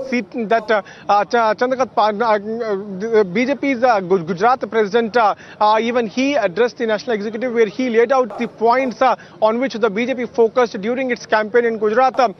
In fact, what we are also learning is that Union External Affairs Minister S. Jaishankar is also going to address the gathering, where he is going to tell about the presidency which now the country has as far as G20 is concerned. Let me also straight away try to show you pictures. I would ask my video journalist CP Singh to show you how different backdrop have also been put up here. Sardar Vallabhbhai Patel and many different cutouts have also been put up here, and G20 is the one which is also going to be focused as far as National Executive is concerned. After this very short break, we will be getting more and more details as National Executive of BJP underway in national capital. Stay tuned for all the live updates.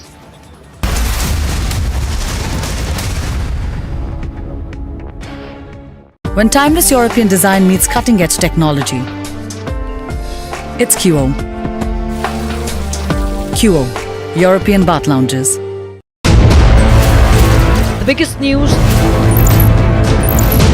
So in your view, what was the role of the media at a time when national security can be jeopardized? So do you think there was a section of the narrative, people, media, whatever, wittingly or unwittingly, for example, vis-a-vis Pakistan normalizing terrorism? I think the real debate with Pakistan is not should you talk to Pakistan or not talk to Pakistan. It is what should you talk to Pakistan about. And there has been clarity in the last 5 years that unless we address the issue of terrorism, cross-border terrorism, talking about anything else doesn't make sense.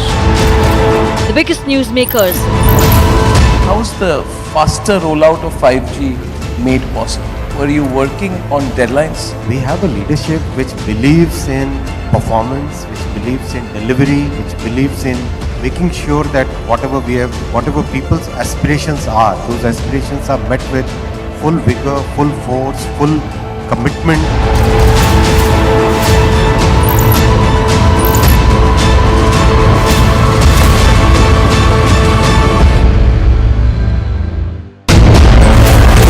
The biggest news. The Chinese economy is not as attractive as it used to be. The American economy is hinged on an overextension. It is fragile, it is overstretched. But if India is to emerge as an alternative, I hate to sound cruel about it, America has to fall. Can America course correct? Whatever happens to America, the worst affected country will be China. So they'll fall together. Serious problems, because the kind of problems that China will face if the export-driven economy receives a setback, I don't think the Chinese system will be able to manage. The biggest newsmakers. Your government says bring in the CAA, change the legislation. You are saying that Hindus from Bangladesh.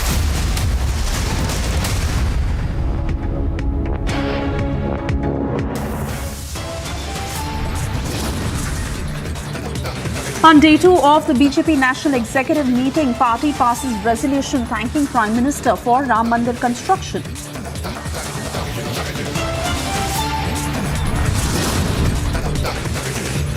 Big scoop from BJP meeting, Basavaraj Bommai to lead BJP campaign in Karnataka. Permanent नहीं है। कोई अगर सोचे कि मेरी सरकार बन गई अब जिंदगी पूरे मेरी सरकार रहेगी, ऐसा नहीं होने वाला। आज मेरी सरकार है, कल हमारी सरकार नहीं होगी। हमारी सरकार 5 साल है, 10 साल है, 15 साल है, 20 साल है, कभी ना कभी तो बदलेगी। आज उनकी सरकार है, परमानेंटली उनकी सरकार नहीं होगी। आज है, कल है, परसों है, अगले दिन बदलेगी।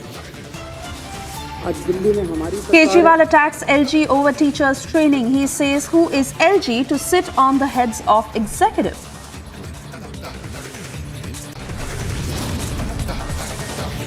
Another diplomatic win for the Modi government. UK government has cleared Bhandari extradition.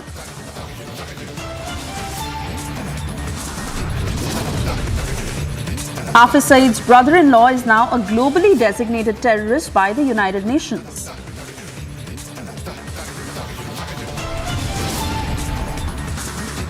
Pakistan Prime Minister makes a big admission, says learnt our lesson after 3 wars with India.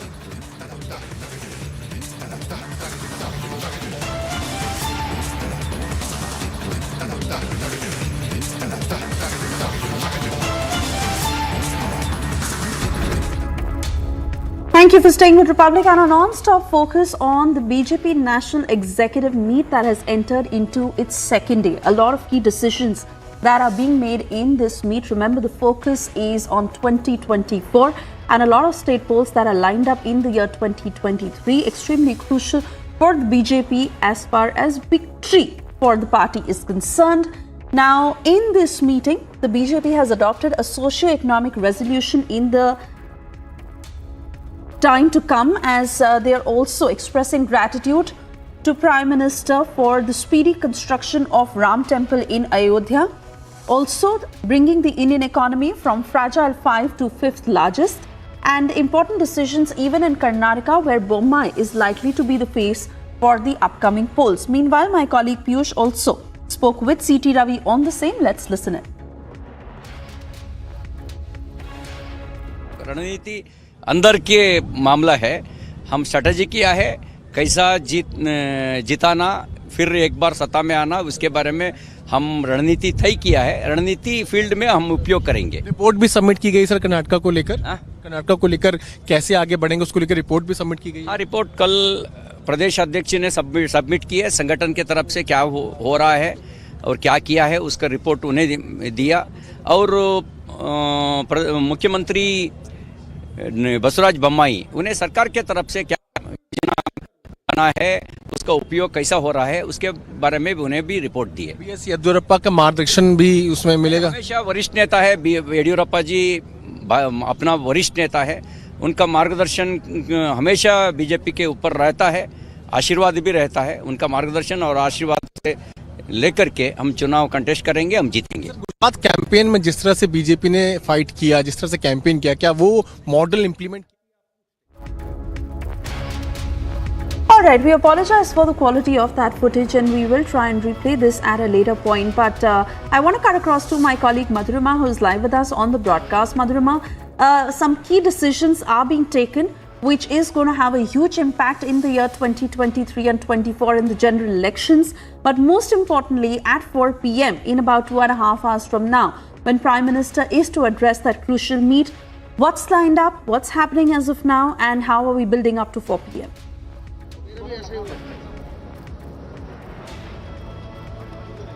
Well, Suesha, this particular meet is a very crucial one, and like just we heard that we broke exclusively that how the political plan for Karnataka is panning out here in this particular executive meet, and where that who will be helming the entire political fight of Karnataka will also be decided, and that the cards have already been put on table, and that is the entire agenda of this particular national executive meet. And like you were rightly pointing out, that all eyes are awaiting to see the Prime Minister's speech and to see that what would be his agenda, because we heard JP Nadda yesterday and he had mentioned very categorically that the BJP has the goal of winning all the assembly elections, because that will be panning out too slowly towards the 2024 elections.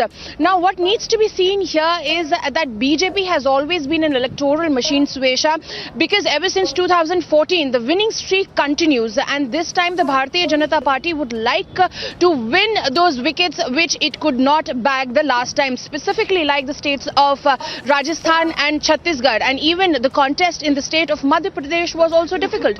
But this time the BJP is not leaving any stone unturned to make sure that all these victories that are going to define the map for the 2024 elections are rightly placed. They are taken out and played at the right moment, and that is the entire agenda. We also heard the finance minister Nirmala Sitharaman as well, and she categorically even attacked on the opposition parties, where she said that all those blames of telling that the Indian economy is fragile is not true, and time and again India has proven out to be performing well economically as well. And also, as far as the socio-economic development is concerned, Swesha, that is also being put under the lens over here at the National Executive Meet, because I'll take you to the pictures as well. Right behind me, as you can see, the biggest banner at the BJP National Executive Meet defines Garib Kalyan Hamara Sankalp. That is the poverty elevation, that to get rid of the poverty and to support the poor, to strengthen the poor of the country and help country develop. So that is the main agenda of the National Executive Meet, alongside the deliberations that are happening on the political front, Swesha. Now all of us are waiting for the Prime Minister's speech, because the agenda has been set by JP Nadda. Then we heard Nirmala Sitharaman, then there was Ravi Shankar Prasad, Dharmendra Pradhan. All of them came and laid out the entire ideology of the NDA government, specifically the BJP leadership, as to how they are planning to help India develop economically, politically and socially. So we have to see how the Prime Minister is going to put the cherry on top of this entire base that has been built by the National Executive Meeting that is continuing since yesterday. Swesha. Oh yes, absolutely, and we are keeping a very close eye on all the developments. For the moment, Madhurima, thank you for joining us.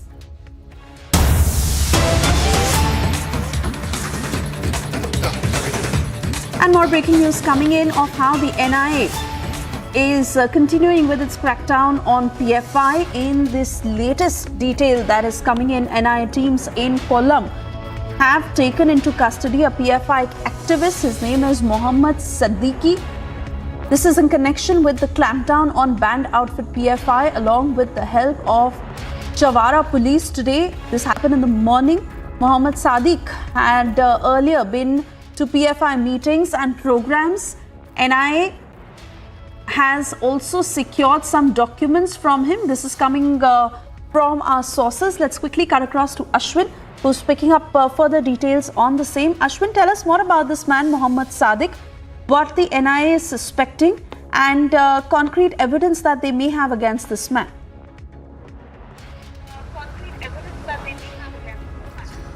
Well, Suresha, what we get to gather is that 38-year-old Mohammad Sadiq has been taken into custody by the National Investigation Agency early today from a place called Chawara, located at Kollam district. Now, what we get to gather is that he was taken into custody much early in the morning. We also get to pick up from our sources is that he's working as an auto driver, and also he's known to have been keeping affiliations with the Popular Front of India, the now banned outfit. Now, what NIA, the reason for the swoop down onto Kollam and thereby taking one person into custody, that needs to be ascertained by the NIA. But what we get to gather from our local sources is that the NIA has been keeping a very close watch on even the low-rung leaders of the now banned outfit, the Popular Front of India. And as part of that, people who have inclination to be more active for helping out in the spread of the Popular Front of India and its activities are being taken down, and they are being questioned. And that is the reason why today NIA has come forward early in the morning today, along with the very discreet support given by the local police at Chawara police station, and picked up Mohammad Sadiq, and he has been taken into custody as well. So the latest report is that it also indicates that the NIA is carefully monitoring the situation on the ground, which has come after the ban of the outfit back in September. Now, more details are awaited at the moment, what is confirmed, 38-year-old Mohammed Sadiq, who is an auto driver by profession, has been taken into custody by the National Investigation Agency. Suesha. All right, Ashwin, we'll keep coming back to you for more on the same. For the moment, we play out this 1-minute report.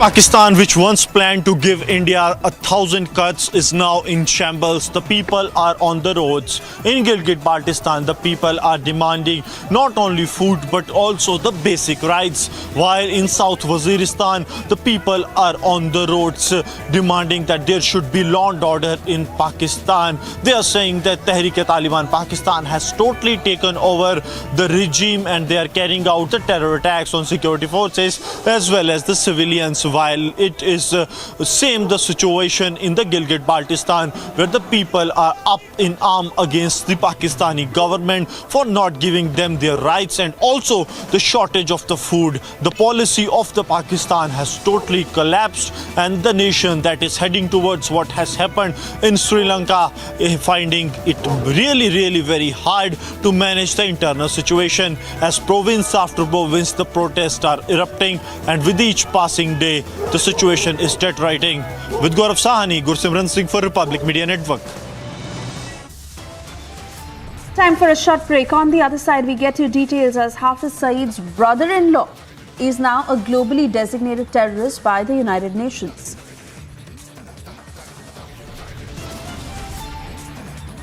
And it is another diplomatic win for the Modi government. UK government has cleared Sanjay Bhandari's extradition.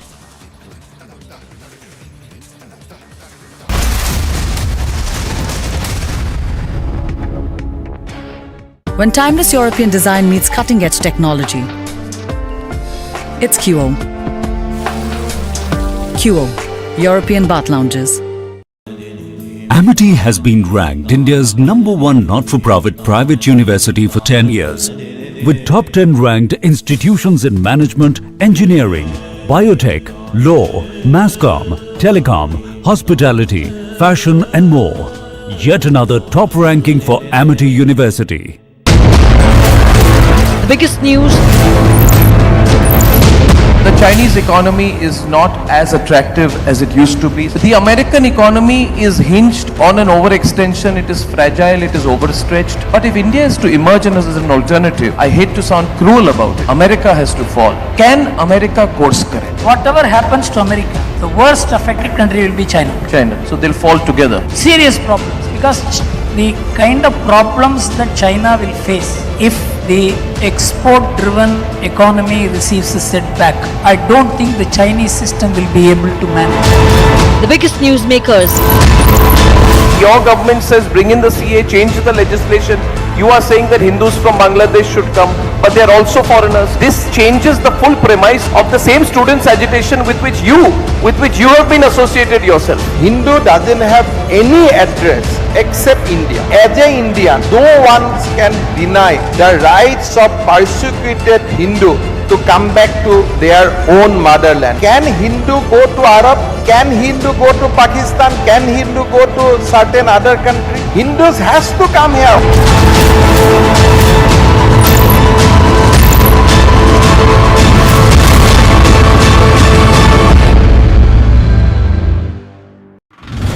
Threat to the Union Minister Nitin Gadkari, the accused, has been identified as J.S. Pujari, one of the inmates of Hindalga jail in Belagavi, and a team of the Nagpur police along with the ATS also visited the Hindalga jail, and it is now being understood that he has been grilled for several hours. The police have found out that one set of the phone numbers belong to businessmen and VVIPs whom J.S. Pujari was going on and targeting and making threat calls from inside the jail.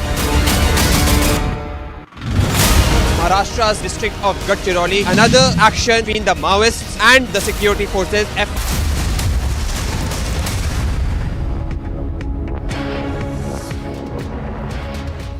Thank you for staying with Republic, and well, after a hiatus of 3 years, the Delhi Auto Expo is back for 2023.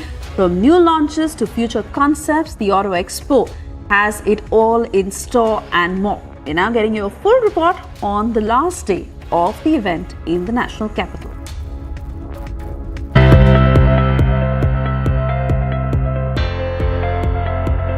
The focus at this Auto Expo is very clear that all electric vehicles are headed to India.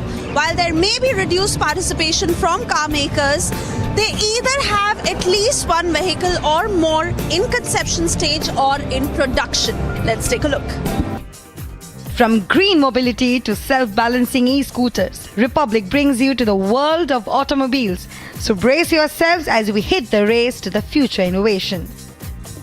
BYD, the global leading new energy vehicle manufacturer, unveils its new luxury model BYD Seal and the limited edition of BYD Atto 3 in its iconic color forest green at the Indian Auto Expo 2023. This particular vehicle is based on the theme of fitness and music. Why is that? I'll show you the interiors of the car to tell you why that is. As I sit inside, you see, this is more inspired from guitar strings. So they have a sound to it, and the company says that they're strong enough to hold any bottle that is placed here. Also, if you're wondering what this is, apart from being a speaker, this is how the door opens. So if I shut the door from here and I pull it right here, you see this is how it opens. If you see this particular section on the screen here, now the one feature is that I can rotate the screen. So here you go. A lot of times when you're on the Google Maps and you want a vertical screen, this is how your screen can be rotated in this car. Also, you see this dashboard. It is based on the design of a man pumping his muscle. That is what BYD claims. And not just this, if you see right here, you can get a 360 view of the car. As they say, unique mind brings out the best ideas. So what's the idea behind the designs? BYD. Especially the interiors is designed with a unique and quirky fashion on music and gym and fitness. The exteriors is also sporty and with a rippled pillar, what you call the front grille design. It's not a grille; it is called a dragon face design for us, BYD design. But I think more than the design, we are also focusing on the technology of the car, because BYD comes with a blade battery technology on the E platform. What do you call as E platform? Because it's a born E SUV. It's not a converted from an IC engine. It's a born electric vehicle platform. And that blade battery, which patented by BYD, is the safest battery in the world. And not just that, the color green forest has its own story to tell. This is a unique color for Seal. And for BYD Atto 3, we have launched this as a limited edition, which is called the forest green. Yeah, I think in India we want to be known as a technology brand. That is what we are looking at, a premium technology brand, because we want to promote technology, because finally EV means technology, and BYD being a technology oriented company, we want to promote technology for the customers. Within a year, BYD has expanded its network to 24 showrooms across 21 cities in India and hopes that it will double the presence to 53 showrooms within 2023. This year we came into the consumer segment with the BYD Atto 3. I think we started bookings in October end, and we have got close to 2,000 bookings. We have started the deliveries from January 11th. We have unveiled the third product for India, that is the BYD Seal, which is an electric premium sedan. Founded in 1995 as a rechargeable battery maker, BYD now boasts a diverse business scope covering automobiles, rail, transit, new energy and electronics, with over 30 industrial parks in China, the United States, Canada, Japan, Brazil, Hungary and India. BYD is dedicated to providing zero-emission energy solutions that reduce global reliance on fossil fuels. Its new energy vehicle footprint now covers 6 continents, over 70 countries and regions, and more than 400 cities. The company is known to be a Fortune Global 500 enterprise that furnishes innovations in pursuit of a greener world. Basically, I think if you see, we as a global company, we term ourselves as the official sponsor of Mother Nature. Well, as a company, as a global company, we have taken a kind of a statement to cool the Earth's temperature by 1 degree centigrade in the future years to come by. These newly unveiled products and innovation displays echo the Indian-specific theme at the convention, Technological Innovations for a Better Life. Stay tuned as we will come back riding for more innovative and sustainable innovations of the Day 3. Bureau Report, Republic TV. Time now for a short commercial break. On the other side, we get you details of the second day of the National Executive Meeting and how the BJP has passed a resolution thanking Prime Minister for the speedy construction of Ram Mandir. Also, Kejriwal attacking LG over teachers' training. He says, who is LG to sit on the heads of executive?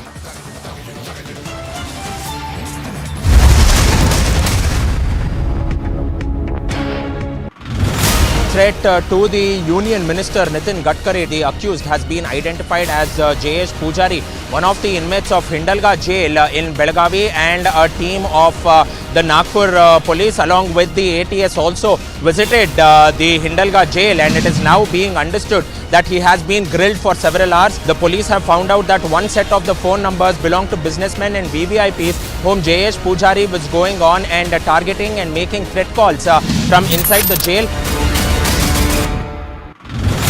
Maharashtra's district of Gadchiroli, another action between the Maoists and the security forces, effort of CRPF and Maharashtra police, number of Naxals in this area is slowly reducing. Retaliatory action that was taken by the Maharashtra police, there was firing of gunshots by the Maoists also. We do not know about the casualties as such. The operation is going. No one has questioned Vijay Mallya like Republic. Mr. Mallya, why are the questions bothering you when I'm not getting a single answer? ED and the CBI charge sheet is very clear. Why is it that the defense witness says that these wide approach the IDBI question? Why is there this trying to evasion of the questions that have been put by the CBI and the ED, sir? No one has exposed Mehul Choksi like Republic.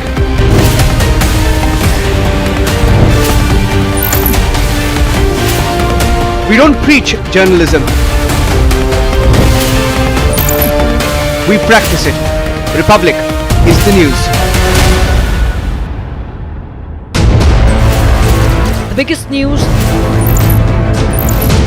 So in your view, what was the role of the media at a time when national security can be jeopardized? So do you think there was a section of the narrative, people, media, whatever, wittingly or unwittingly, for example, vis-a-vis Pakistan normalizing terrorism? I think the real debate with Pakistan is not should you talk to Pakistan or not talk to Pakistan. It is what should you talk to Pakistan about. And there has been clarity in the last 5 years that unless we address the issue of terrorism, cross-border terrorism, talking about anything else doesn't make sense.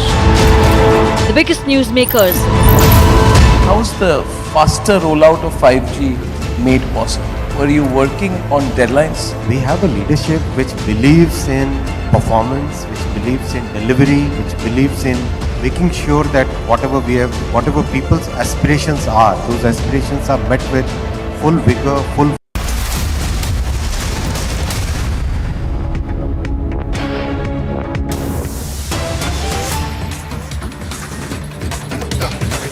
More breaking news coming in. The Indian-Australian community has once again been left in a state of shock with one of the iconic Hindu temples outside the Indian subcontinent that stands vandalized with anti-Hindu graffiti. The vandalism of the historic Sri Shiva Vishnu temple in Carrum Downs comes just within a week of anti-India and anti-Hindu graffiti that was smeared on the walls of BAPS Swaminarayanan Mandir in Mill Park. This act of vandalism that came to notice on the 16th of January, that is Monday morning, when temple devotees came for darshan as 3 days long Thai Pongal festival is being celebrated by the Tamil Hindu community. Those are pictures coming in from Melbourne, where another temple was vandalized and anti-Hindu graffiti was smeared all across the walls. Also written on those walls of how 26 January is D-Day. And another temple that has been targeted in Melbourne within 5 days. Remember, this is the second attack that we are seeing. And you see that anti-Hindu graffiti that has been smeared all across the walls in Melbourne. The historic Sri Shiva Vishnu temple in Carrum Downs that was vandalized, and this is just 5 days after the Swami Narayanan Mandir in Mill Park was attacked. Those pictures on your screens, and we'll try and get you further details on this. For the moment, we have to slip into a very short commercial break. A quick check of what's lined up on the other side. Hafiz Saeed's brother-in-law, Abdul Rahman Makki, now a globally designated terrorist in the United Nations.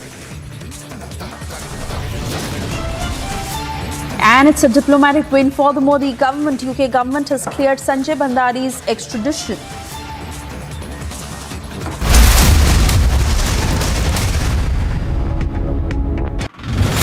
Maharashtra's district of Gadchiroli. Another action between the Maoists and the security forces. Effort of CRPF and Maharashtra police. Number of Naxals in this area is slowly reducing. Retaliatory action that was taken by the Maharashtra police. There was firing of gunshots by the Maoists also. We do not know about the casualties as such. The operation is going.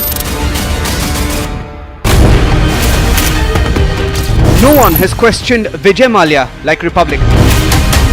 Mr. Mallya, why are the questions bothering you when I'm not getting a single answer? ED and the CBI charge sheet is very clear. Why is it that the defense witness says that why approach the IDBI question? Why is there this trying to evasion of the questions that have been put by the CBI and the ED, sir? No one has exposed Mehul Choksi like Republic.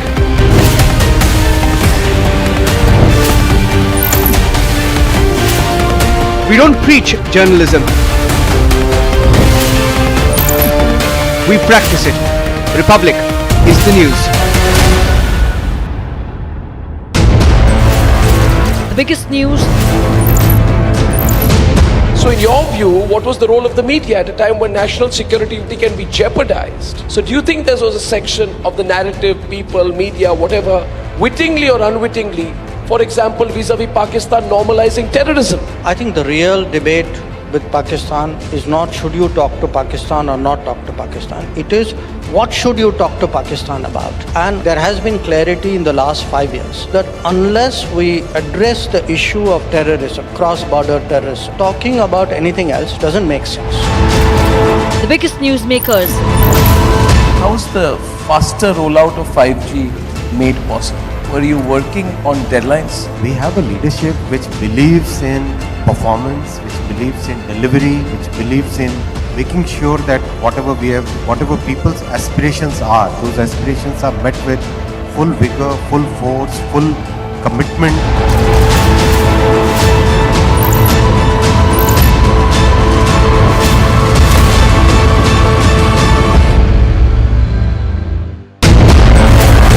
The biggest news.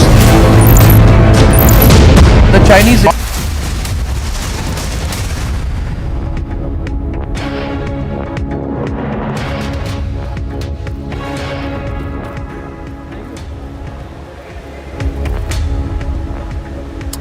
Thanks for tuning in this Tuesday afternoon. We are live and breaking. I'm Samiksha Srivastava. With the next half an hour, we'll get you all the top stories of the day, starting first with the top headlines this Tuesday afternoon. On second day of BJP National Executive Meet, party passes resolution thanking Prime Minister for Ram Mandir construction. Big scoop on BJP meeting, Basavaraj Bommai to lead BJP campaign in Karnataka.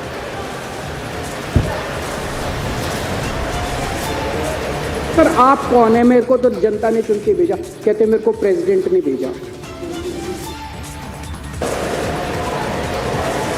Kejriwal attacks LG over teachers training, says who is LG to sit on the heads of executive. Another diplomatic win for Modi government. UK government clears Bhandari's extradition.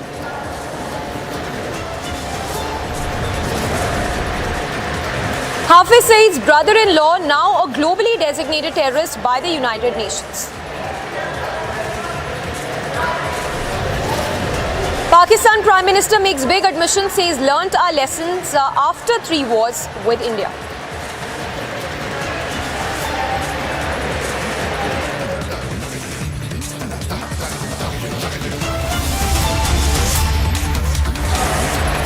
Alright, we start with Newsbreak coming in, this one from Melbourne, where it's yet another temple that's been attacked in Australia's Melbourne. Remember, it's the second attack to have happened in the last 5 days. So those are the details that are just trickling in. We'll put out those visuals as well of the temple that was attacked in Melbourne, the second attack to have happened in recent days. We are also given to understand in that attack, anti-India Khalistan graffiti was put on the temple walls. 26 January Delhi D-Day message that was painted on the walls. So those are the visuals also coming in this hour of how this temple was vandalized in Melbourne. Second attack on the temple in last 5 days. And the visuals in which you can see the attack that was reported on 13th of January, and just 5 days after that, another temple that was vandalized in Melbourne, the hate graffiti that was also put on the walls of the temple. We have Vishal Munga joining us live from Melbourne. Vishal, if you can share the details with us, what is known so far? It's of course the second attack on the temple to have happened in the last 5 days. Yes, indeed, it's a shocking incident where anti-India, anti-Hindu graffiti has been made on Sri Vishnu Temple here in Melbourne. This is a second such incident. The police is investigating the matter.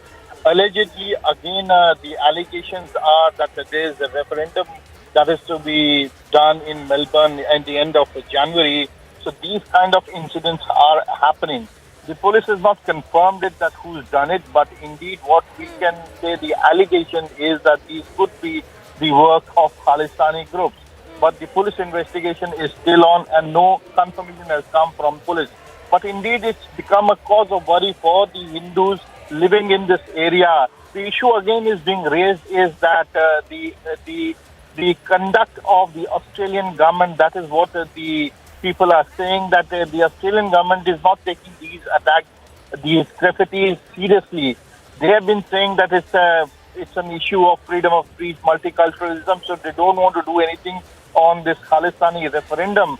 But what I can tell you is that people are really afraid, and I was talking to the temple authorities. They are concerned about the safety and security. They say they want peace and calm to be maintained, but they are really concerned about the security.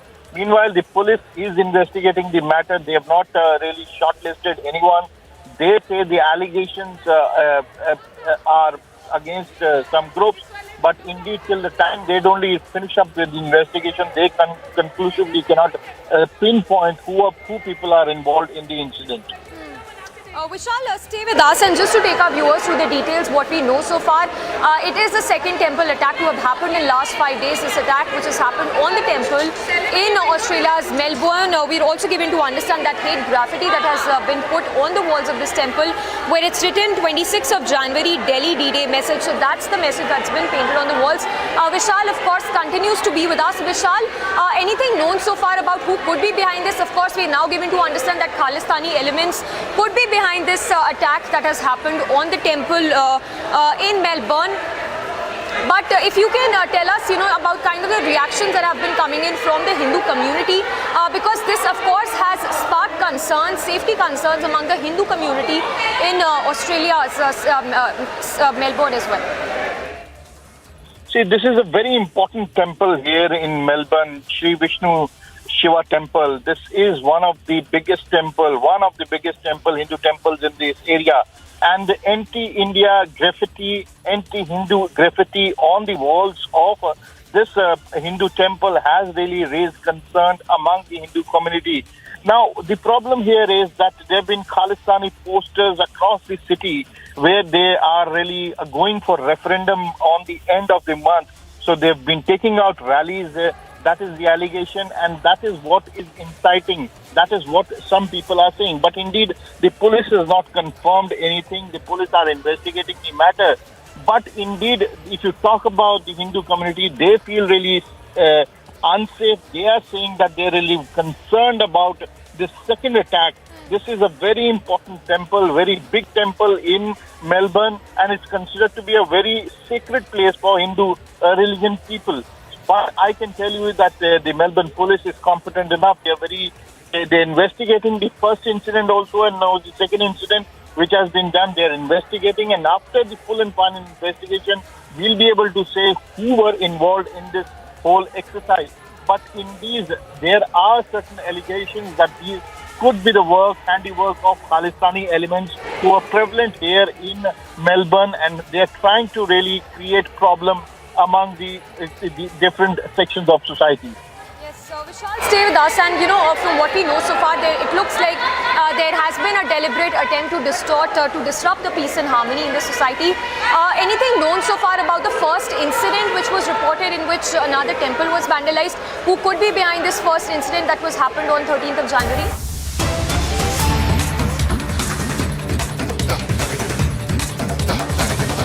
बाहर से delegates आ रहे हैं, सबको हमारे आदरणीय राष्ट्रीय अध्यक्ष JP Nadda ji के नेतृत्व में भारतीय जनता पार्टी सबको स्वागत करती है। ये केवल G20 की डेलीगेट्स नहीं आएंगे, कुछ 14 अहम मल्टीलैटरल इंस्टीट्यूशंस जो हैं जैसे कि IMF, वर्ल्ड बैंक, वो भी शामिल रहेंगे। 9 अन्य प्रमुख देशों के भी डेलीगेट्स आएंगे। प्रधानमंत्री मोदी जी का ये विश्वास है कि G20 का अध्यक्षता केवल उनका व्यक्तिगत या भारत सरकार का भूमिका नहीं, पूरा देश का ये एक अवसर बनता है।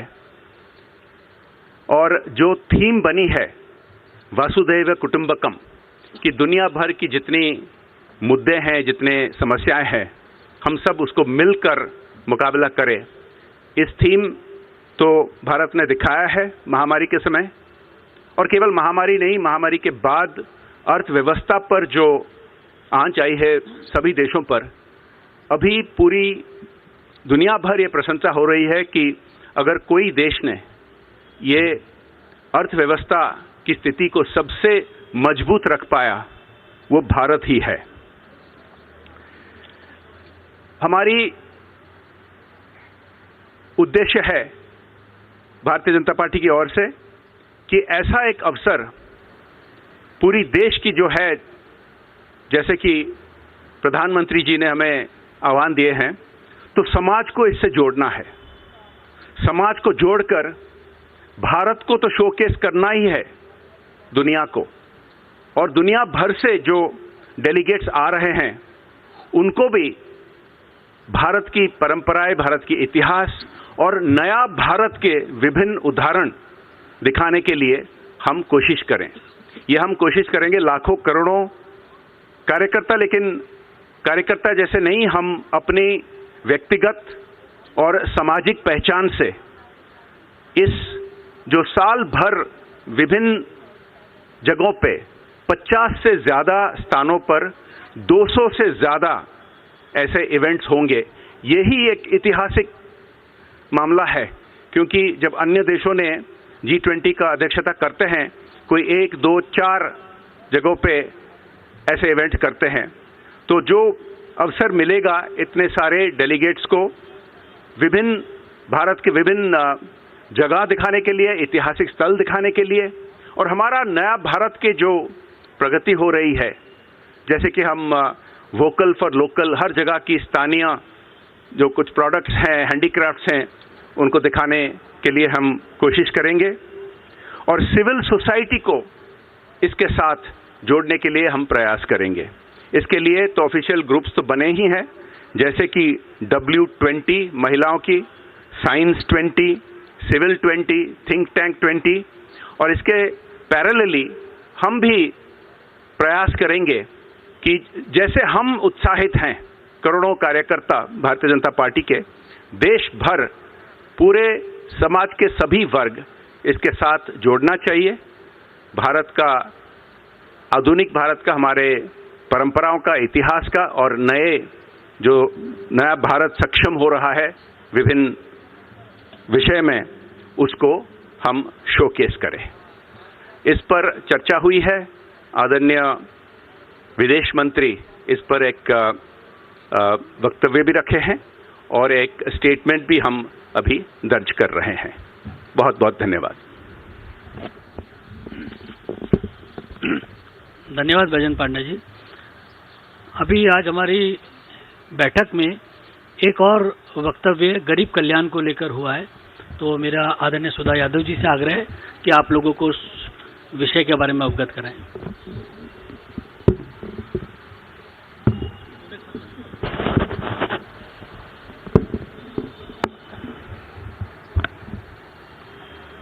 Day 2 of the National Executive Meet of the BJP.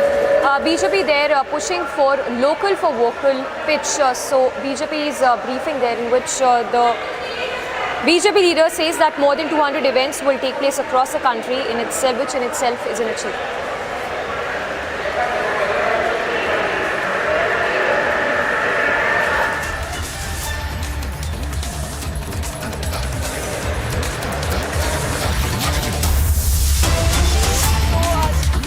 That comes on the day of day 2 of the National Executive Meet, which is being chaired by the Prime Minister.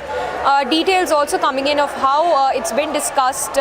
Sources telling Republic that Basavaraj Bommai would be the Chief Minister face for the BJP in Karnataka.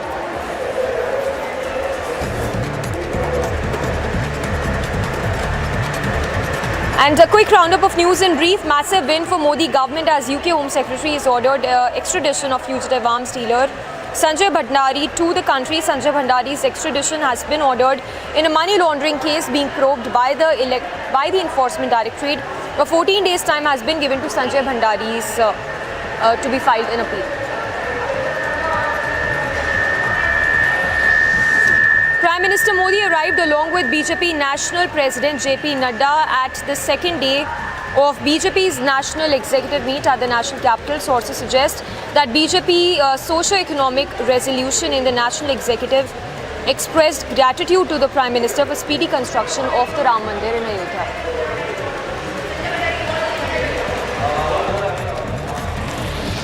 Pakistan Prime Minister Shehbaz Sharif has admitted that the country has learnt its lesson after 3 wars with India and stressed that it wants peace. Shehbaz Sharif in an interview with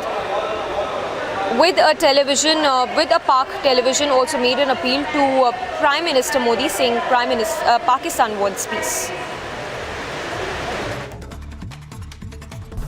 My message to the Indian leadership and Prime Minister Modi is that let's sit down on the table and have serious and sincere talks to resolve our burning issues.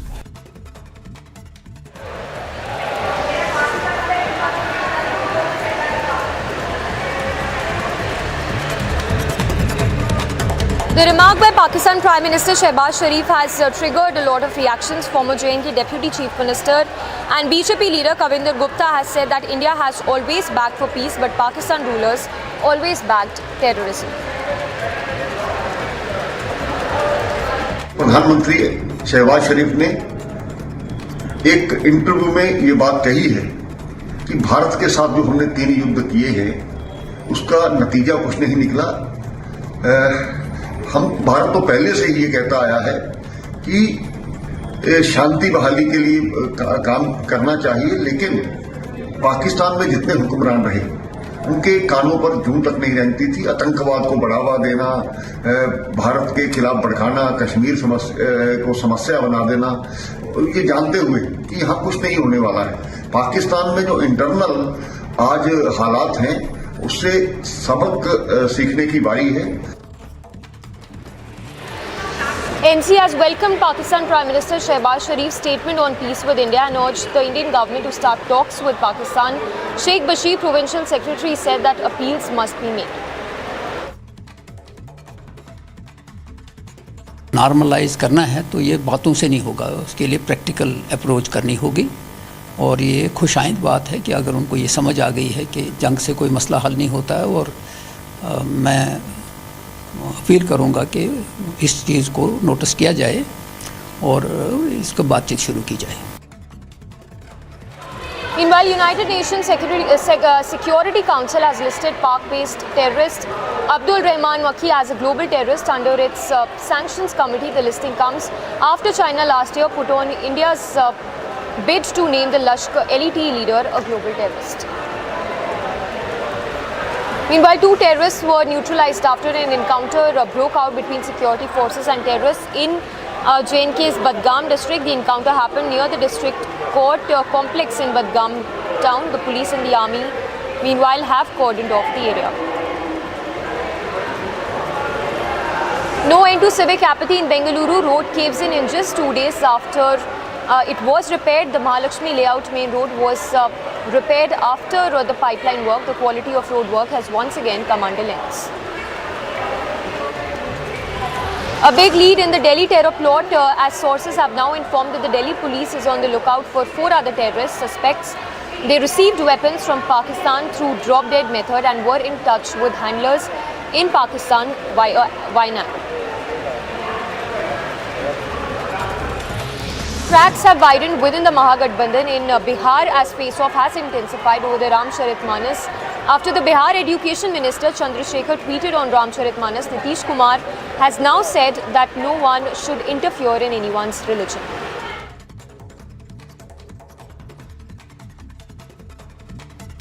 कि हम लोगों का view है कोई भी धर्म को मानने वाला हो उसमें किसी भी तरह तक उसमें इंटरफेरेंस नहीं करना चाहिए। वो सब लोग जिस ढंग से भी धर्म का पालन करते हैं धर्म का पालन करें, सबको इज्जत मिलनी चाहिए। इसमें किसी तरह का हस्तक्षेप नहीं करना चाहिए। जिसको जो अपना मन करे वो करे, वही पूजा करे, लेकिन इन सब चीजों पर कोई चीज नहीं करना चाहिए। हमने तो पहले ही समझा दिया, तो अभी तो डिप्टी सीएम ने भी कह दिया, इसलिए वो सब कोई बात।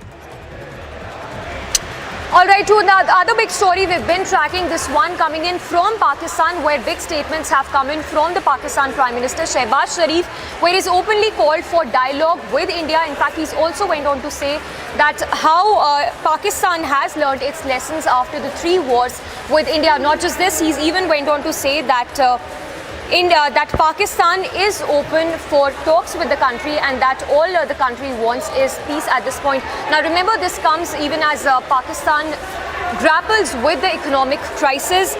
Of course, there is food and power crisis in the country, and while the country battles with that economic crisis, the statement that has come in from the Pakistan Prime Minister, where he says that the country is open to dialogue with India. Let's just play out that soundbite of the Pakistan Prime Minister where he's called for dialogue with India.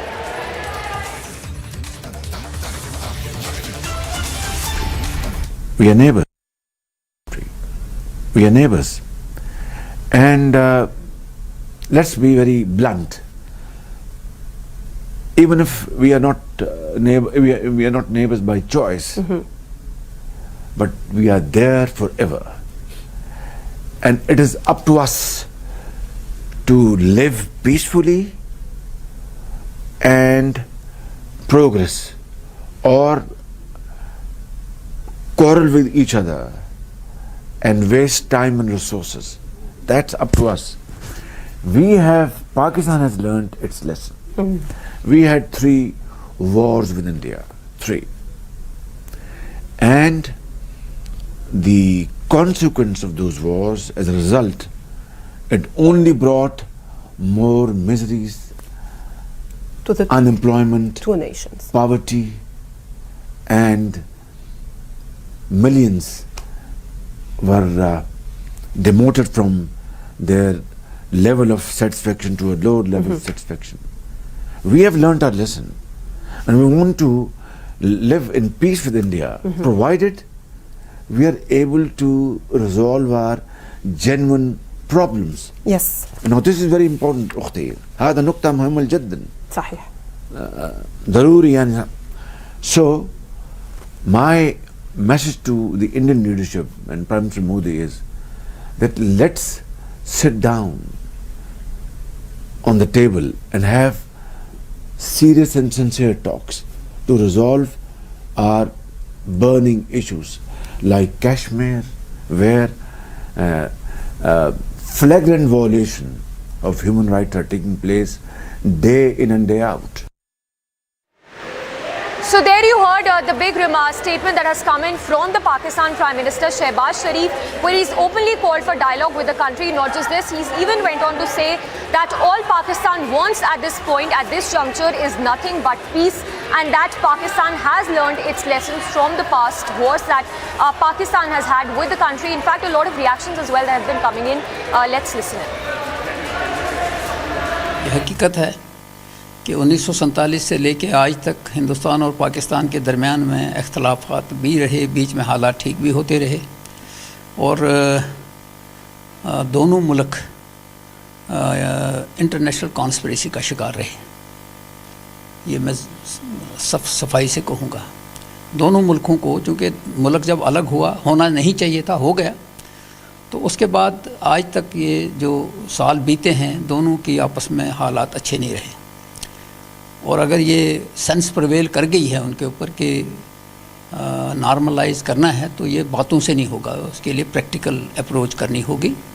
और ये खुशाइंद बात है कि अगर उनको ये समझ आ गई है कि जंग से कोई मसला हल नहीं होता है, और मैं अपील करूँगा कि इस चीज़ को नोटिस किया जाए और इसको बातचीत शुरू की जाए।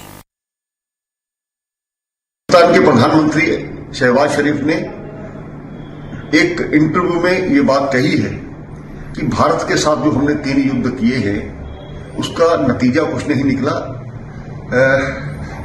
भारत तो पहले से ही ये कहता आया है कि शांति बहाली के लिए काम करना चाहिए, लेकिन पाकिस्तान में जितने हुक्मरान रहे उनके कानों पर जूं तक नहीं रहती थी। आतंकवाद को बढ़ावा देना, भारत के खिलाफ भड़काना, कश्मीर को समस्या बना देना, ये जानते हुए कि यहाँ कुछ नहीं होने वाला है। पाकिस्तान में जो इंटरनल आज हालात हैं उससे सबक सीखने की बारी है, और अंदर ही उनके आग सुलग रही है। चाहे वो बलोचिस्तान हो, कराची हो, सिंध हो, सभी जगह वो अलग होने की मांग कर रहे हैं।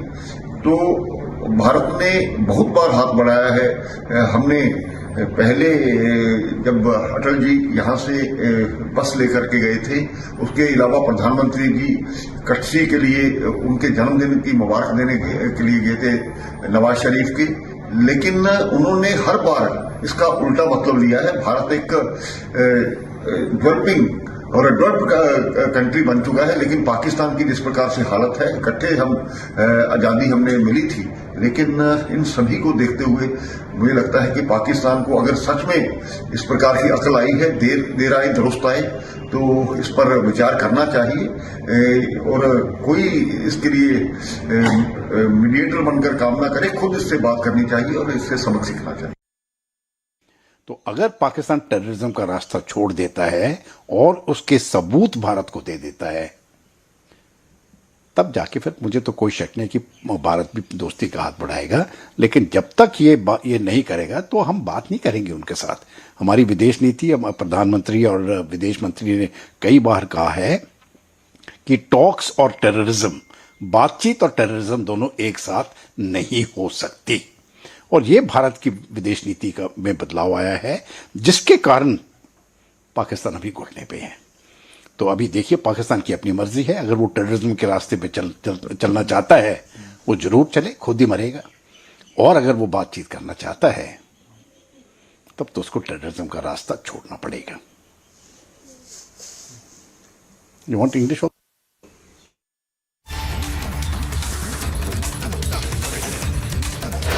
All right, to the other big story that we've been tracking, the United Nations Security Council has listed Pakistan terrorist Abdul Rahman Rakhi as a global terrorist. Now this, even as last year China had put that resolution on hold to list the Pakistan terrorist who is an LET handler as a global terrorist. In fact, just to talk a little more about Abdul Rahman Rakhi, who is now a global terrorist, an LET handler, in June last year, India had slammed China after it blocked the proposal to list the terrorist Abdul Rahman Makki under the Sanctions Committee, also known as the UNSC 1267 Committee. In fact, a lot of reactions coming in from the defense experts after United Nations has listed him as a global terrorist.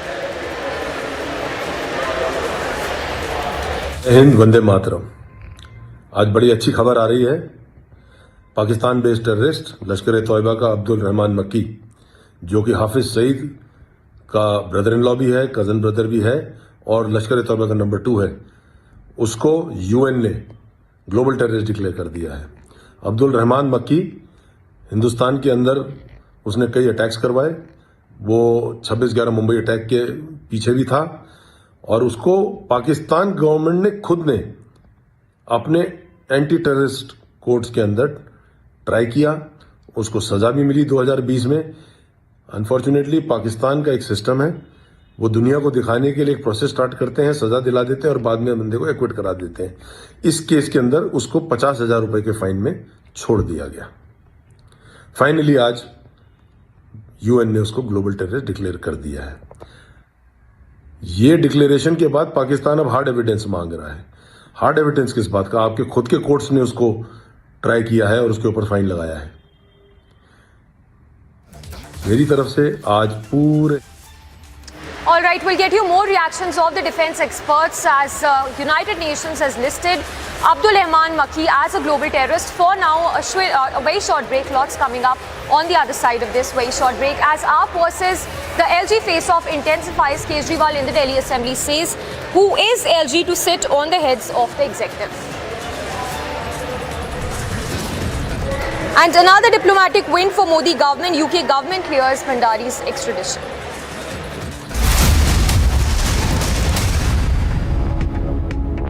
When timeless European design meets cutting-edge technology, it's QO.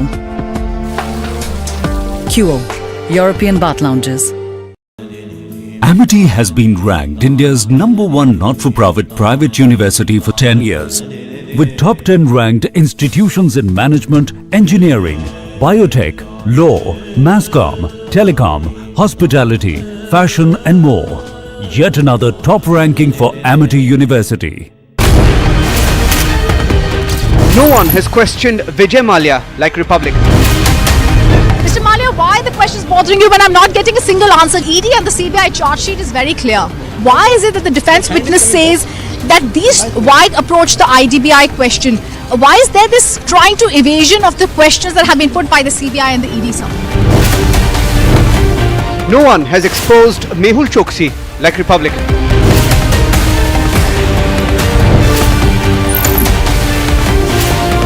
We don't preach journalism. We practice it. Republic is the news. The biggest news. So in your view, what was the role of the media at a time when national security can be jeopardized? So do you think there was a section of the narrative, people, media, whatever, wittingly or unwittingly, for example, vis-a-vis Pakistan normalizing terrorism? I think the real debate with Pakistan is not should you talk to Pakistan or not talk to Pakistan. It is what should you talk to Pakistan about. And there has been clarity in the last 5 years that unless we address the issue of terrorism, cross-border terrorism, talking about anything else doesn't make sense. The biggest newsmakers. How's the faster rollout of 5G made possible? Were you working on deadlines? We have a leadership which believes in performance, which believes in delivery, which believes in making sure that whatever people's aspirations are, those aspirations are met with full vigor, full force, full commitment.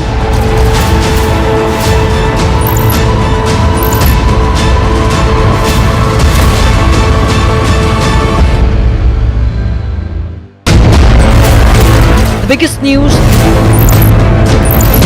The Chinese economy is not as attractive as it used to be. The American economy is hinged on an overextension. No one has questioned Vijay Mallya like Republic. Mr. Mallya, why are the questions bothering you when I'm not getting a single answer? ED and the CBI charge sheet is very clear. Why is it that the defense witness says that these wide approach the IDBI question? Why is there this trying to evasion of the questions that have been put by the CBI and the ED, sir? No one has exposed Mehul Choksi like Republic.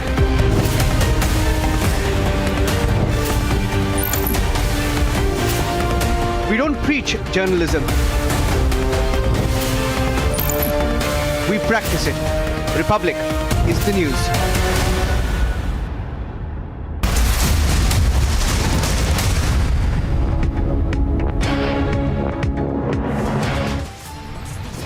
On the second day of the BJP's National Executive Meeting, the party passes a resolution thanking the Prime Minister for the construction of the Ram Mandir. Big scoop from the BJP meeting, Basavaraj Bommai to lead the BJP's campaign in the state of Karnataka.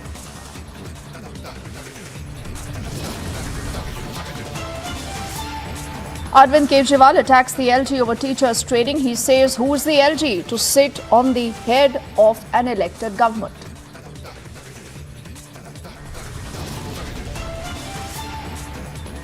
Another diplomatic victory for the Modi government. UK government has now cleared the extradition of the arms dealer Sanjay Bhandari.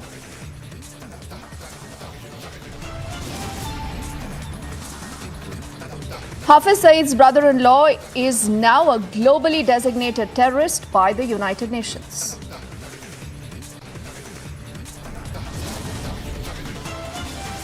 And the Pakistani Prime Minister making a big admission. He says, and I quote, learnt a lesson after 3 wars with India.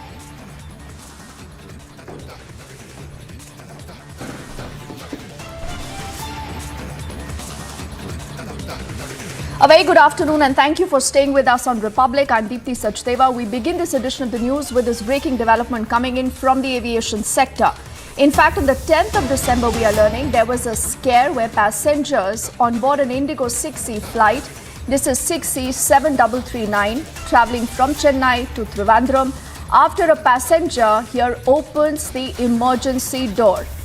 Now, we are learning that the DGC already has ordered a probe into the matter. We'll also have Harsha, who has more details, joining us on the broadcast to tell you more of what really happened. A scary incident there after a passenger tries to open the emergency door. Like I said, the Director General of Civil Aviation already has announced a probe in the entire matter.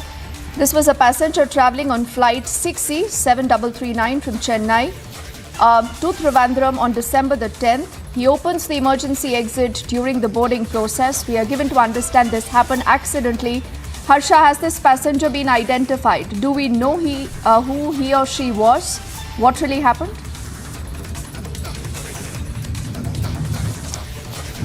Dipti, we are learning that the details of the passenger has already been shared by the airlines with the DGCA, and the complaint was also lodged. Complaint was lodged, Dipti, not only with the DGCA but with the airport, authorities and with the CISF as well. As soon as this entire incident happened, the details of the passenger was shared, and this was when the flight was going on 10th of December from Chennai to Tiruchirappalli in the morning hours when this incident happened. When we take an airline, there are certain SOPs that has to be followed.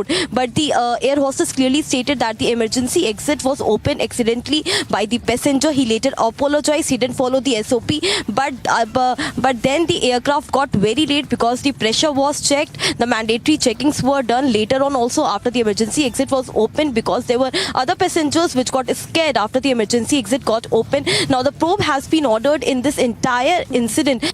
The DGCA and the airlines is also looking into it. We have got to know that the airlines is taking action against passenger.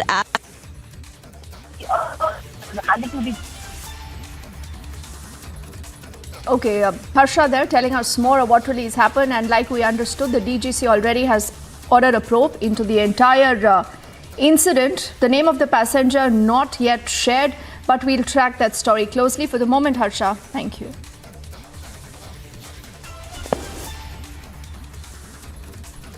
And let's shift our focus to another big controversy developing in the state of Bengal, where Mamata Banerjee blames the centre now for the Joshimath subsidence. Now, she's not only raising the entire issue, but she also says that dictation is going to happen in Bengal, and at least she says 20,000 people will die. She says that centre will be responsible for those deaths. This is coming in the backdrop of the upcoming Panchayat elections and allegations of TMC's sand mafia links.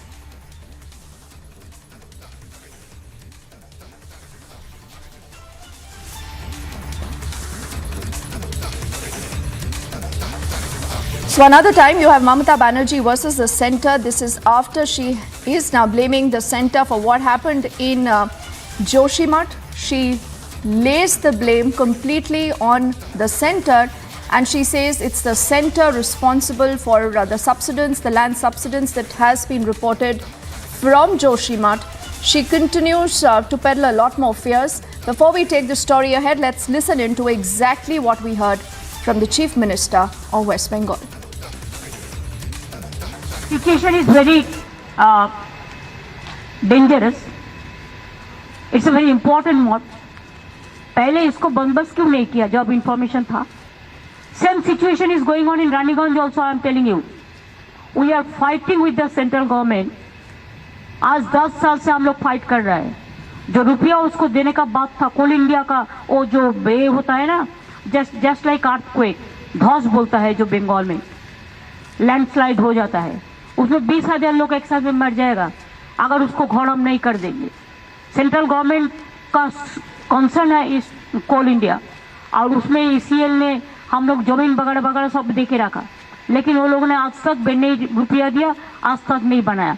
हम लोग कुछ रुपया जो हमारे पास थे हम थोड़ा से बनाया, लेकिन उसमें नहीं करने से कोल इंडिया का रानीगंज में same problem will be there. 30,000 people will be affected. Joshimath also, I think the people are not responsible. It is the duty of the government to take care of the people if there is any disaster. So that is what you heard from the Chief Minister of West Bengal. Let's also get in our colleague Kishle, who's joining us from our sister channel Republic Bangla's newsroom, and he's broken the story. Kishle, why don't you first up tell us what really has Mamata Banerjee specifically said? She's spoken about Joshimath. She also is talking about what's happening in Bengal, and she's saying that it is because of the centre that 20,000 people will die. Kishle. Well, exactly, Dipti, this is what she has said. She has completely blamed the centre that the Raniganj coalfield, which is one of the biggest coalfield in India as well as in Asia, she's saying that this particular coalfield is in utter danger. It can subside anytime, and she has been speaking to the centre, fighting with the centre for 10 years. She is saying, yet the centre has not done anything and has not provided any assistance in this case. She is saying that the whole area can subside, the whole coal mine of Raniganj can subside like Joshimath. What happened in Joshimath was the whole area is subsiding and the houses are developing cracks. She's saying the whole thing can happen in Raniganj as well, because the whole area is sitting on a land which is very delicate and which is not at all firm and strong. That whole area can subside and 20,000 people can die anytime when it happens. And she's saying that the centre is the reason. The central government is not providing any assistance to the state in this issue. And also she's blaming the Coal India that the proper way of coal mining is not being followed, is what she has suggested. So the opposition is asking that why she's saying all this after the Joshimath incident. Also in Raniganj there are several allegations of coal theft and smuggling. So that is also one of the issues that can cause the whole land to subside because it happens in an unscientific way. So all these questions are coming up. Dipti. Okay, you know, Kishle, another important question is the timing of this entire issue that Mamata Banerjee has raised this issue on. Coming very close to the Panchayat elections, is she deliberately want to, stoke fear right now and say that, this is happening and you have to blame the centre for this? And why is she totally silent on the entire, allegations of the sand mafia? A lot of that money actually goes to the TMC, and that again is an open secret, Kishle.